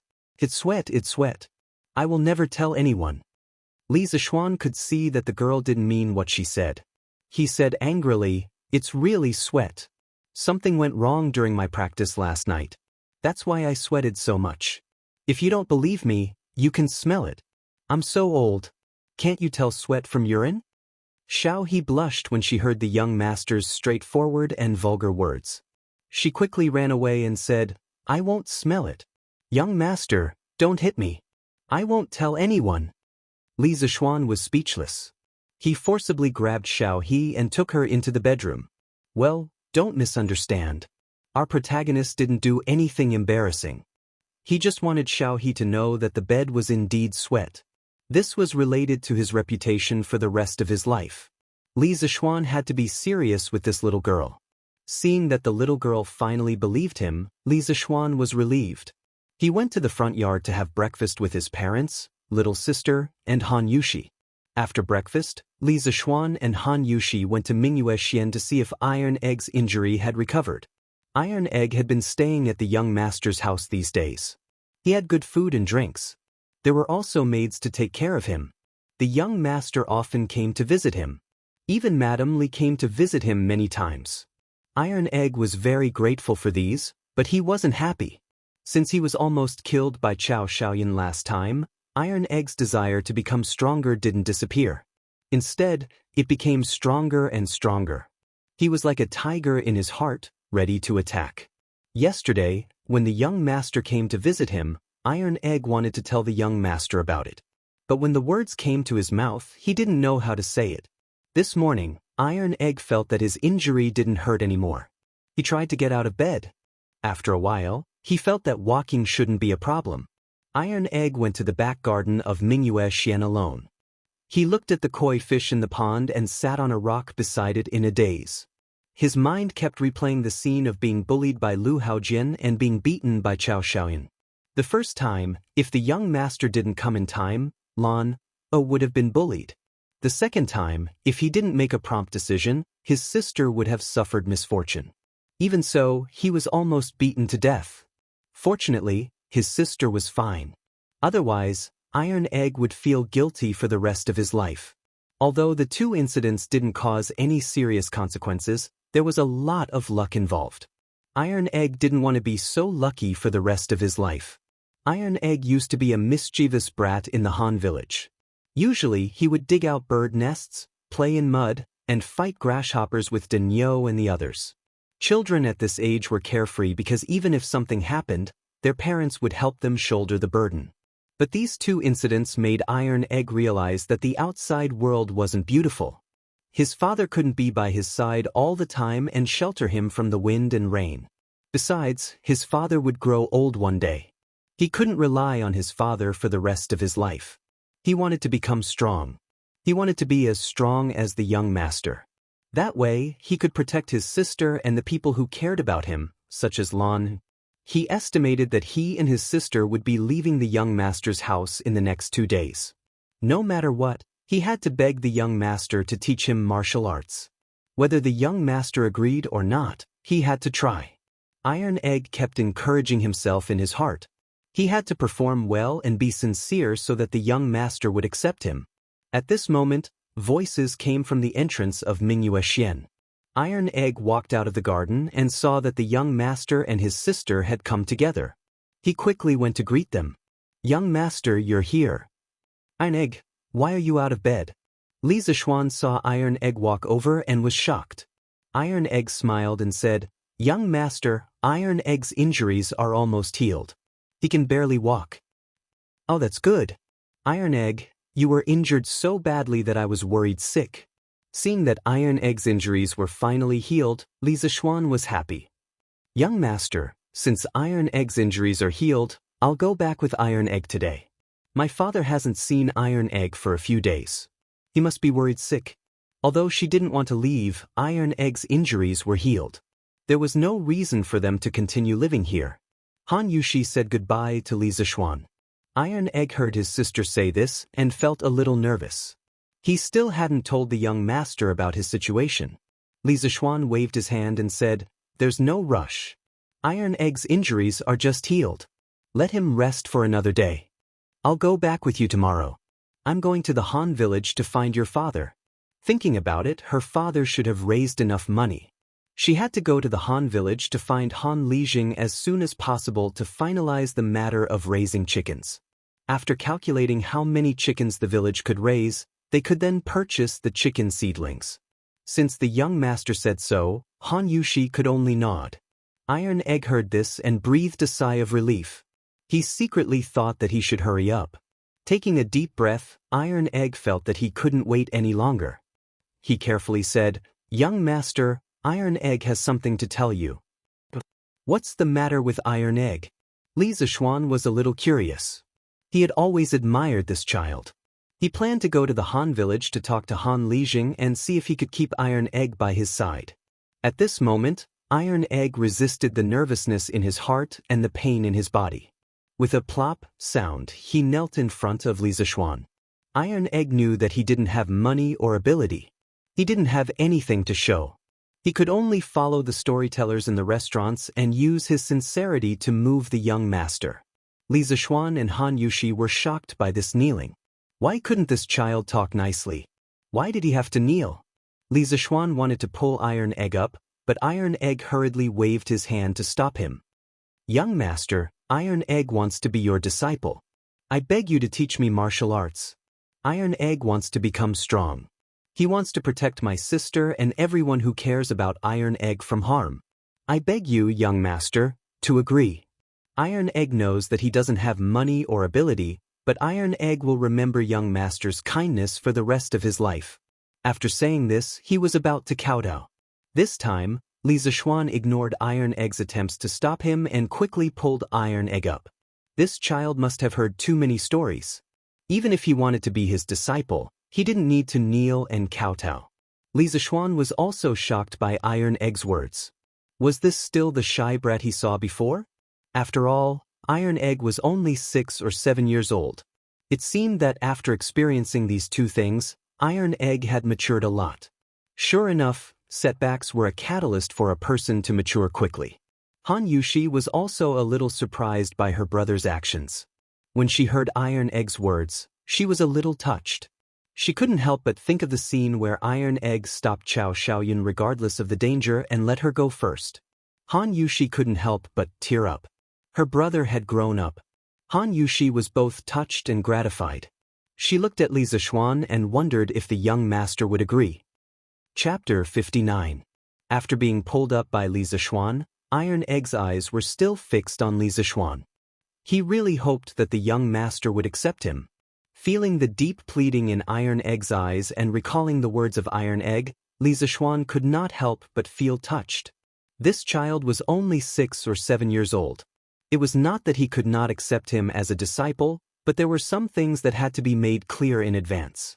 Li Zishuan turned around and put his hands behind his back. After thinking for a while, he said, Iron Egg, you risked your life to save Lon. I have always been grateful to you. But if you want to be my disciple just to learn martial arts and not be bullied, I can't accept you. Iron Egg asked anxiously, Why, young master? Han Yushi also looked at Li Zishuan curiously. She heard the young master's words. It seemed that Iron Egg did have a chance. Li Zishuan said slowly, Heroes use martial arts to break the rules. Iron Egg, if you only focus on learning martial arts and pursue power without paying attention to self-cultivation, sooner or later you will go astray and bully the weak with your martial arts. Iron Egg hurriedly promised, Young master, Iron Egg will not do that kind of thing. Please believe in Iron Egg. Iron Egg only wants to learn martial arts and not be bullied. Li Zishuan shook his head. At the end of the day, Bruiser still had the temperament of a child. Once a person gained power, their way of thinking would change. When the time came, they would be slightly instigated by a villain, and it would be easy for them to go astray. Bruiser's thinking was still too simple. Iron Egg, I can accept you as my disciple and teach you martial arts, but I will also teach you other things to help you cultivate your mind. You must pay equal attention to them. If your mind is not stable, how can you practice martial arts? Besides, I don't want you to become a brute who only knows martial arts. Many things can't be solved by martial arts alone. I hope you can become a useful person to the Tang Empire. If I find out that you only know how to practice martial arts and neglect the cultivation of the heart, then I will expel you from the sect. Are you still willing? With the arrival of Zhenguan's golden age, the world would gradually become peaceful. Most of the time, one could not rely only on martial strength and bravery to fight. In times of war, scholars were useless. However, in times of peace, a martial artist was of little use. Therefore, Li Zishuan didn't want Iron Egg to only learn martial arts. He wanted to teach Iron Egg some other things so that he could survive in peaceful times. As for how much Iron Egg could learn, that would depend on his luck. After hearing this, Han Yushi's eyes lit up. She didn't expect the young master to be so considerate and consider so much for Iron Egg. She hurriedly pushed Iron Egg, indicating that he should quickly accept her as his disciple. Iron Egg was overjoyed when he heard that Li Zishuan could accept him as his disciple. However, after Li Zishuan said those principles, he didn't fully understand them. However, when he saw his sister urging him, he no longer hesitated and knelt in front of Li Zishuan again. Young master, Iron Egg agrees to cultivate the heart and practice martial arts with you. I beg you to accept Iron Egg as your disciple. Li Zishuan didn't stop him this time. He nodded and said, Well, Iron Egg, go back and tell your father. If your father agrees, I will officially accept you as my disciple. That's great. My father will definitely agree. Thank you, young master. Finally hearing a definite answer, Iron Egg jumped up excitedly. Li Zishuan found it a little funny that he was still a child. He originally wanted to keep Iron Egg by his side and let him learn something. This child's temperament wasn't bad at all. Now that he unexpectedly accepted Iron Egg as his disciple, it didn't seem too bad. He just didn't know how good this child's potential was. After this trip to the Han village, he would bring Iron Egg by his side and let him start learning. Thank you, young master. Han Yushi was also happy for her brother. Iron Egg could learn something by the young master's side. It was better than playing in the mud in the countryside. Therefore, Han Yushi was very grateful to Li Zishuan. Li Zishuan waved his hand and said with a smile, "This is Iron Egg's own opportunity. Yushi, you don't have to thank me." After dinner, seeing that Han Yushi and Iron Egg had returned to Mingyue Xian and Lan, had also returned to the backyard, Li Zishuan told his parents about accepting Iron Egg as his disciple. Very good. Iron Egg is a clever and brave child. I quite like him. When Madame Li heard this, she smiled and was the first to express her support. Housekeeper Wang had told her about how Lan was almost bullied in the Han village. Madame Li, who had always been kind, was immediately furious. When she heard that Han Lijing's son, Iron Egg, had risked his life to protect Lan, Madame Li was very surprised that this child was so brave at such a young age. When she heard that her son wanted to accept him as his disciple, she naturally agreed. Moreover, Madame Li had her own little plan. If her son accepted Iron Egg as his disciple, then his relationship with Han Yushi would naturally become closer. She might even be able to hold a grandson soon. Old Man Li frowned. He felt that his son couldn't even control himself, so how could he teach a disciple? He was simply leading the child astray. However, since his wife had already agreed, he couldn't say otherwise.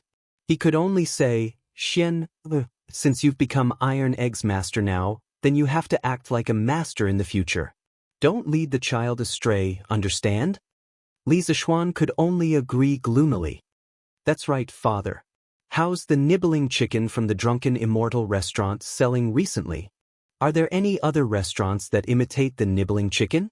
Old Man Li frowned and felt a little surprised.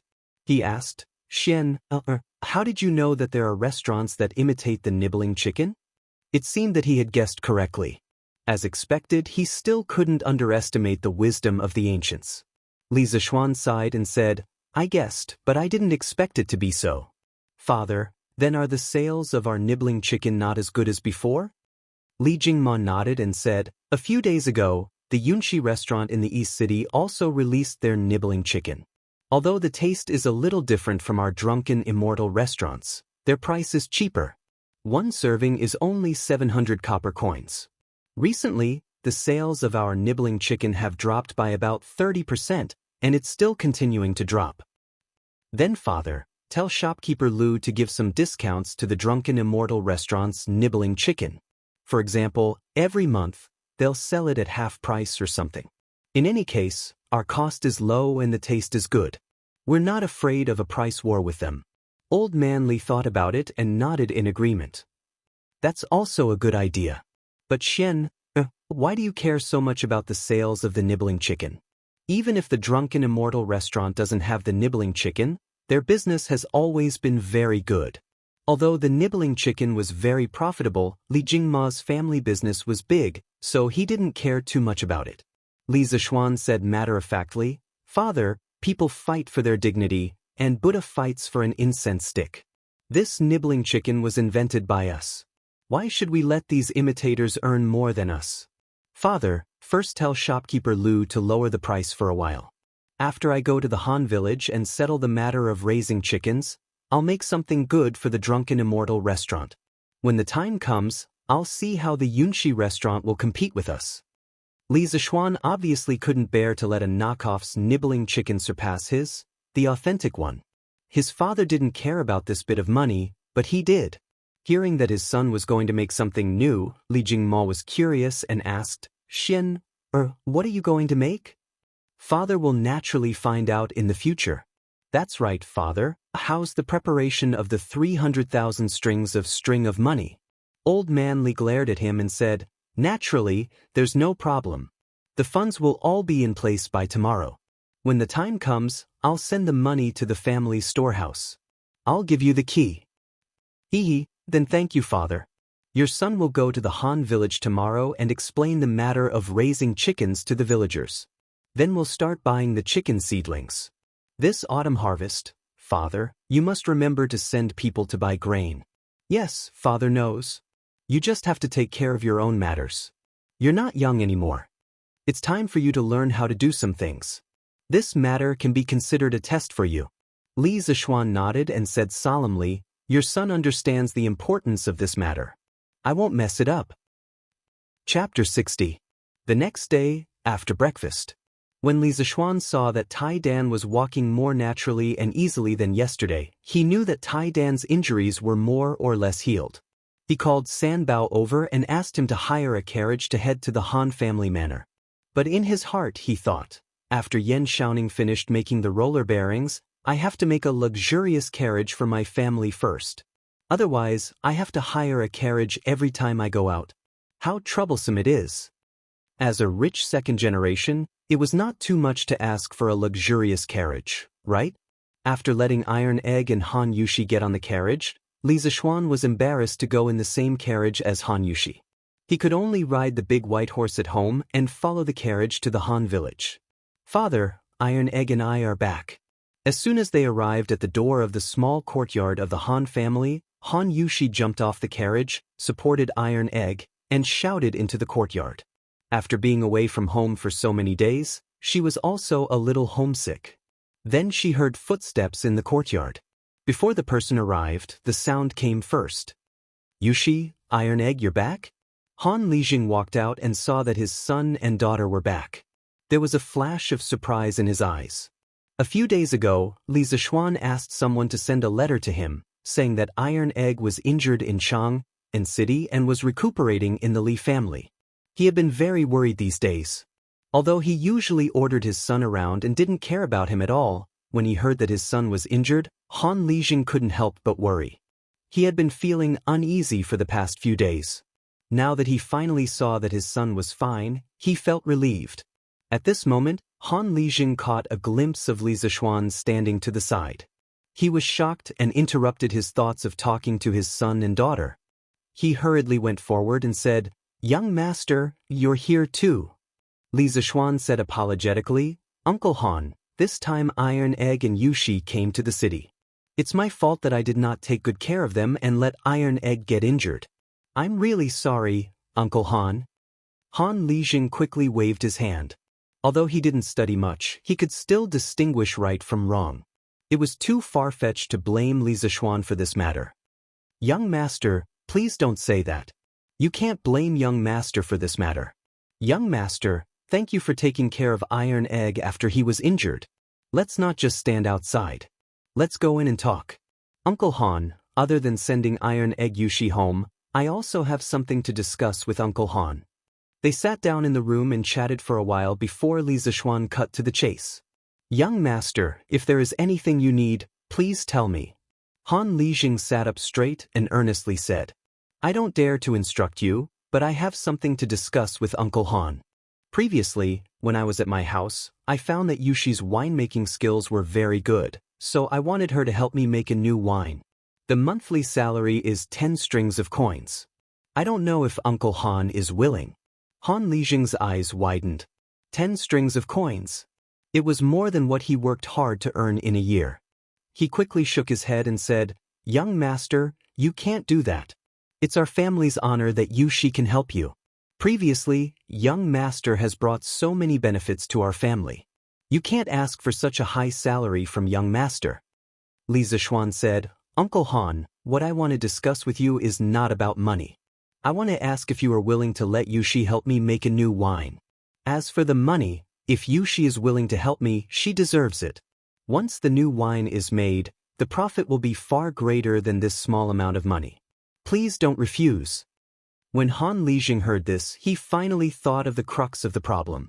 His daughter was still an unmarried daughter. Although the villagers would not be as particular as those wealthy families, if his daughter were to appear in public to help the young master make a wine, it would inevitably cause gossip. However, his family had received so many favors from the young master's family. Now that it was rare for him to be able to help the young master, it was really difficult to refuse. Han Lijing was also in a dilemma for a moment, so he might as well give the choice to his daughter. Yushi, are you willing to help the young master make a wine? I respect your decision. Han Lijing's tone was somewhat solemn. When Han Yushi heard that she could help the young master, she was only excited and did not think so much. Now that she saw her father's solemn expression, she realized that things were not as simple as she thought. She was a girl.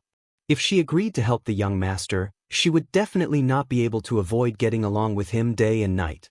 It would easily cause gossip. However, it was rare for her to have the opportunity to help the young master. She really did not want to refuse. Moreover, she did not hate working with the young master. She even had some faint expectations in her heart. Han Yushi gritted her teeth and said, "Father, I want to help the young master make a wine." Even though she knew that she should not do this, Han Yushi still could not bear to refuse the young master's request for help. As long as I can help the young master, let others gossip if they want to, Han Yushi thought in her heart. Han Lijing sighed softly in his heart. Ever since Li Zishuan left the Han family manor last time, he realized that there was something wrong with his daughter. However, as a father, it was really difficult for him to speak about a girl's private matters. If only the child's mother was still alive. Sigh, he hoped that his daughter would not regret it in the end and would have a good ending. Young master, since Yushi has agreed, then this old man has no objections. Li Zishuan did not think as much as the father and daughter. He was still in the mindset of a modern person. He did not think that there was anything wrong with letting Han Yushi help him make a wine. However, he also noticed that the atmosphere was a little strange. When he heard Han Lijing's words, he could only suppress the doubts in his heart and cup his hands to thank him. Uncle Han, there is one more thing. Iron Egg told me yesterday that he wants to be my disciple and wants me to teach him martial arts. You are his father, so I thought that this kind of thing should only be done with your consent. Han Lijing was a little shocked. He secretly thought that Iron Egg, this stinky brat, even knew how to find someone to be his disciple? He looked at Iron Egg in surprise. At this time, Iron Egg had his head down and was counting ants. He was quite courageous when he wanted to be his disciple, but after that, being looked at by his father like this brat also felt a little embarrassed. I heard that the young master also has a famous master. Iron Egg can be your disciple, it is his good fortune. As long as the young master does not think that this brat is stupid, of course I will agree. Han Lijing thought about it and said with some gratitude. His son's future following the young master was obviously better than playing in the mud in the countryside. Which father did not want his son to be successful? In the past, he could not even take care of his children's food and clothing. Naturally, he did not have the time to think about his son's future. Now that there was such a good opportunity, of course he would agree. Li Zishuan nodded and said, "Since Uncle Han has agreed, then after 2 days when I am done with the matters at hand, Iron Egg will follow me back to Chang and to study martial arts." Han Lijing solemnly bowed and said gratefully, "Thank you, young master, for promoting this stinky brat. If this brat is disobedient in the future, young master, feel free to scold and discipline him. If he is beaten to death, he deserves it. This old man will not say a word." Li Zishuan smiled and shook his head. He said, "Uncle Han, this time I came to the Han village because there is a very important matter that I need to discuss with you." Han Lijing saw that he was serious and asked in confusion, "Young master, what is it?"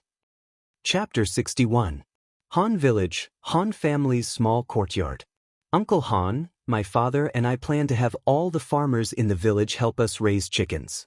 We will be responsible for providing the chicken seedlings, and we will also use a portion of the rent as payment for everyone raising the chickens. Li Zishuan revealed the main purpose of his visit to the Han family village this time. Hearing this, Han Lijing asked curiously, "Young master, isn't it just asking everyone to help raise a few chickens? Why do we need to pay them? It's not like it takes much effort." Li Zishuan explained, Uncle Han, it's not about raising a few chickens. We plan to raise at least 50,000 chickens in the Han village. Of course, we need to pay the farmers a corresponding amount. So many. Even though Han Lijing was someone who had escaped death on the battlefield, he was still shocked by the huge number of chickens. Han Yushi, who was beside him, also opened her small mouth in shock. Young master, why are you and master raising so many chickens? Han Lijing really couldn't understand. We have a use for these chickens next year. Now, I need to trouble Uncle Han to gather all the farmers in the village at noon. I will talk to them about this matter. If they are willing to raise them, I will do a count and immediately send the chicken seedlings over. Li Zishuan replied. Han Lijing swallowed his saliva and nodded. That's fine. Young master, please sit here for a moment. I will inform the farmers to gather at the threshing field at the village entrance. Li Zishuan cupped his hands and thanked him. Then I will have to trouble Uncle Han. 2 hours later, at the threshing field of the Han village. Old Hu, why did Lijing call everyone here? Old Hu stared and said, how would I know? But I heard that young master came to the village today. Hey, could it be that young master is here to give us business again? Last time, the people in our village picked fruits and earned quite a bit of money, right? This year, we might even be able to make new clothes for the children. Young master is really a good person. Of course. If anyone dares to say anything bad about young master, I, Lu Yue, will be the first to beat them to death. A chubby village woman beside them interrupted. Old Hu, I'm afraid you won't beat them to death. You will crush them to death, right? Another burst of laughter came from the side. Stop quarreling, stop quarreling. Young master is here. When Li Zishuan arrived at the threshing field, he saw that there were already 200 to 300 villagers gathered here. At this time, Han Lijing came up to him and said, Young master, all the villagers have gathered here. Including the women, there are a total of 348 people and 208 households. Young master, you can go up and talk to them now. Li Zishuan nodded. Thank you, Uncle Han. Then he walked to the front of the crowd. Looking at these simple and adorable villagers, he thought about the locusts that were coming next year. If he did not do anything, most of these people would probably starve to death. At this moment, he felt a sense of urgency. As soon as he stood in front of the crowd, the noisy crowd immediately quieted down and waited for Li Zishuan to speak. Uncles and aunties, I've come to the Han family manor today mainly to discuss a business deal with all of you. If you're willing, we can cooperate. If you're not, I won't force you either. There's no need to worry. Li Zishuan loudly stated the purpose of his visit. His internal energy was strong, and everyone in the field could hear his voice clearly. Young master, if you have anything to say, just tell us. No matter what business it is, as long as I, Old Hu, can do it, I'll be the first to support it. Yes, young master. If we can help, we'll definitely help. Young master, just tell us what it is. Yes, we'll definitely help. Li Zishuan gestured with his hand, and the crowd immediately quieted down. Then I'll say it. Just do what you can. This business deal is very simple. I want all of you to help my family raise chickens. My family will provide the chickens for free, and according to the number of chickens raised by each household, a portion of the rent will be reduced every year. For example, if a household raises 100 chickens, then this household's rent will be reduced by 10% this year. If they raise 200 chickens, then the rent will be reduced by 20%, and so on. Does everyone understand? As soon as Li Zishuan finished speaking, the crowd below burst into an uproar. There's actually such a good deal? Raise 100 chickens, and the rent will be reduced by 10%. Yes, aren't these conditions too generous? Why does young master want to raise so many chickens? Is what young master said true? Did I hear wrongly?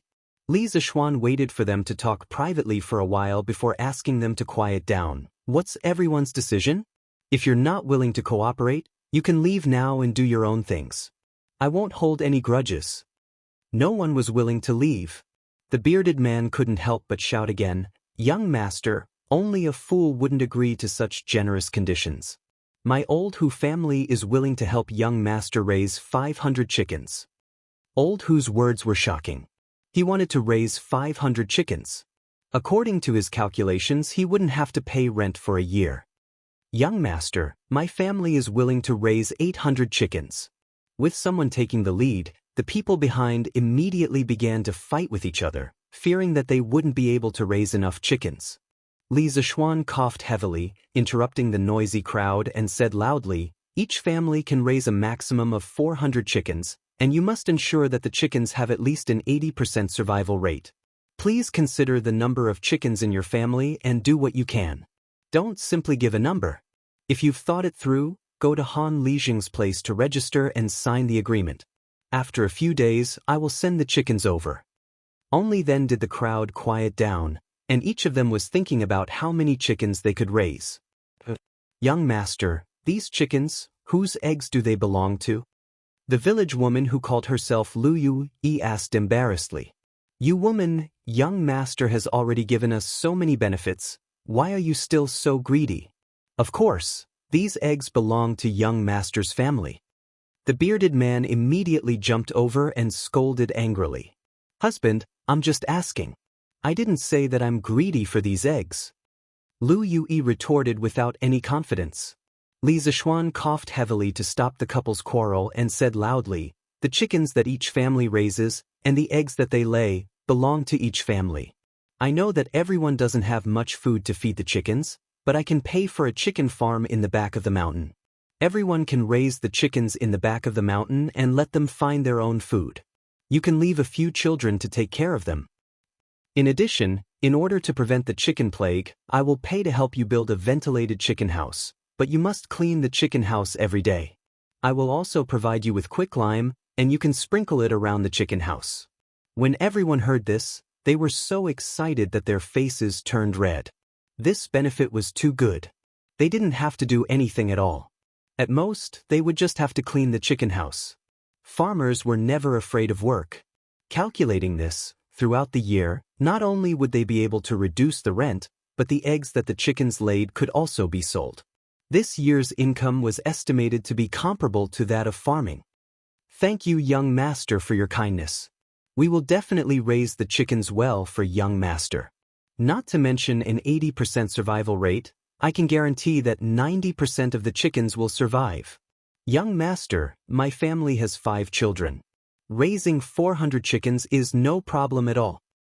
Young master, my family also has 4 children. We can also raise 400 chickens." Seeing that everyone was so enthusiastic, Li Zishuan was also very gratified. His words were not in vain, so he shouted, "After everyone has thought about it, go to Han Lijing to report the number and press your fingerprint. In the next few days, I will send the chicken seedlings over one after another. According to the number that each of you reported, the chicken seedlings will be distributed. I hope that everyone will raise these chickens well." Han Lijing had already set up a table at the side. Han Yushi sat on the stool and held a brush, waiting for everyone to report the number. As soon as everyone heard Li Zishuan's words, they immediately scrambled to get to the table. Chapter 62. In the afternoon, in the small courtyard of the Han village.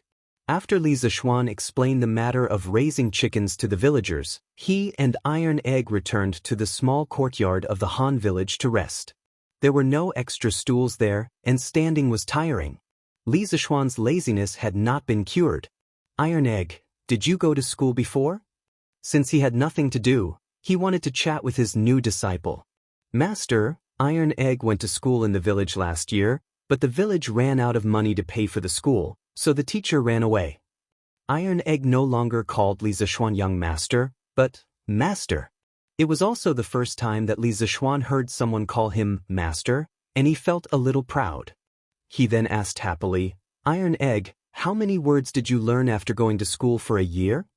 Iron Egg scratched his head and said embarrassedly, "Master, Iron Egg knows about 100 words. He was a famous brat in school, and his grades were not good." So little, not as good as Lan.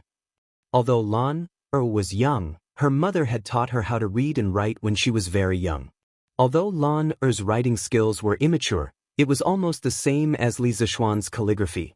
Li Zishuan patted Iron Egg's shoulder and said earnestly, "Iron Egg, you can't be illiterate.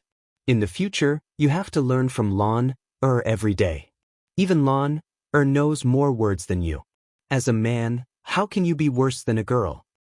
Yes, master, Iron Egg answered with a bitter face. Young master, we're back. Han Yushi's clear voice came from the door, followed by Han Lijing.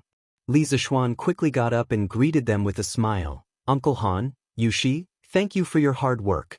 Han Lijing waved his hand and said with a smile, Young master, what are you talking about? With this livelihood, I'm afraid our Han manor will become the richest manor in the vicinity of Cheng. No matter how hard it is, I, old Han, am willing to do it.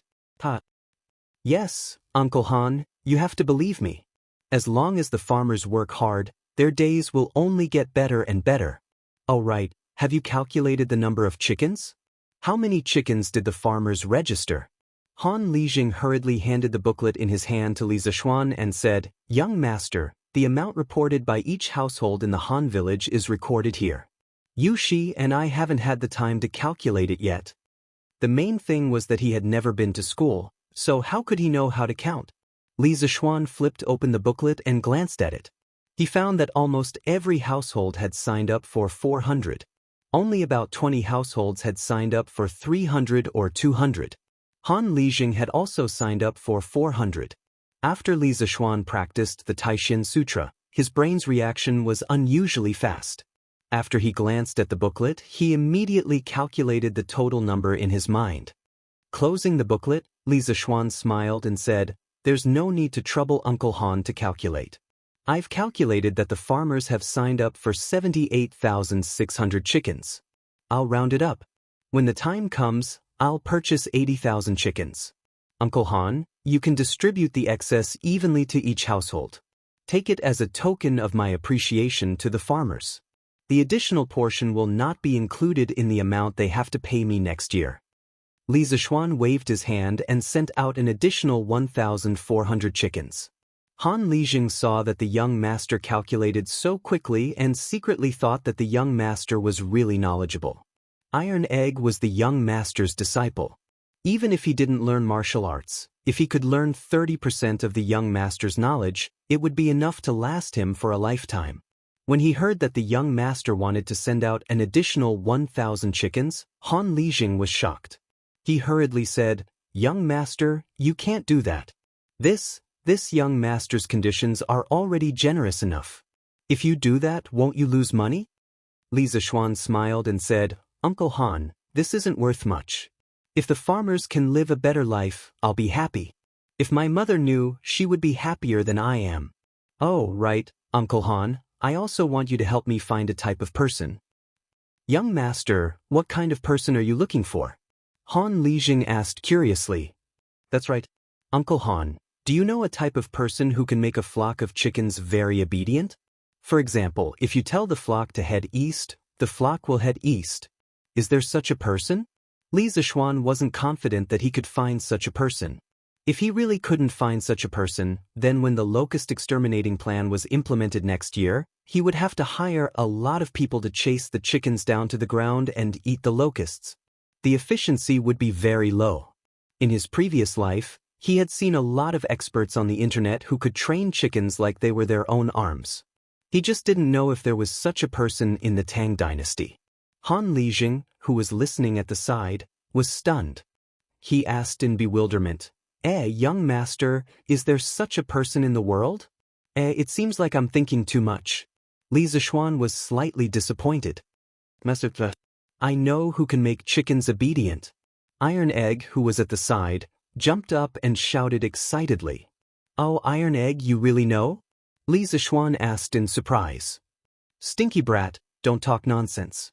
How come I don't know that there is such a person in the farmstead? Han Lijing frowned and scolded. Father, there really is such a person. Uncle whose silly son, Uncle whose son, can make a flock of chickens obedient. Moreover, his sister also has this ability. Iron Egg hurriedly explained. Oh, so that child really knows how to do this? How come I don't know? Han Lijing asked in puzzlement. Li Zishuan ignored the puzzled Han Lijing and pulled Iron Egg over. He hurriedly asked, Iron Egg, quickly tell Master what is going on? Yes, Master. It's just that uncle who has a son. Since he was young, he didn't like to play with the children in our farmstead. He usually stays alone in the small courtyard at home and keeps his chickens company. We all call him Silly Who in private. There was once when I went to Uncle Who's house to help my father return something. I saw him and his sister playing with the chickens in the courtyard. I heard him squawk and the chickens ran to the east. His sister squawked and the chickens ran back. Moreover, the chickens weren't afraid of them at all. At that time, I thought it was strange. But after hearing what Master said, I feel that the two of them are quite suitable for Master's conditions. Oh, there is such a thing. That's great. Iron Egg, what are the names of these two children? I have to meet them. Li Zishuan originally didn't have much hope. He didn't expect that there would be a glimmer of hope at the end of the tunnel. He couldn't help but be excited. Master, that Silly Whose real name is Huguiji. His sister is Huguiji. If Master wants to meet them, I can bring Master there. Iron Egg replied. Li Zishuan, who was about to follow Iron Egg to meet the two children, suddenly staggered and almost lost his balance when he heard these two strange names. Why are their names so strange? Li Zishuan wondered. Han Yushi, who was at the side, explained, Young Master, I know this. It is said that when Aunt Lu was pregnant, Uncle Who wanted a boy. He went to the Taoist temple in Chang, in West City to find a fortune teller. The Taoist priest said that Aunt Lu was definitely pregnant with a boy. Uncle Who was overjoyed and went home to tell Aunt Lu. In the end, after Aunt Lu gave birth, she found out that it was a girl. Uncle Who conveniently named her Huguiji. A year later, Aunt Lu was pregnant again. Uncle Who went to another Taoist temple to have his fortune told. The Taoist priest there said that Aunt Lu was definitely pregnant with a boy this time. Later, Aunt Lu gave birth to a boy. Uncle Who named the boy Huguiji. Li Zishuan was thunderstruck when he heard this. He was speechless for a long time. He silently mourned for these two unlucky children to have such an unreliable father. The world was really big. There were all kinds of strange things. There were many strange things in modern society. He didn't expect to encounter such a strange thing in the Tang dynasty. Uncle Han, then I'll have to trouble you to bring me to meet the two children. I'm quite interested in their abilities. Han Lijing nodded and said, Okay, then Yushi, you and Iron Egg can stay at home and cook. Young Master must be hungry after being busy for so long at noon. We'll be back soon. Han Yushi nodded and agreed, Okay, father. Yushi will go and cook now. Chapter 63. On the way to Li Zishuan's house, Han Lijing introduced his family's situation to Li Zishuan. The uncle who that Iron Egg mentioned was called Hu Han Yun. The people in the village called him Old Hu. He used to be a blacksmith and a government soldier. He only moved to the Han village 10 years ago.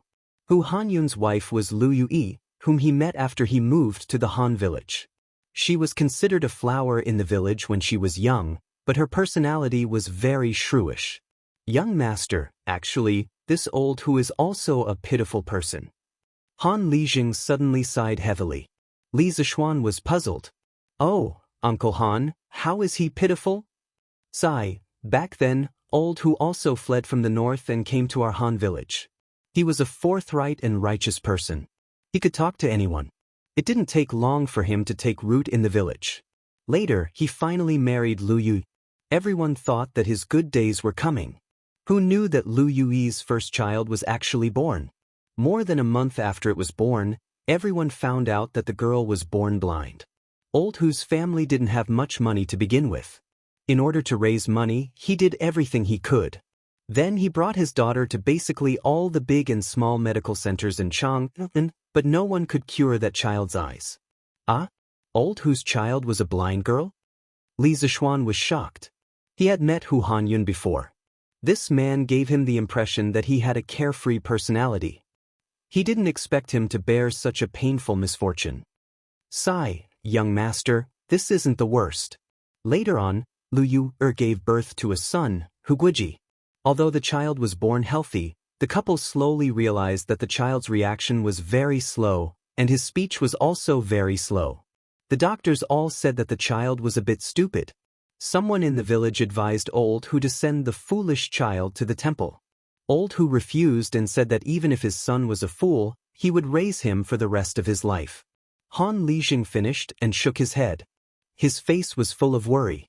Li Zishuan was silent after hearing this. In this era, the medical conditions were definitely not as good as in the future. Moreover, the people in this era were even poorer. There were always misfortunes. Alas, even though the world is at peace, the common people are still suffering. The two of them walked for a while before Han Lijing stopped. He pointed at a dilapidated farmhouse in front of them and said, "Young master, we've arrived." "That's old whose house?" Li Zishuan looked around and realized that this courtyard was even more dilapidated than Han Lijing's house. The courtyard was surrounded by a low wall made of reeds and bamboo sticks, and there were a few dilapidated huts inside. It could be seen that this family lived in poverty. Han Lijing came to the front of the courtyard and shouted inside, "Old Hu, quickly open the door. Young master is here." Li Zishuan saw Han Li shouting at the door from behind. He suddenly felt like laughing because this scene was very similar to a joke from his previous life. "Old friend, quickly open the door. I'm checking your water meter." Fortunately, his tolerance was good, otherwise he would have laughed out loud. At this moment, a woman's voice came from the courtyard. "Is Han Lijing here?" Li Zishuan recognized the voice. It was Lu Yui's voice. He heard it during the mobilization meeting in the afternoon. When the courtyard door opened, it was indeed the plump Lu Yui. Just now, he heard from Han Lijing that she was a flower in the village when she was young. Li Zishuan took a closer look and found that her facial features were still considered normal. It was just that the years had left too many traces on her face. It seemed that she had suffered a lot in these years. But why was her figure so fat? Could it be that women get fat easily when they reach middle age? "Lijing, you're here? Io, isn't this young master?" "Young master is also here. Quickly come in and have a seat." She quickly came over to pull Li Zishuan. Li Zishuan quickly moved away and cupped his hands.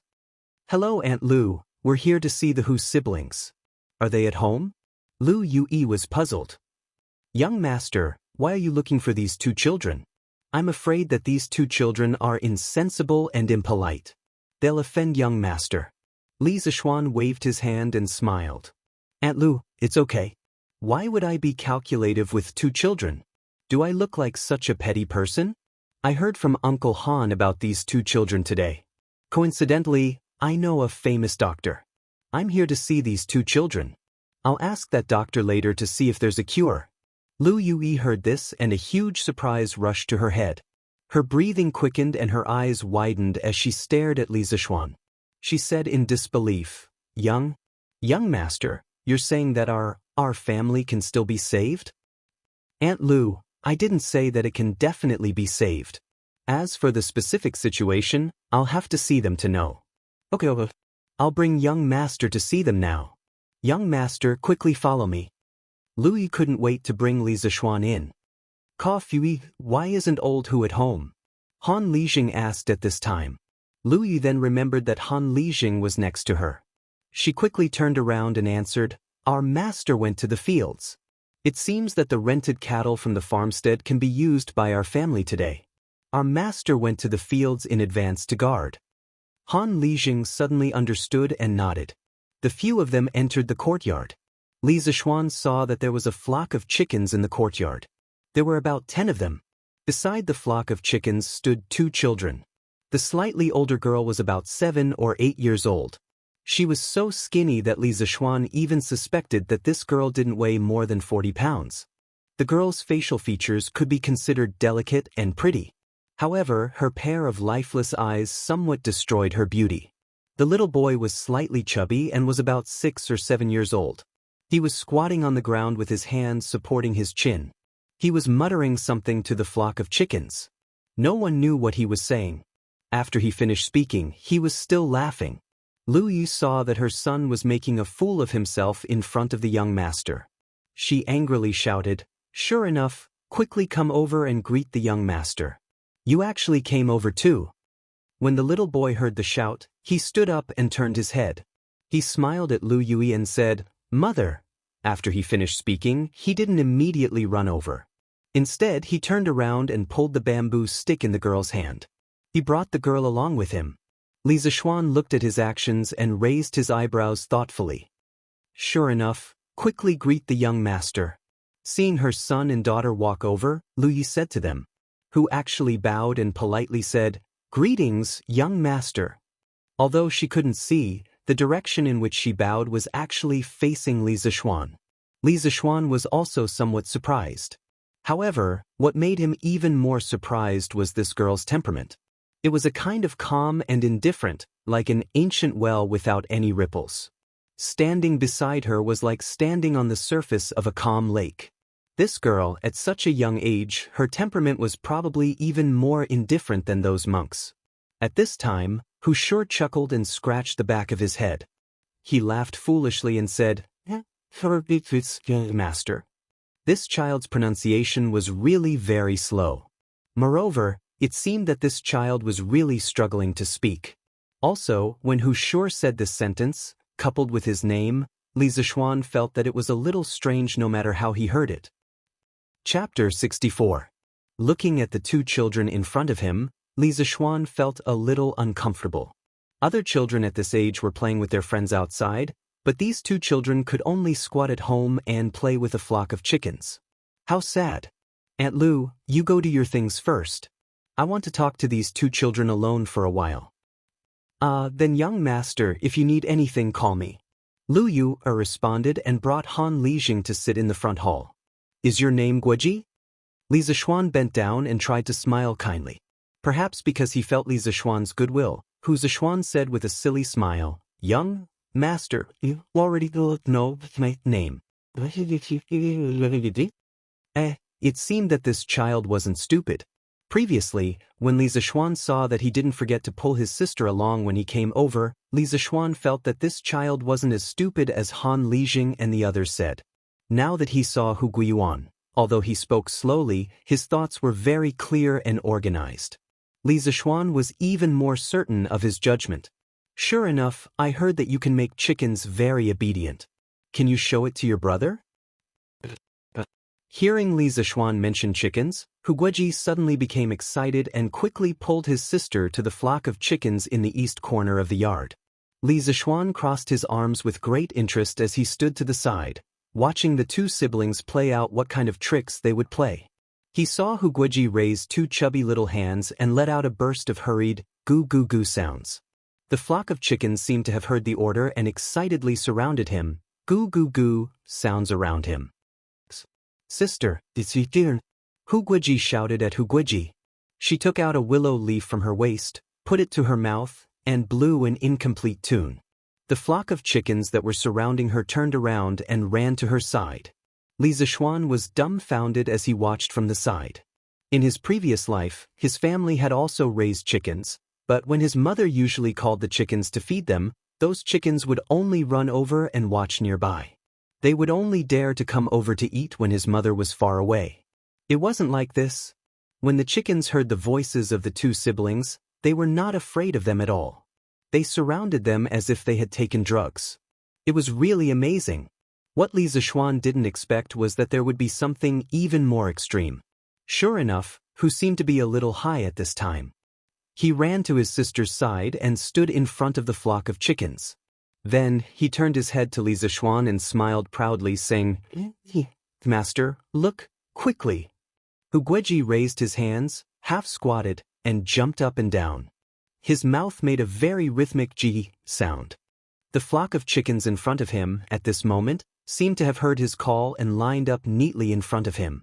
What was even more amazing was that the flock of chickens actually followed Hu Guoji's rhythm and began to jump.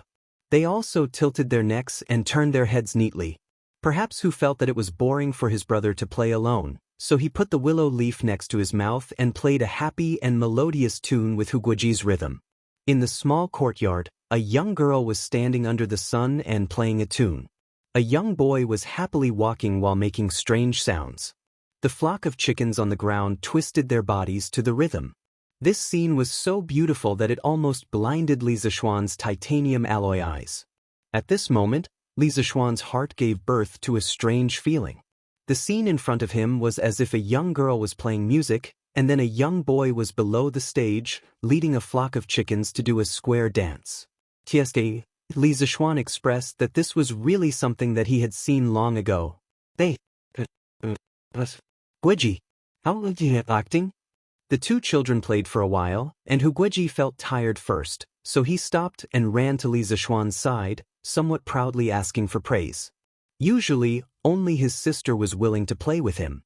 When other children saw him and his sister playing with a flock of chickens, they all treated them as fools and distanced themselves from them. This time, it was rare to have such an amiable young master who specially wanted to see him and the flock of chickens perform. Guiji was very happy and had long regarded Li Zishuan as his best friend. Li Zishuan could see that Guiji urgently needed to be acknowledged and praised by others. He also understood that this child's heart was lonely and lacked recognition. Li Zishuan smiled, rubbed Guiji's head, and said, "Sure enough, your performance was very good. You really are the smartest child I've ever seen." Guiji, who was on the side, heard this and breathed a sigh of relief. She was afraid that this young master would say something to hurt her brother like other people and make him sad. Her brother's heart had been hurt enough. At this time, when she heard Li Zishuan praise her brother, Guiji felt a trace of gratitude towards Li Zishuan from the bottom of her heart. When Guiji heard Li Zishuan's words, he jumped 3 feet high and excitedly rushed to the front hall. As he ran, he cheered, "Mother, young master, I'm the smartest child in the village." At this moment, he was so excited that he spoke faster than before. This was the first praise he received from an outsider since he came to this world. Finally, there was someone who didn't treat him as a fool. Of course, Guiji's heart was excited. Although he was young, he had been treated as a fool by the children in the village since he was young. His self-esteem had been trampled over and over again, so of course, he was more mature than his peers. He was so eager to be recognized, and today, there was finally someone who recognized him. Guiji felt that he had never been as happy as today. In his heart, he thought, "This young master who came from nowhere is really a good person." At this time, Guiji used the bamboo stick to explore the road and came to Li Zishuan's side. She smiled and said, "Thank you, young master, for saying so. I haven't seen my brother so happy in a long time." Although her heart was as calm as still water, it was only for outsiders. For this brother of hers, she naturally cared and loved him very much. Li Zishuan habitually shook his head. Suddenly, he realized that this girl seemed to be unable to see, so he quickly said awkwardly, "What I said just now was actually the truth. I didn't deliberately say that to make you happy." Guiji said in disbelief, "Really? Of course it's true. In the eyes of others, your ability to make chickens obedient may be worthless, but in my eyes, your ability is priceless." Li Zishuan said with certainty, "Well, although I can't see young master's expression, I can feel young master's sincerity. Young master is speaking the truth. Thank you, young master." Guiji's face finally broke into a smile and said happily. Chapter 65. Actually, how did you and your brother manage to make the chickens listen to you? Li Zishuan saw that this little girl was not as distant to him as before, so he wanted to chat with her. Who actually replied softly, "Young master, isn't this normal? You actually believe that anyone who spends all their time with these chickens will eventually have the ability that my brother and I have. Moreover, my brother and I treat these chickens as our good friends, so naturally, they will listen to us." Li Zishuan was silent. This sentence sounded simple, but it contained endless loneliness and sorrow that ordinary people could not imagine. If it were not for their rough childhood, how could they spend all their time at home with these chickens? Actually, I just said that your and your brother's ability is valuable in my eyes. Do you know why? Li Zishuan wanted to change their fate, but this also required them to work hard. He could not cultivate their habit of reaping without sowing. Who actually shook her head and said, "Although I can feel that young master is telling the truth, I can't think of what my brother and I can do for young master with this ability.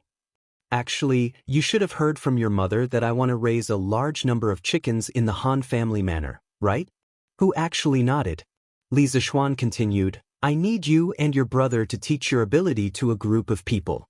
Next year, I need you to lead these people to help me control the flock of chickens in the manor.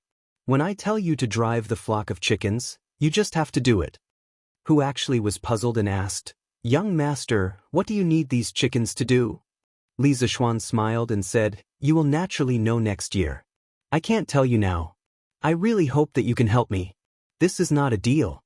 If you are willing, you can treat me as a friend.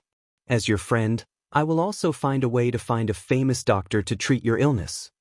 Who actually was surprised when she heard this, but then she shook her head and said, "Young master, as long as you can find someone to treat my eyes, I am extremely grateful. When I was young, my father spent a lot of money to treat my eyes. I don't want to trouble others anymore. Moreover, I am already used to the darkness." As for the matter that young master mentioned, he was actually very willing to help. This girl was so young, but she was so sensible. Li Zishuan was still lamenting how unfortunate Old Hu was, but now it seemed that he was lucky to have such a sensible daughter. Li Zishuan smiled and said, "Since we are friends, we don't need to care about these things. I will keep your eye disease in mind. If it can be cured, I will definitely find a way to cure it for you. In fact, there is more than darkness in this world. When you can see it one day, you will be fascinated by this colorful world." Who actually looked forward to the world described by Li Zishuan. He said, "In that case, thank you, young master. Aunt Lu, I've seen these two children. I'll talk to the famous doctor later and see if he can treat them. I also want these two children to help me. I hope Aunt Lu can agree." Li Zishuan entered the house and said to Lu Yui. Lu Yui smiled happily and said, "Young master, you have helped our family so much. We don't know how to thank you. Young master, if you need anything, please tell us." Li Zishuan told Li the plan that he had just told Who actually. Han Lijing and Lu Yui were both shocked. They really didn't know why Li Zishuan did this. Lu Yui couldn't help but ask, "Young master, what is the use of letting people learn this?" Li Zishuan smiled and said, "It is very useful. Aunt Lu, you will know next year. Aunt Lu, let these two children help me teach people. I can spend 20 strings of coins to hire them. The tens of thousands of chickens that our Han family village will raise in the future will be called the Sky Chicken Brigade. These two children will be the captains of the Sky Chicken Brigade." In June next year, the sky would be filled with locusts pouring down. There would be a Sky Chicken Brigade on the ground, like divine soldiers descending from the sky. This would be a war without gunpowder. It would be a battle between man and heaven, a battle between chickens and locusts. Lu Yui didn't care about the Sky Chicken Brigade. She just heard that the young master was going to give her 20 strings of coins. This was 20 strings of coins. Lu Yui had never seen so much money. She really didn't expect that her stupid son and blind daughter could bring so much profit to the family. At this moment, her eyes were shining. Li Zishuan felt that her eyes were full of small amounts of money. He couldn't help but find it funny. Of course, Lu Yui wouldn't refuse Li Zishuan like Old Hu. She and Old Hu had been married for so many years and had become more realistic. She hurriedly agreed. "Young master, don't worry. I will urge Wang Jinghe to teach this ability to others." Li Zishuan nodded and smiled. "Thank you for your cooperation, Aunt Lu. I will ask someone to send them money over another day." He then turned to Han Lijing and said, "Uncle Han, let's go to the field to find Uncle Hu. We have to tell him about this." On the way to the field, Han Lijing couldn't help but ask, "Young master, what do you want Wang Jinghe and Wang Jinghe to teach people to train chickens for?" Li Zishuan smiled. "Uncle Han, it's not convenient for me to talk about this now, but please keep this in mind. When you go back later, inform the people in the village. In the Han family village, whether it's adults or children, the first 100 people who learn the ability of Hu Jinghe and Wang Jinghe to train chickens will receive a reward of 500 coins. Uncle Han, you will work hard and be in charge of the assessment. Help me record these people's names in the book and then hand it to me." Han Lijing was dumbfounded. He really wanted to say, "Young master, is it really good to spend money like this?" In his eyes, Li Zishuan's actions were really nonsense. On the ridge of the field outside the village, the two of them found Old Hu. Seeing him sitting on the ground, bored to death as if he was waiting for something, the two of them walked over. "Old Hu, young master and I are here to see you," Han Lijing called out. "Io Lijing, young master, why are you here?" Old Hu stood up in surprise. "Uncle Hu, I came to talk to you about Wang Jinghe and Wang Jinghe. Li Zishuan replied. Young master, what's there to talk about those two children? Old Hu stared at him in confusion. Li Zishuan told Old Hu about his thoughts just now. Old Hu immediately widened his eyes and said in disbelief, Young master, don't make fun of me, Old Hu. You only want my two children to teach people how to train chickens, and young master will find a famous doctor to treat the two children? Li Zishuan nodded and smiled. Uncle Hu, what I said is true. Why would I make fun of you? Hearing the affirmative answer, Old Hu suddenly became so emotional that his eyes turned red. His lips trembled. Young master, as long as you can get people to treat my two children, my life will be yours from now on. Even if young master wants me to die, I am willing. Li Zishuan also admired this honest and affectionate man in front of him. In his previous life, he had seen many parents who abandoned their children after giving birth to deformed or disabled children. This Old Hu did not care about any difficulties and did not abandon his children. This was a man worthy of respect and also a father worthy of respect. Li Zishuan hurriedly said, Uncle Hu, what are you talking about? Why would I want your life? As expected, as long as you can help me teach a group of people, that would be the best reward for me. Chapter 66. Outside the Han village, in the fields. Old Hu kept thanking the young master, but he was not good with words. In the end, he only said the same few sentences. Li Zishuan felt very awkward listening to him. Seeing this, Han Lijing interrupted him and said, Old Hu, you've been waiting here for so long. You still haven't seen the cattle? Old Hu heard this and shook his head dejectedly. He pointed at a middle-aged man who was plowing not far away and said, Lijing, look, old Wang's family hasn't used up all the cattle. There's not much rain this year, so the fields are hard to plow. I'm so worried. Uncle Han, can't we borrow more cattle from the county? Li Zishuan heard Old Hu's complaints and was a little confused, so he asked. Han Lijing shook his head and said, Young master, you don't know, but we have a lot of people in the village. The county has already given us more cattle than the other villages. At this time, it's spring plowing season everywhere. The county definitely doesn't have any extra cattle to give us. Old Hu sighed heavily and said, Lijing, with the current speed of plowing, I'm afraid that many of the villagers will miss the spring plowing season. What should we do? Li Zishuan was shocked when he heard this. In his previous life, he was also a child from the countryside.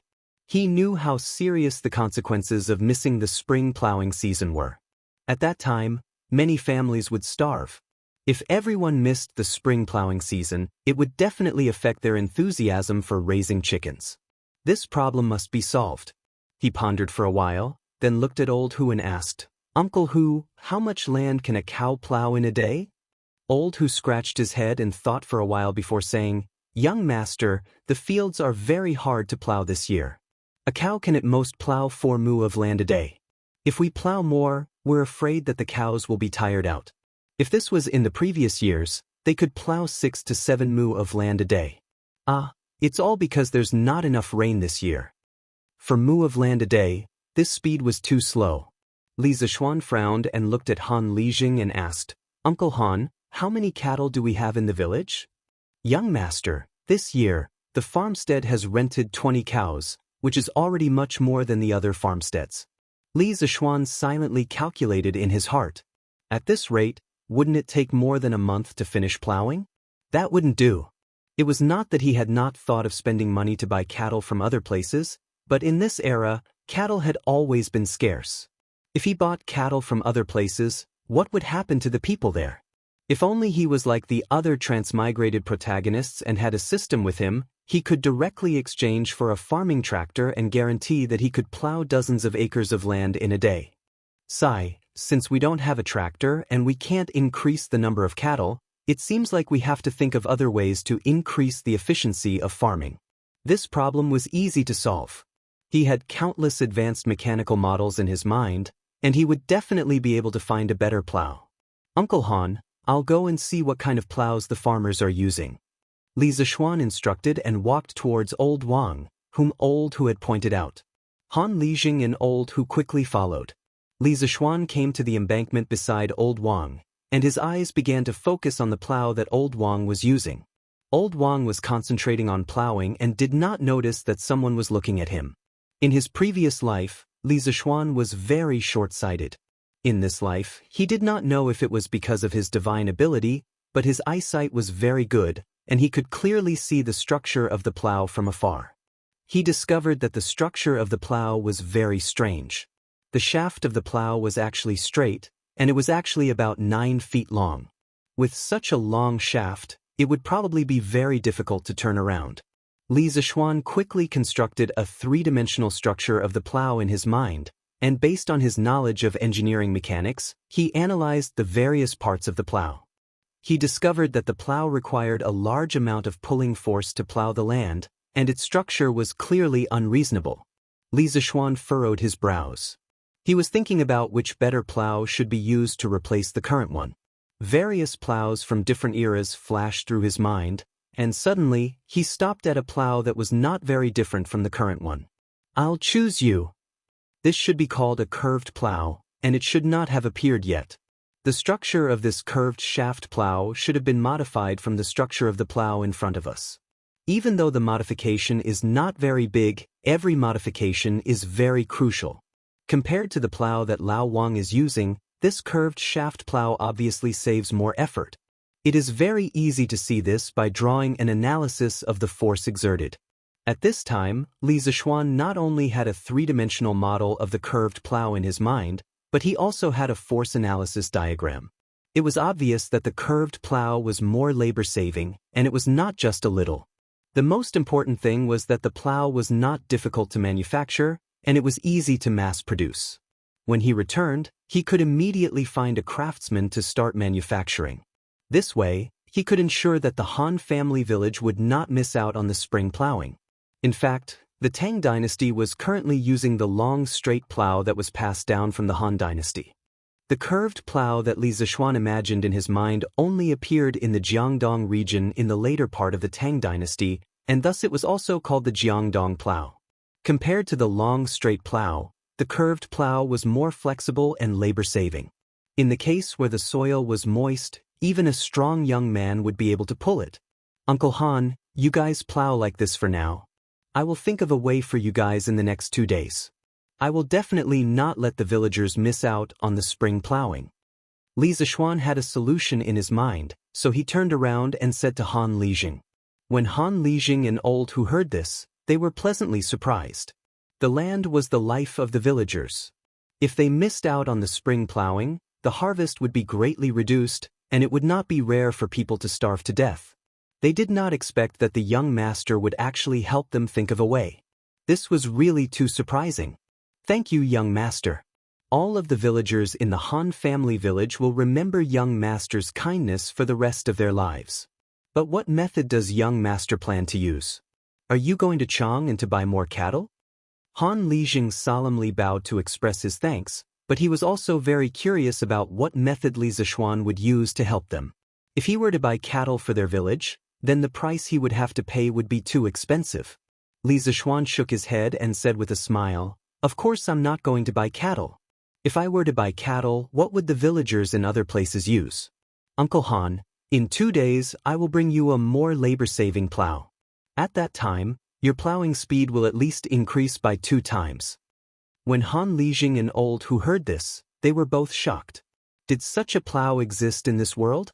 Old Hu's eyes widened exaggeratedly, and he cried out in disbelief, young master, are you speaking the truth? How could there be such a godly plow in this world? Li Zishuan nodded with certainty and said, Uncle Hu, don't worry. Seeing is believing. In 2 days you will naturally know. Chapter 67. When Li Zishuan returned home, the sky was almost dark. He also brought Iron Egg over. Since he had accepted this disciple, Li Zishuan also planned to teach him well. He would let Iron Egg stay in the west courtyard first. Since the west courtyard was so big, he could just pick a wing room for him. As for Han Yushi, of course, she didn't come with him. Li Zishuan planned to let her help with the wine mixing after he was done with his work. At that time, the first batch of fruit wine from the Han village would be delivered. Recently, he really didn't have time to care about this. There were too many things to do. During dinner, Li Zishuan's parents expressed their goodwill to Iron Egg, a new member of the family. Iron Egg, who was always dignified and strong, was a little embarrassed. During dinner, he was teased by Lan. Lan was also very happy about Iron Egg's arrival. Now, she finally had a playmate of the same age. Although her brother was usually very good to her, he always treated her like a child. Lan always felt a little indignant. Now that Iron Egg was here, she was no longer the youngest. Of course, this was only what she thought. In reality, Iron Egg was a few months older than her. After dinner, Li Zishuan reported the number of chickens raised by the Han village to Old Man Li in the study. Old Man Li was shocked. 80,000? So many? Xian, so many chickens, can the villagers raise them all? Father, don't worry, they can definitely raise them all. I will arrange for the villagers to take care of them. I plan to prepare to buy the chicken seedlings tomorrow and send them to the Han village in batches. Li Jingmo nodded and said, yes, the sooner, the better. Father, do you know the market price of the chicken seedlings in Chang'an? How much is one? Li Jingma thought for a moment and said, about 70 to 80 copper coins for one. But Xian, if you need so many chicken seedlings, I'm afraid that the peddlers in Chang'an will not be able to supply all of them. 70 to 80 copper coins for one? So expensive? Li Zishuan was shocked. In his previous life, a chicken seedling only cost 3 or 4 yuan each, which was about the same as the Tang dynasty. But after thinking about it carefully, he understood. Modern chicken seedlings were hatched in batches using large automatic incubators, so the cost was naturally lower. Li Zishuan frowned when he heard the second half of his father's words. Dad, do you have any way to provide a large number of chickens in a short period of time? In his impression, as long as it was related to business, his father was omnipotent. Unfortunately, he was disappointed this time. Old Man Li shook his head, showing an expression of helplessness. Xian, I have indeed done various businesses in my early years. However, I have never set foot in the chicken market. Li Zishuan felt a little helpless. Then let's buy as many as we can and send them over. I believe that those peddlers will definitely think of a way when they see that the market is in short supply. At that time, we just need to give them more money. Li Jingmo nodded and said with a smile, you've seen through it all. Early the next morning, Li Zishuan called Wang Zhong and asked him to bring Sanbao, Fu, and a few other servants to the East Market to purchase as many chicken seedlings as possible. The few of them took the money and left with the order. Li Zishuan calculated in his mind. If he calculated according to the price of 80 yuan per chicken, 80,000 chicken seedlings would cost about 6,400 strings of coins. Of course, with Li Zishuan's large purchases, there would be many other peddlers who would raise the price. Li Zishuan felt that if he wanted to buy 80,000 chicken seedlings, he would need to spend about 8 to 9,000 strings of coins. This was really expensive. Early in the morning, Iron Egg was also picked up by Li Zishuan to learn how to read from Lan. This made Lan very happy. She never thought that she would become a teacher one day. Looking at the little girl, with her hands behind her back, pretending to be mature and steady, teaching Iron Egg, Li Zishuan couldn't help but want to laugh. In fact, Li Zishuan's guess was not wrong at all. After Wang Zhong and the others came to the East Market, they were like bandits.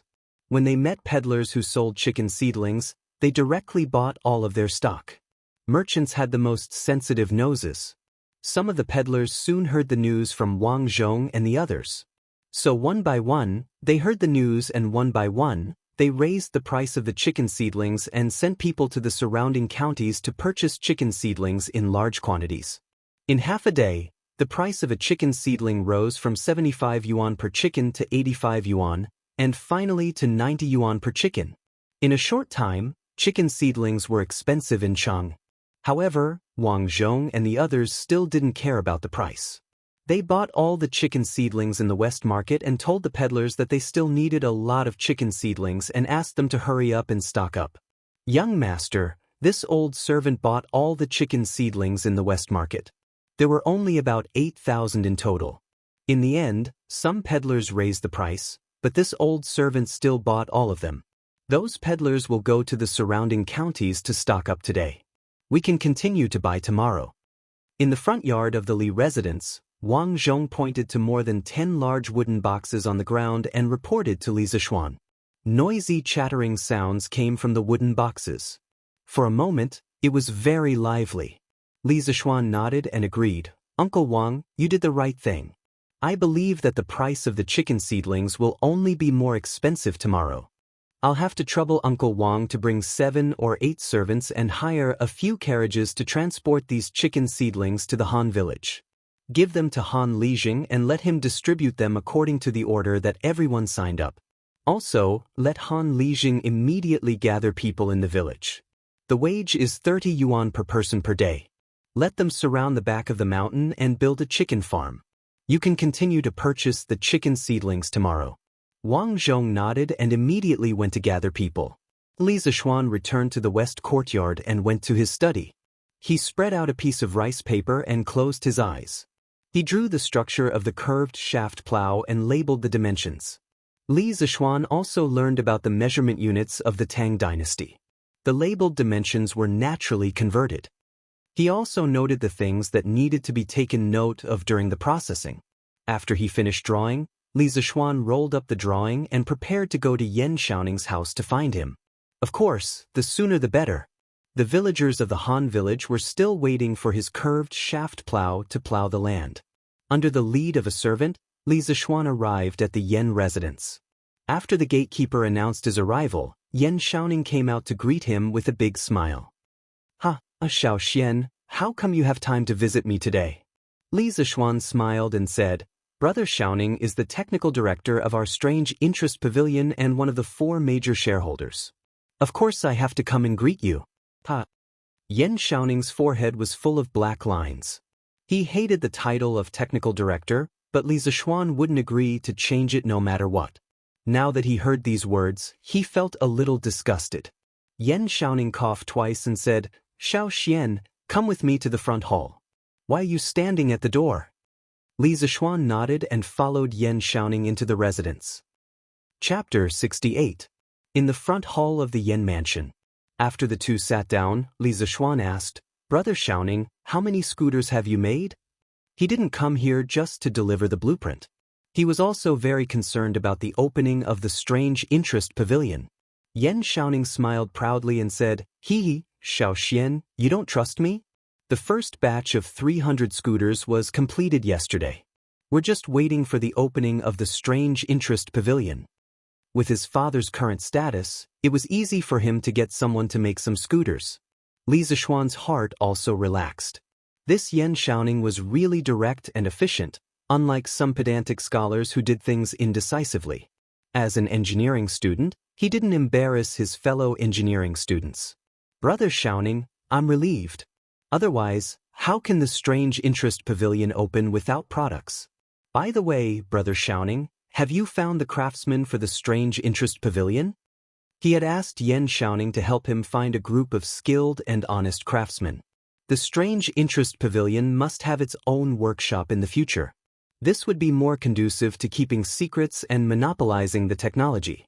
Yan Xiaoning was even more proud when he heard Li Zishuan ask about the craftsman. He smiled and said, Hee, I wanted to give you a surprise, but since you asked, I'll tell you. After my father found out that I'm working with you on the strange interest pavilion, he gave me one of our previous workshops. In the future, this workshop will be a part of the strange interest pavilion.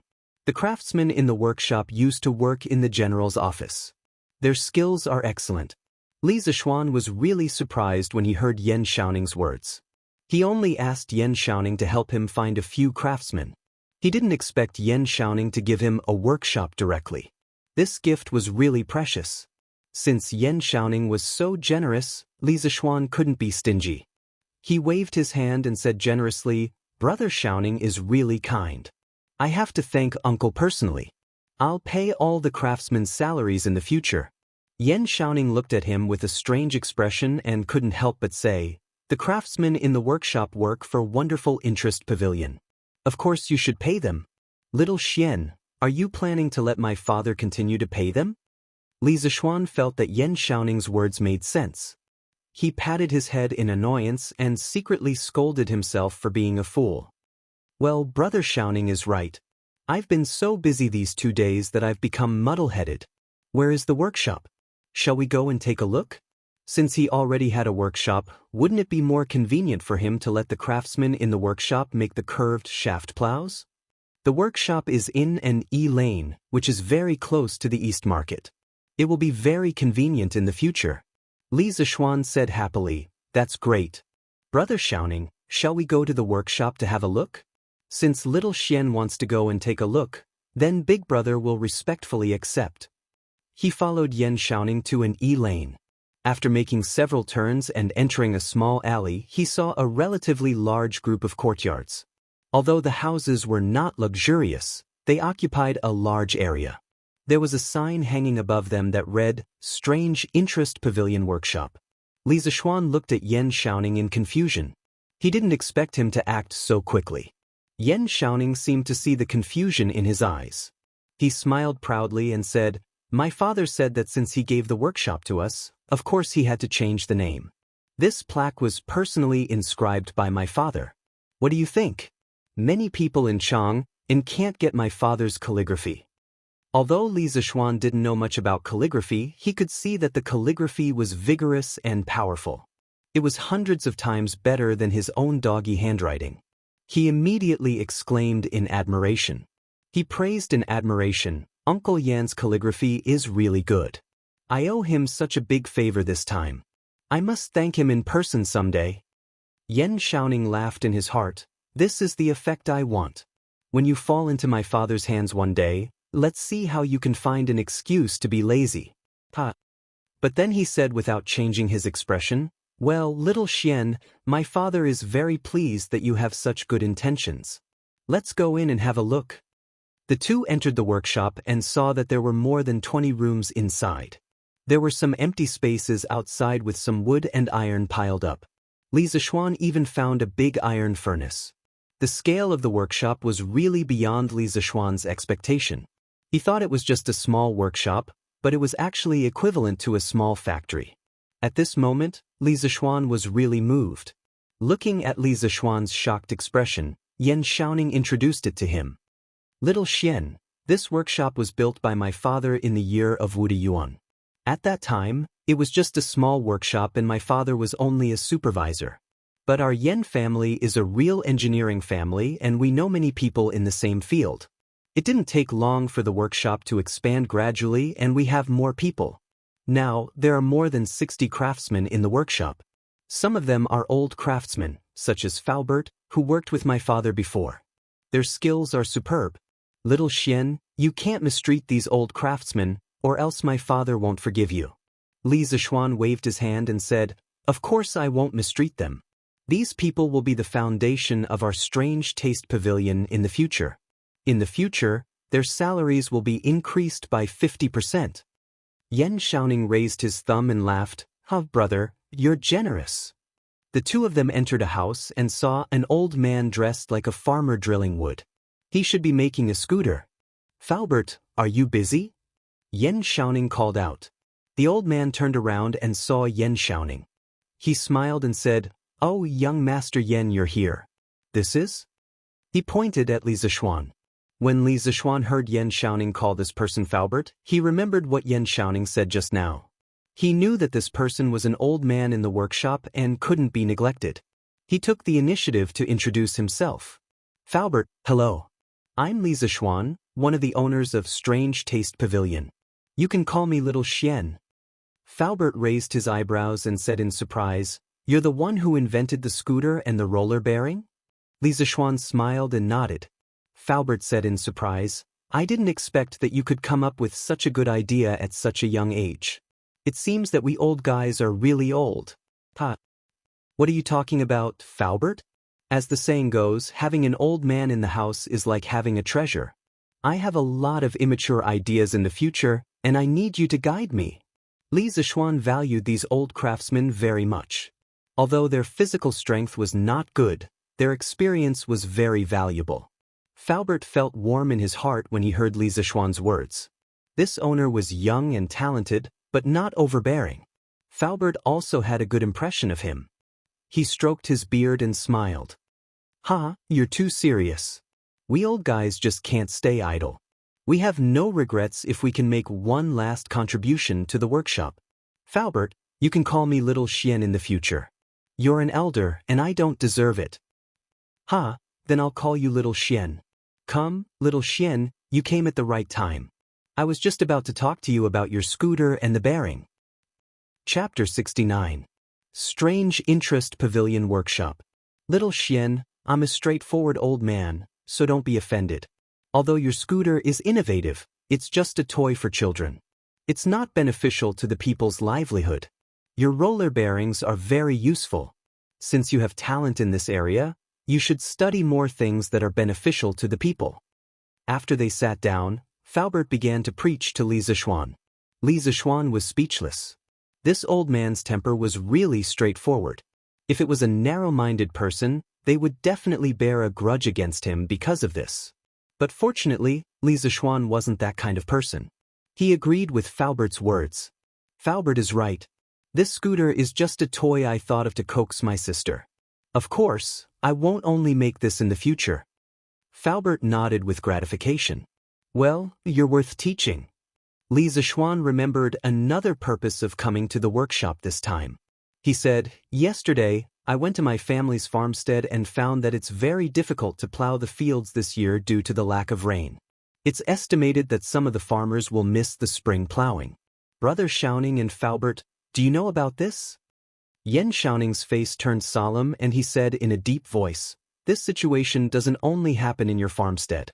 It's more or less the same situation in the surrounding counties of Cheng. According to my father, this matter has alarmed the imperial court. His Majesty has also learned about it. He's ordering people to transfer a batch of cattle from the northern counties to Cheng and distribute them to the farmers. He's trying his best not to let the farmers miss the spring plowing." Falbert also nodded and said, "I've also heard about this. But Little Xian, why did you mention this? We can't help much with this kind of thing. We can only rely on the imperial court." Li Zixuan stood up and disagreed. "Falbert's words are wrong. As the saying goes, if a worker wants to do a good job, he must first sharpen his tools. As a craftsman, you must have the spirit of a craftsman. You just taught me to study more things that are beneficial to the people's livelihood. Then why can't we make better farming tools for the people?" Falbert raised his eyebrows. He had been in this field for so many years, but today he was being lectured by this little kid. He was proud and arrogant, he was a bit unhappy and frowned. "It's easy for you to say. The straight plow used by the Tang dynasty originated from the Han dynasty. After several improvements, it's already the most advanced farming tool. How can there be better farming tools? I don't agree with Uncle Fu's words. How can craftsmen not seek innovation? How can they do things like planting trees for their predecessors and enjoying the shade for their descendants? If they don't try, how can they know that they can't make better farming tools?"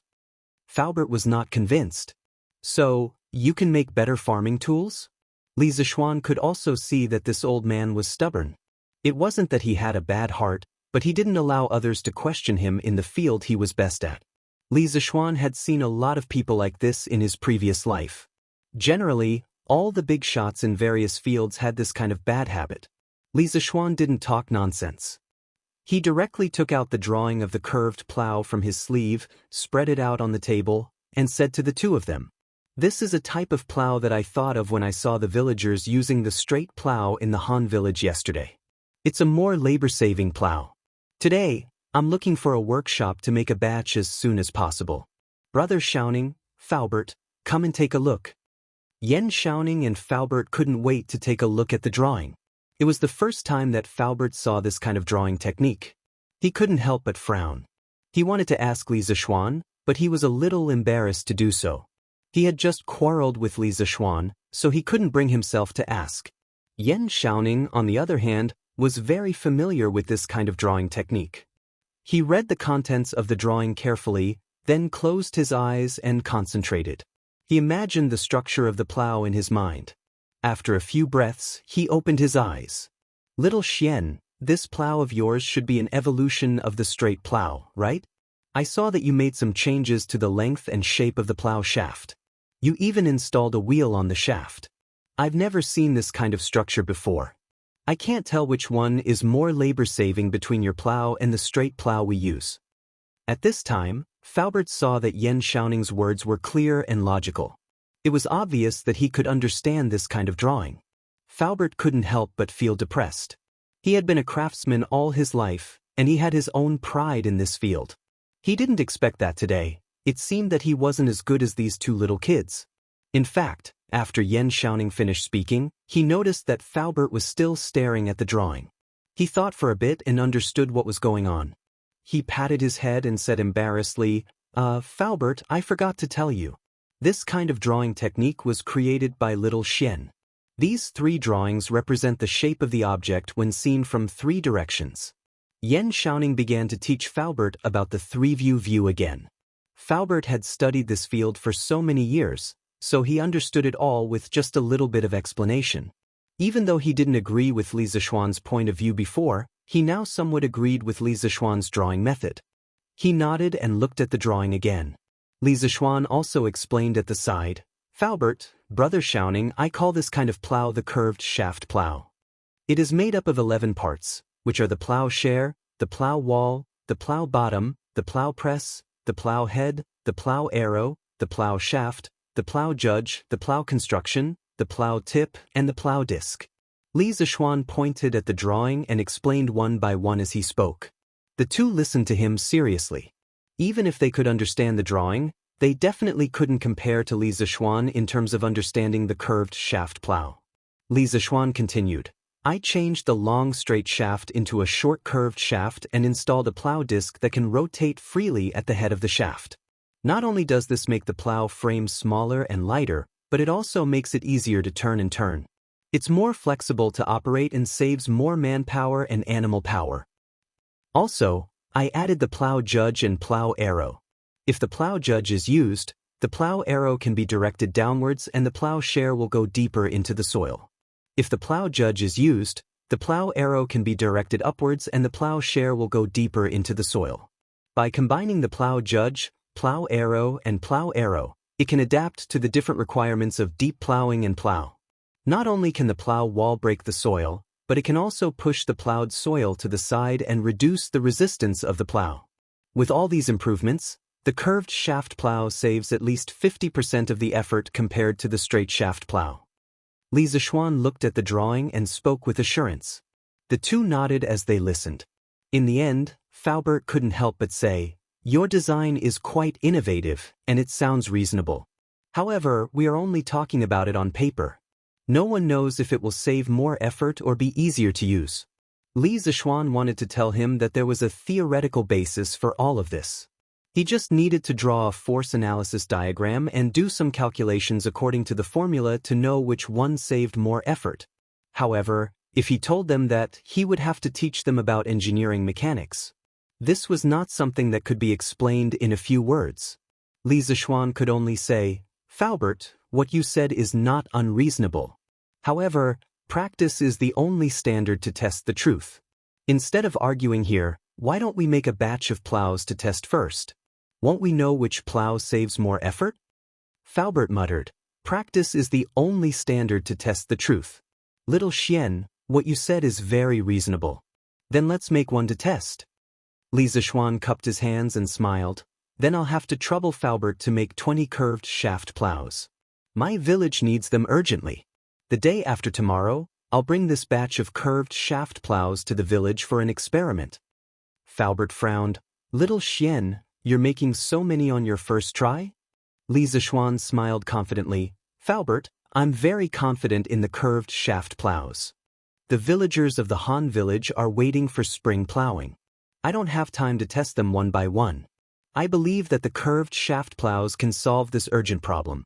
Faubert hesitated for a moment and nodded. "Okay, since little Xian said so, then the workshop will work overtime to make 20 curved shaft plows. The day after tomorrow, I'll go with you to the Han village to see the results." "I want to go too," Yan Xiaoning hurriedly added. If the curved shaft plows were really as magical as Li Zishuan said, then this would definitely be a shocking event. He had to go and see for himself.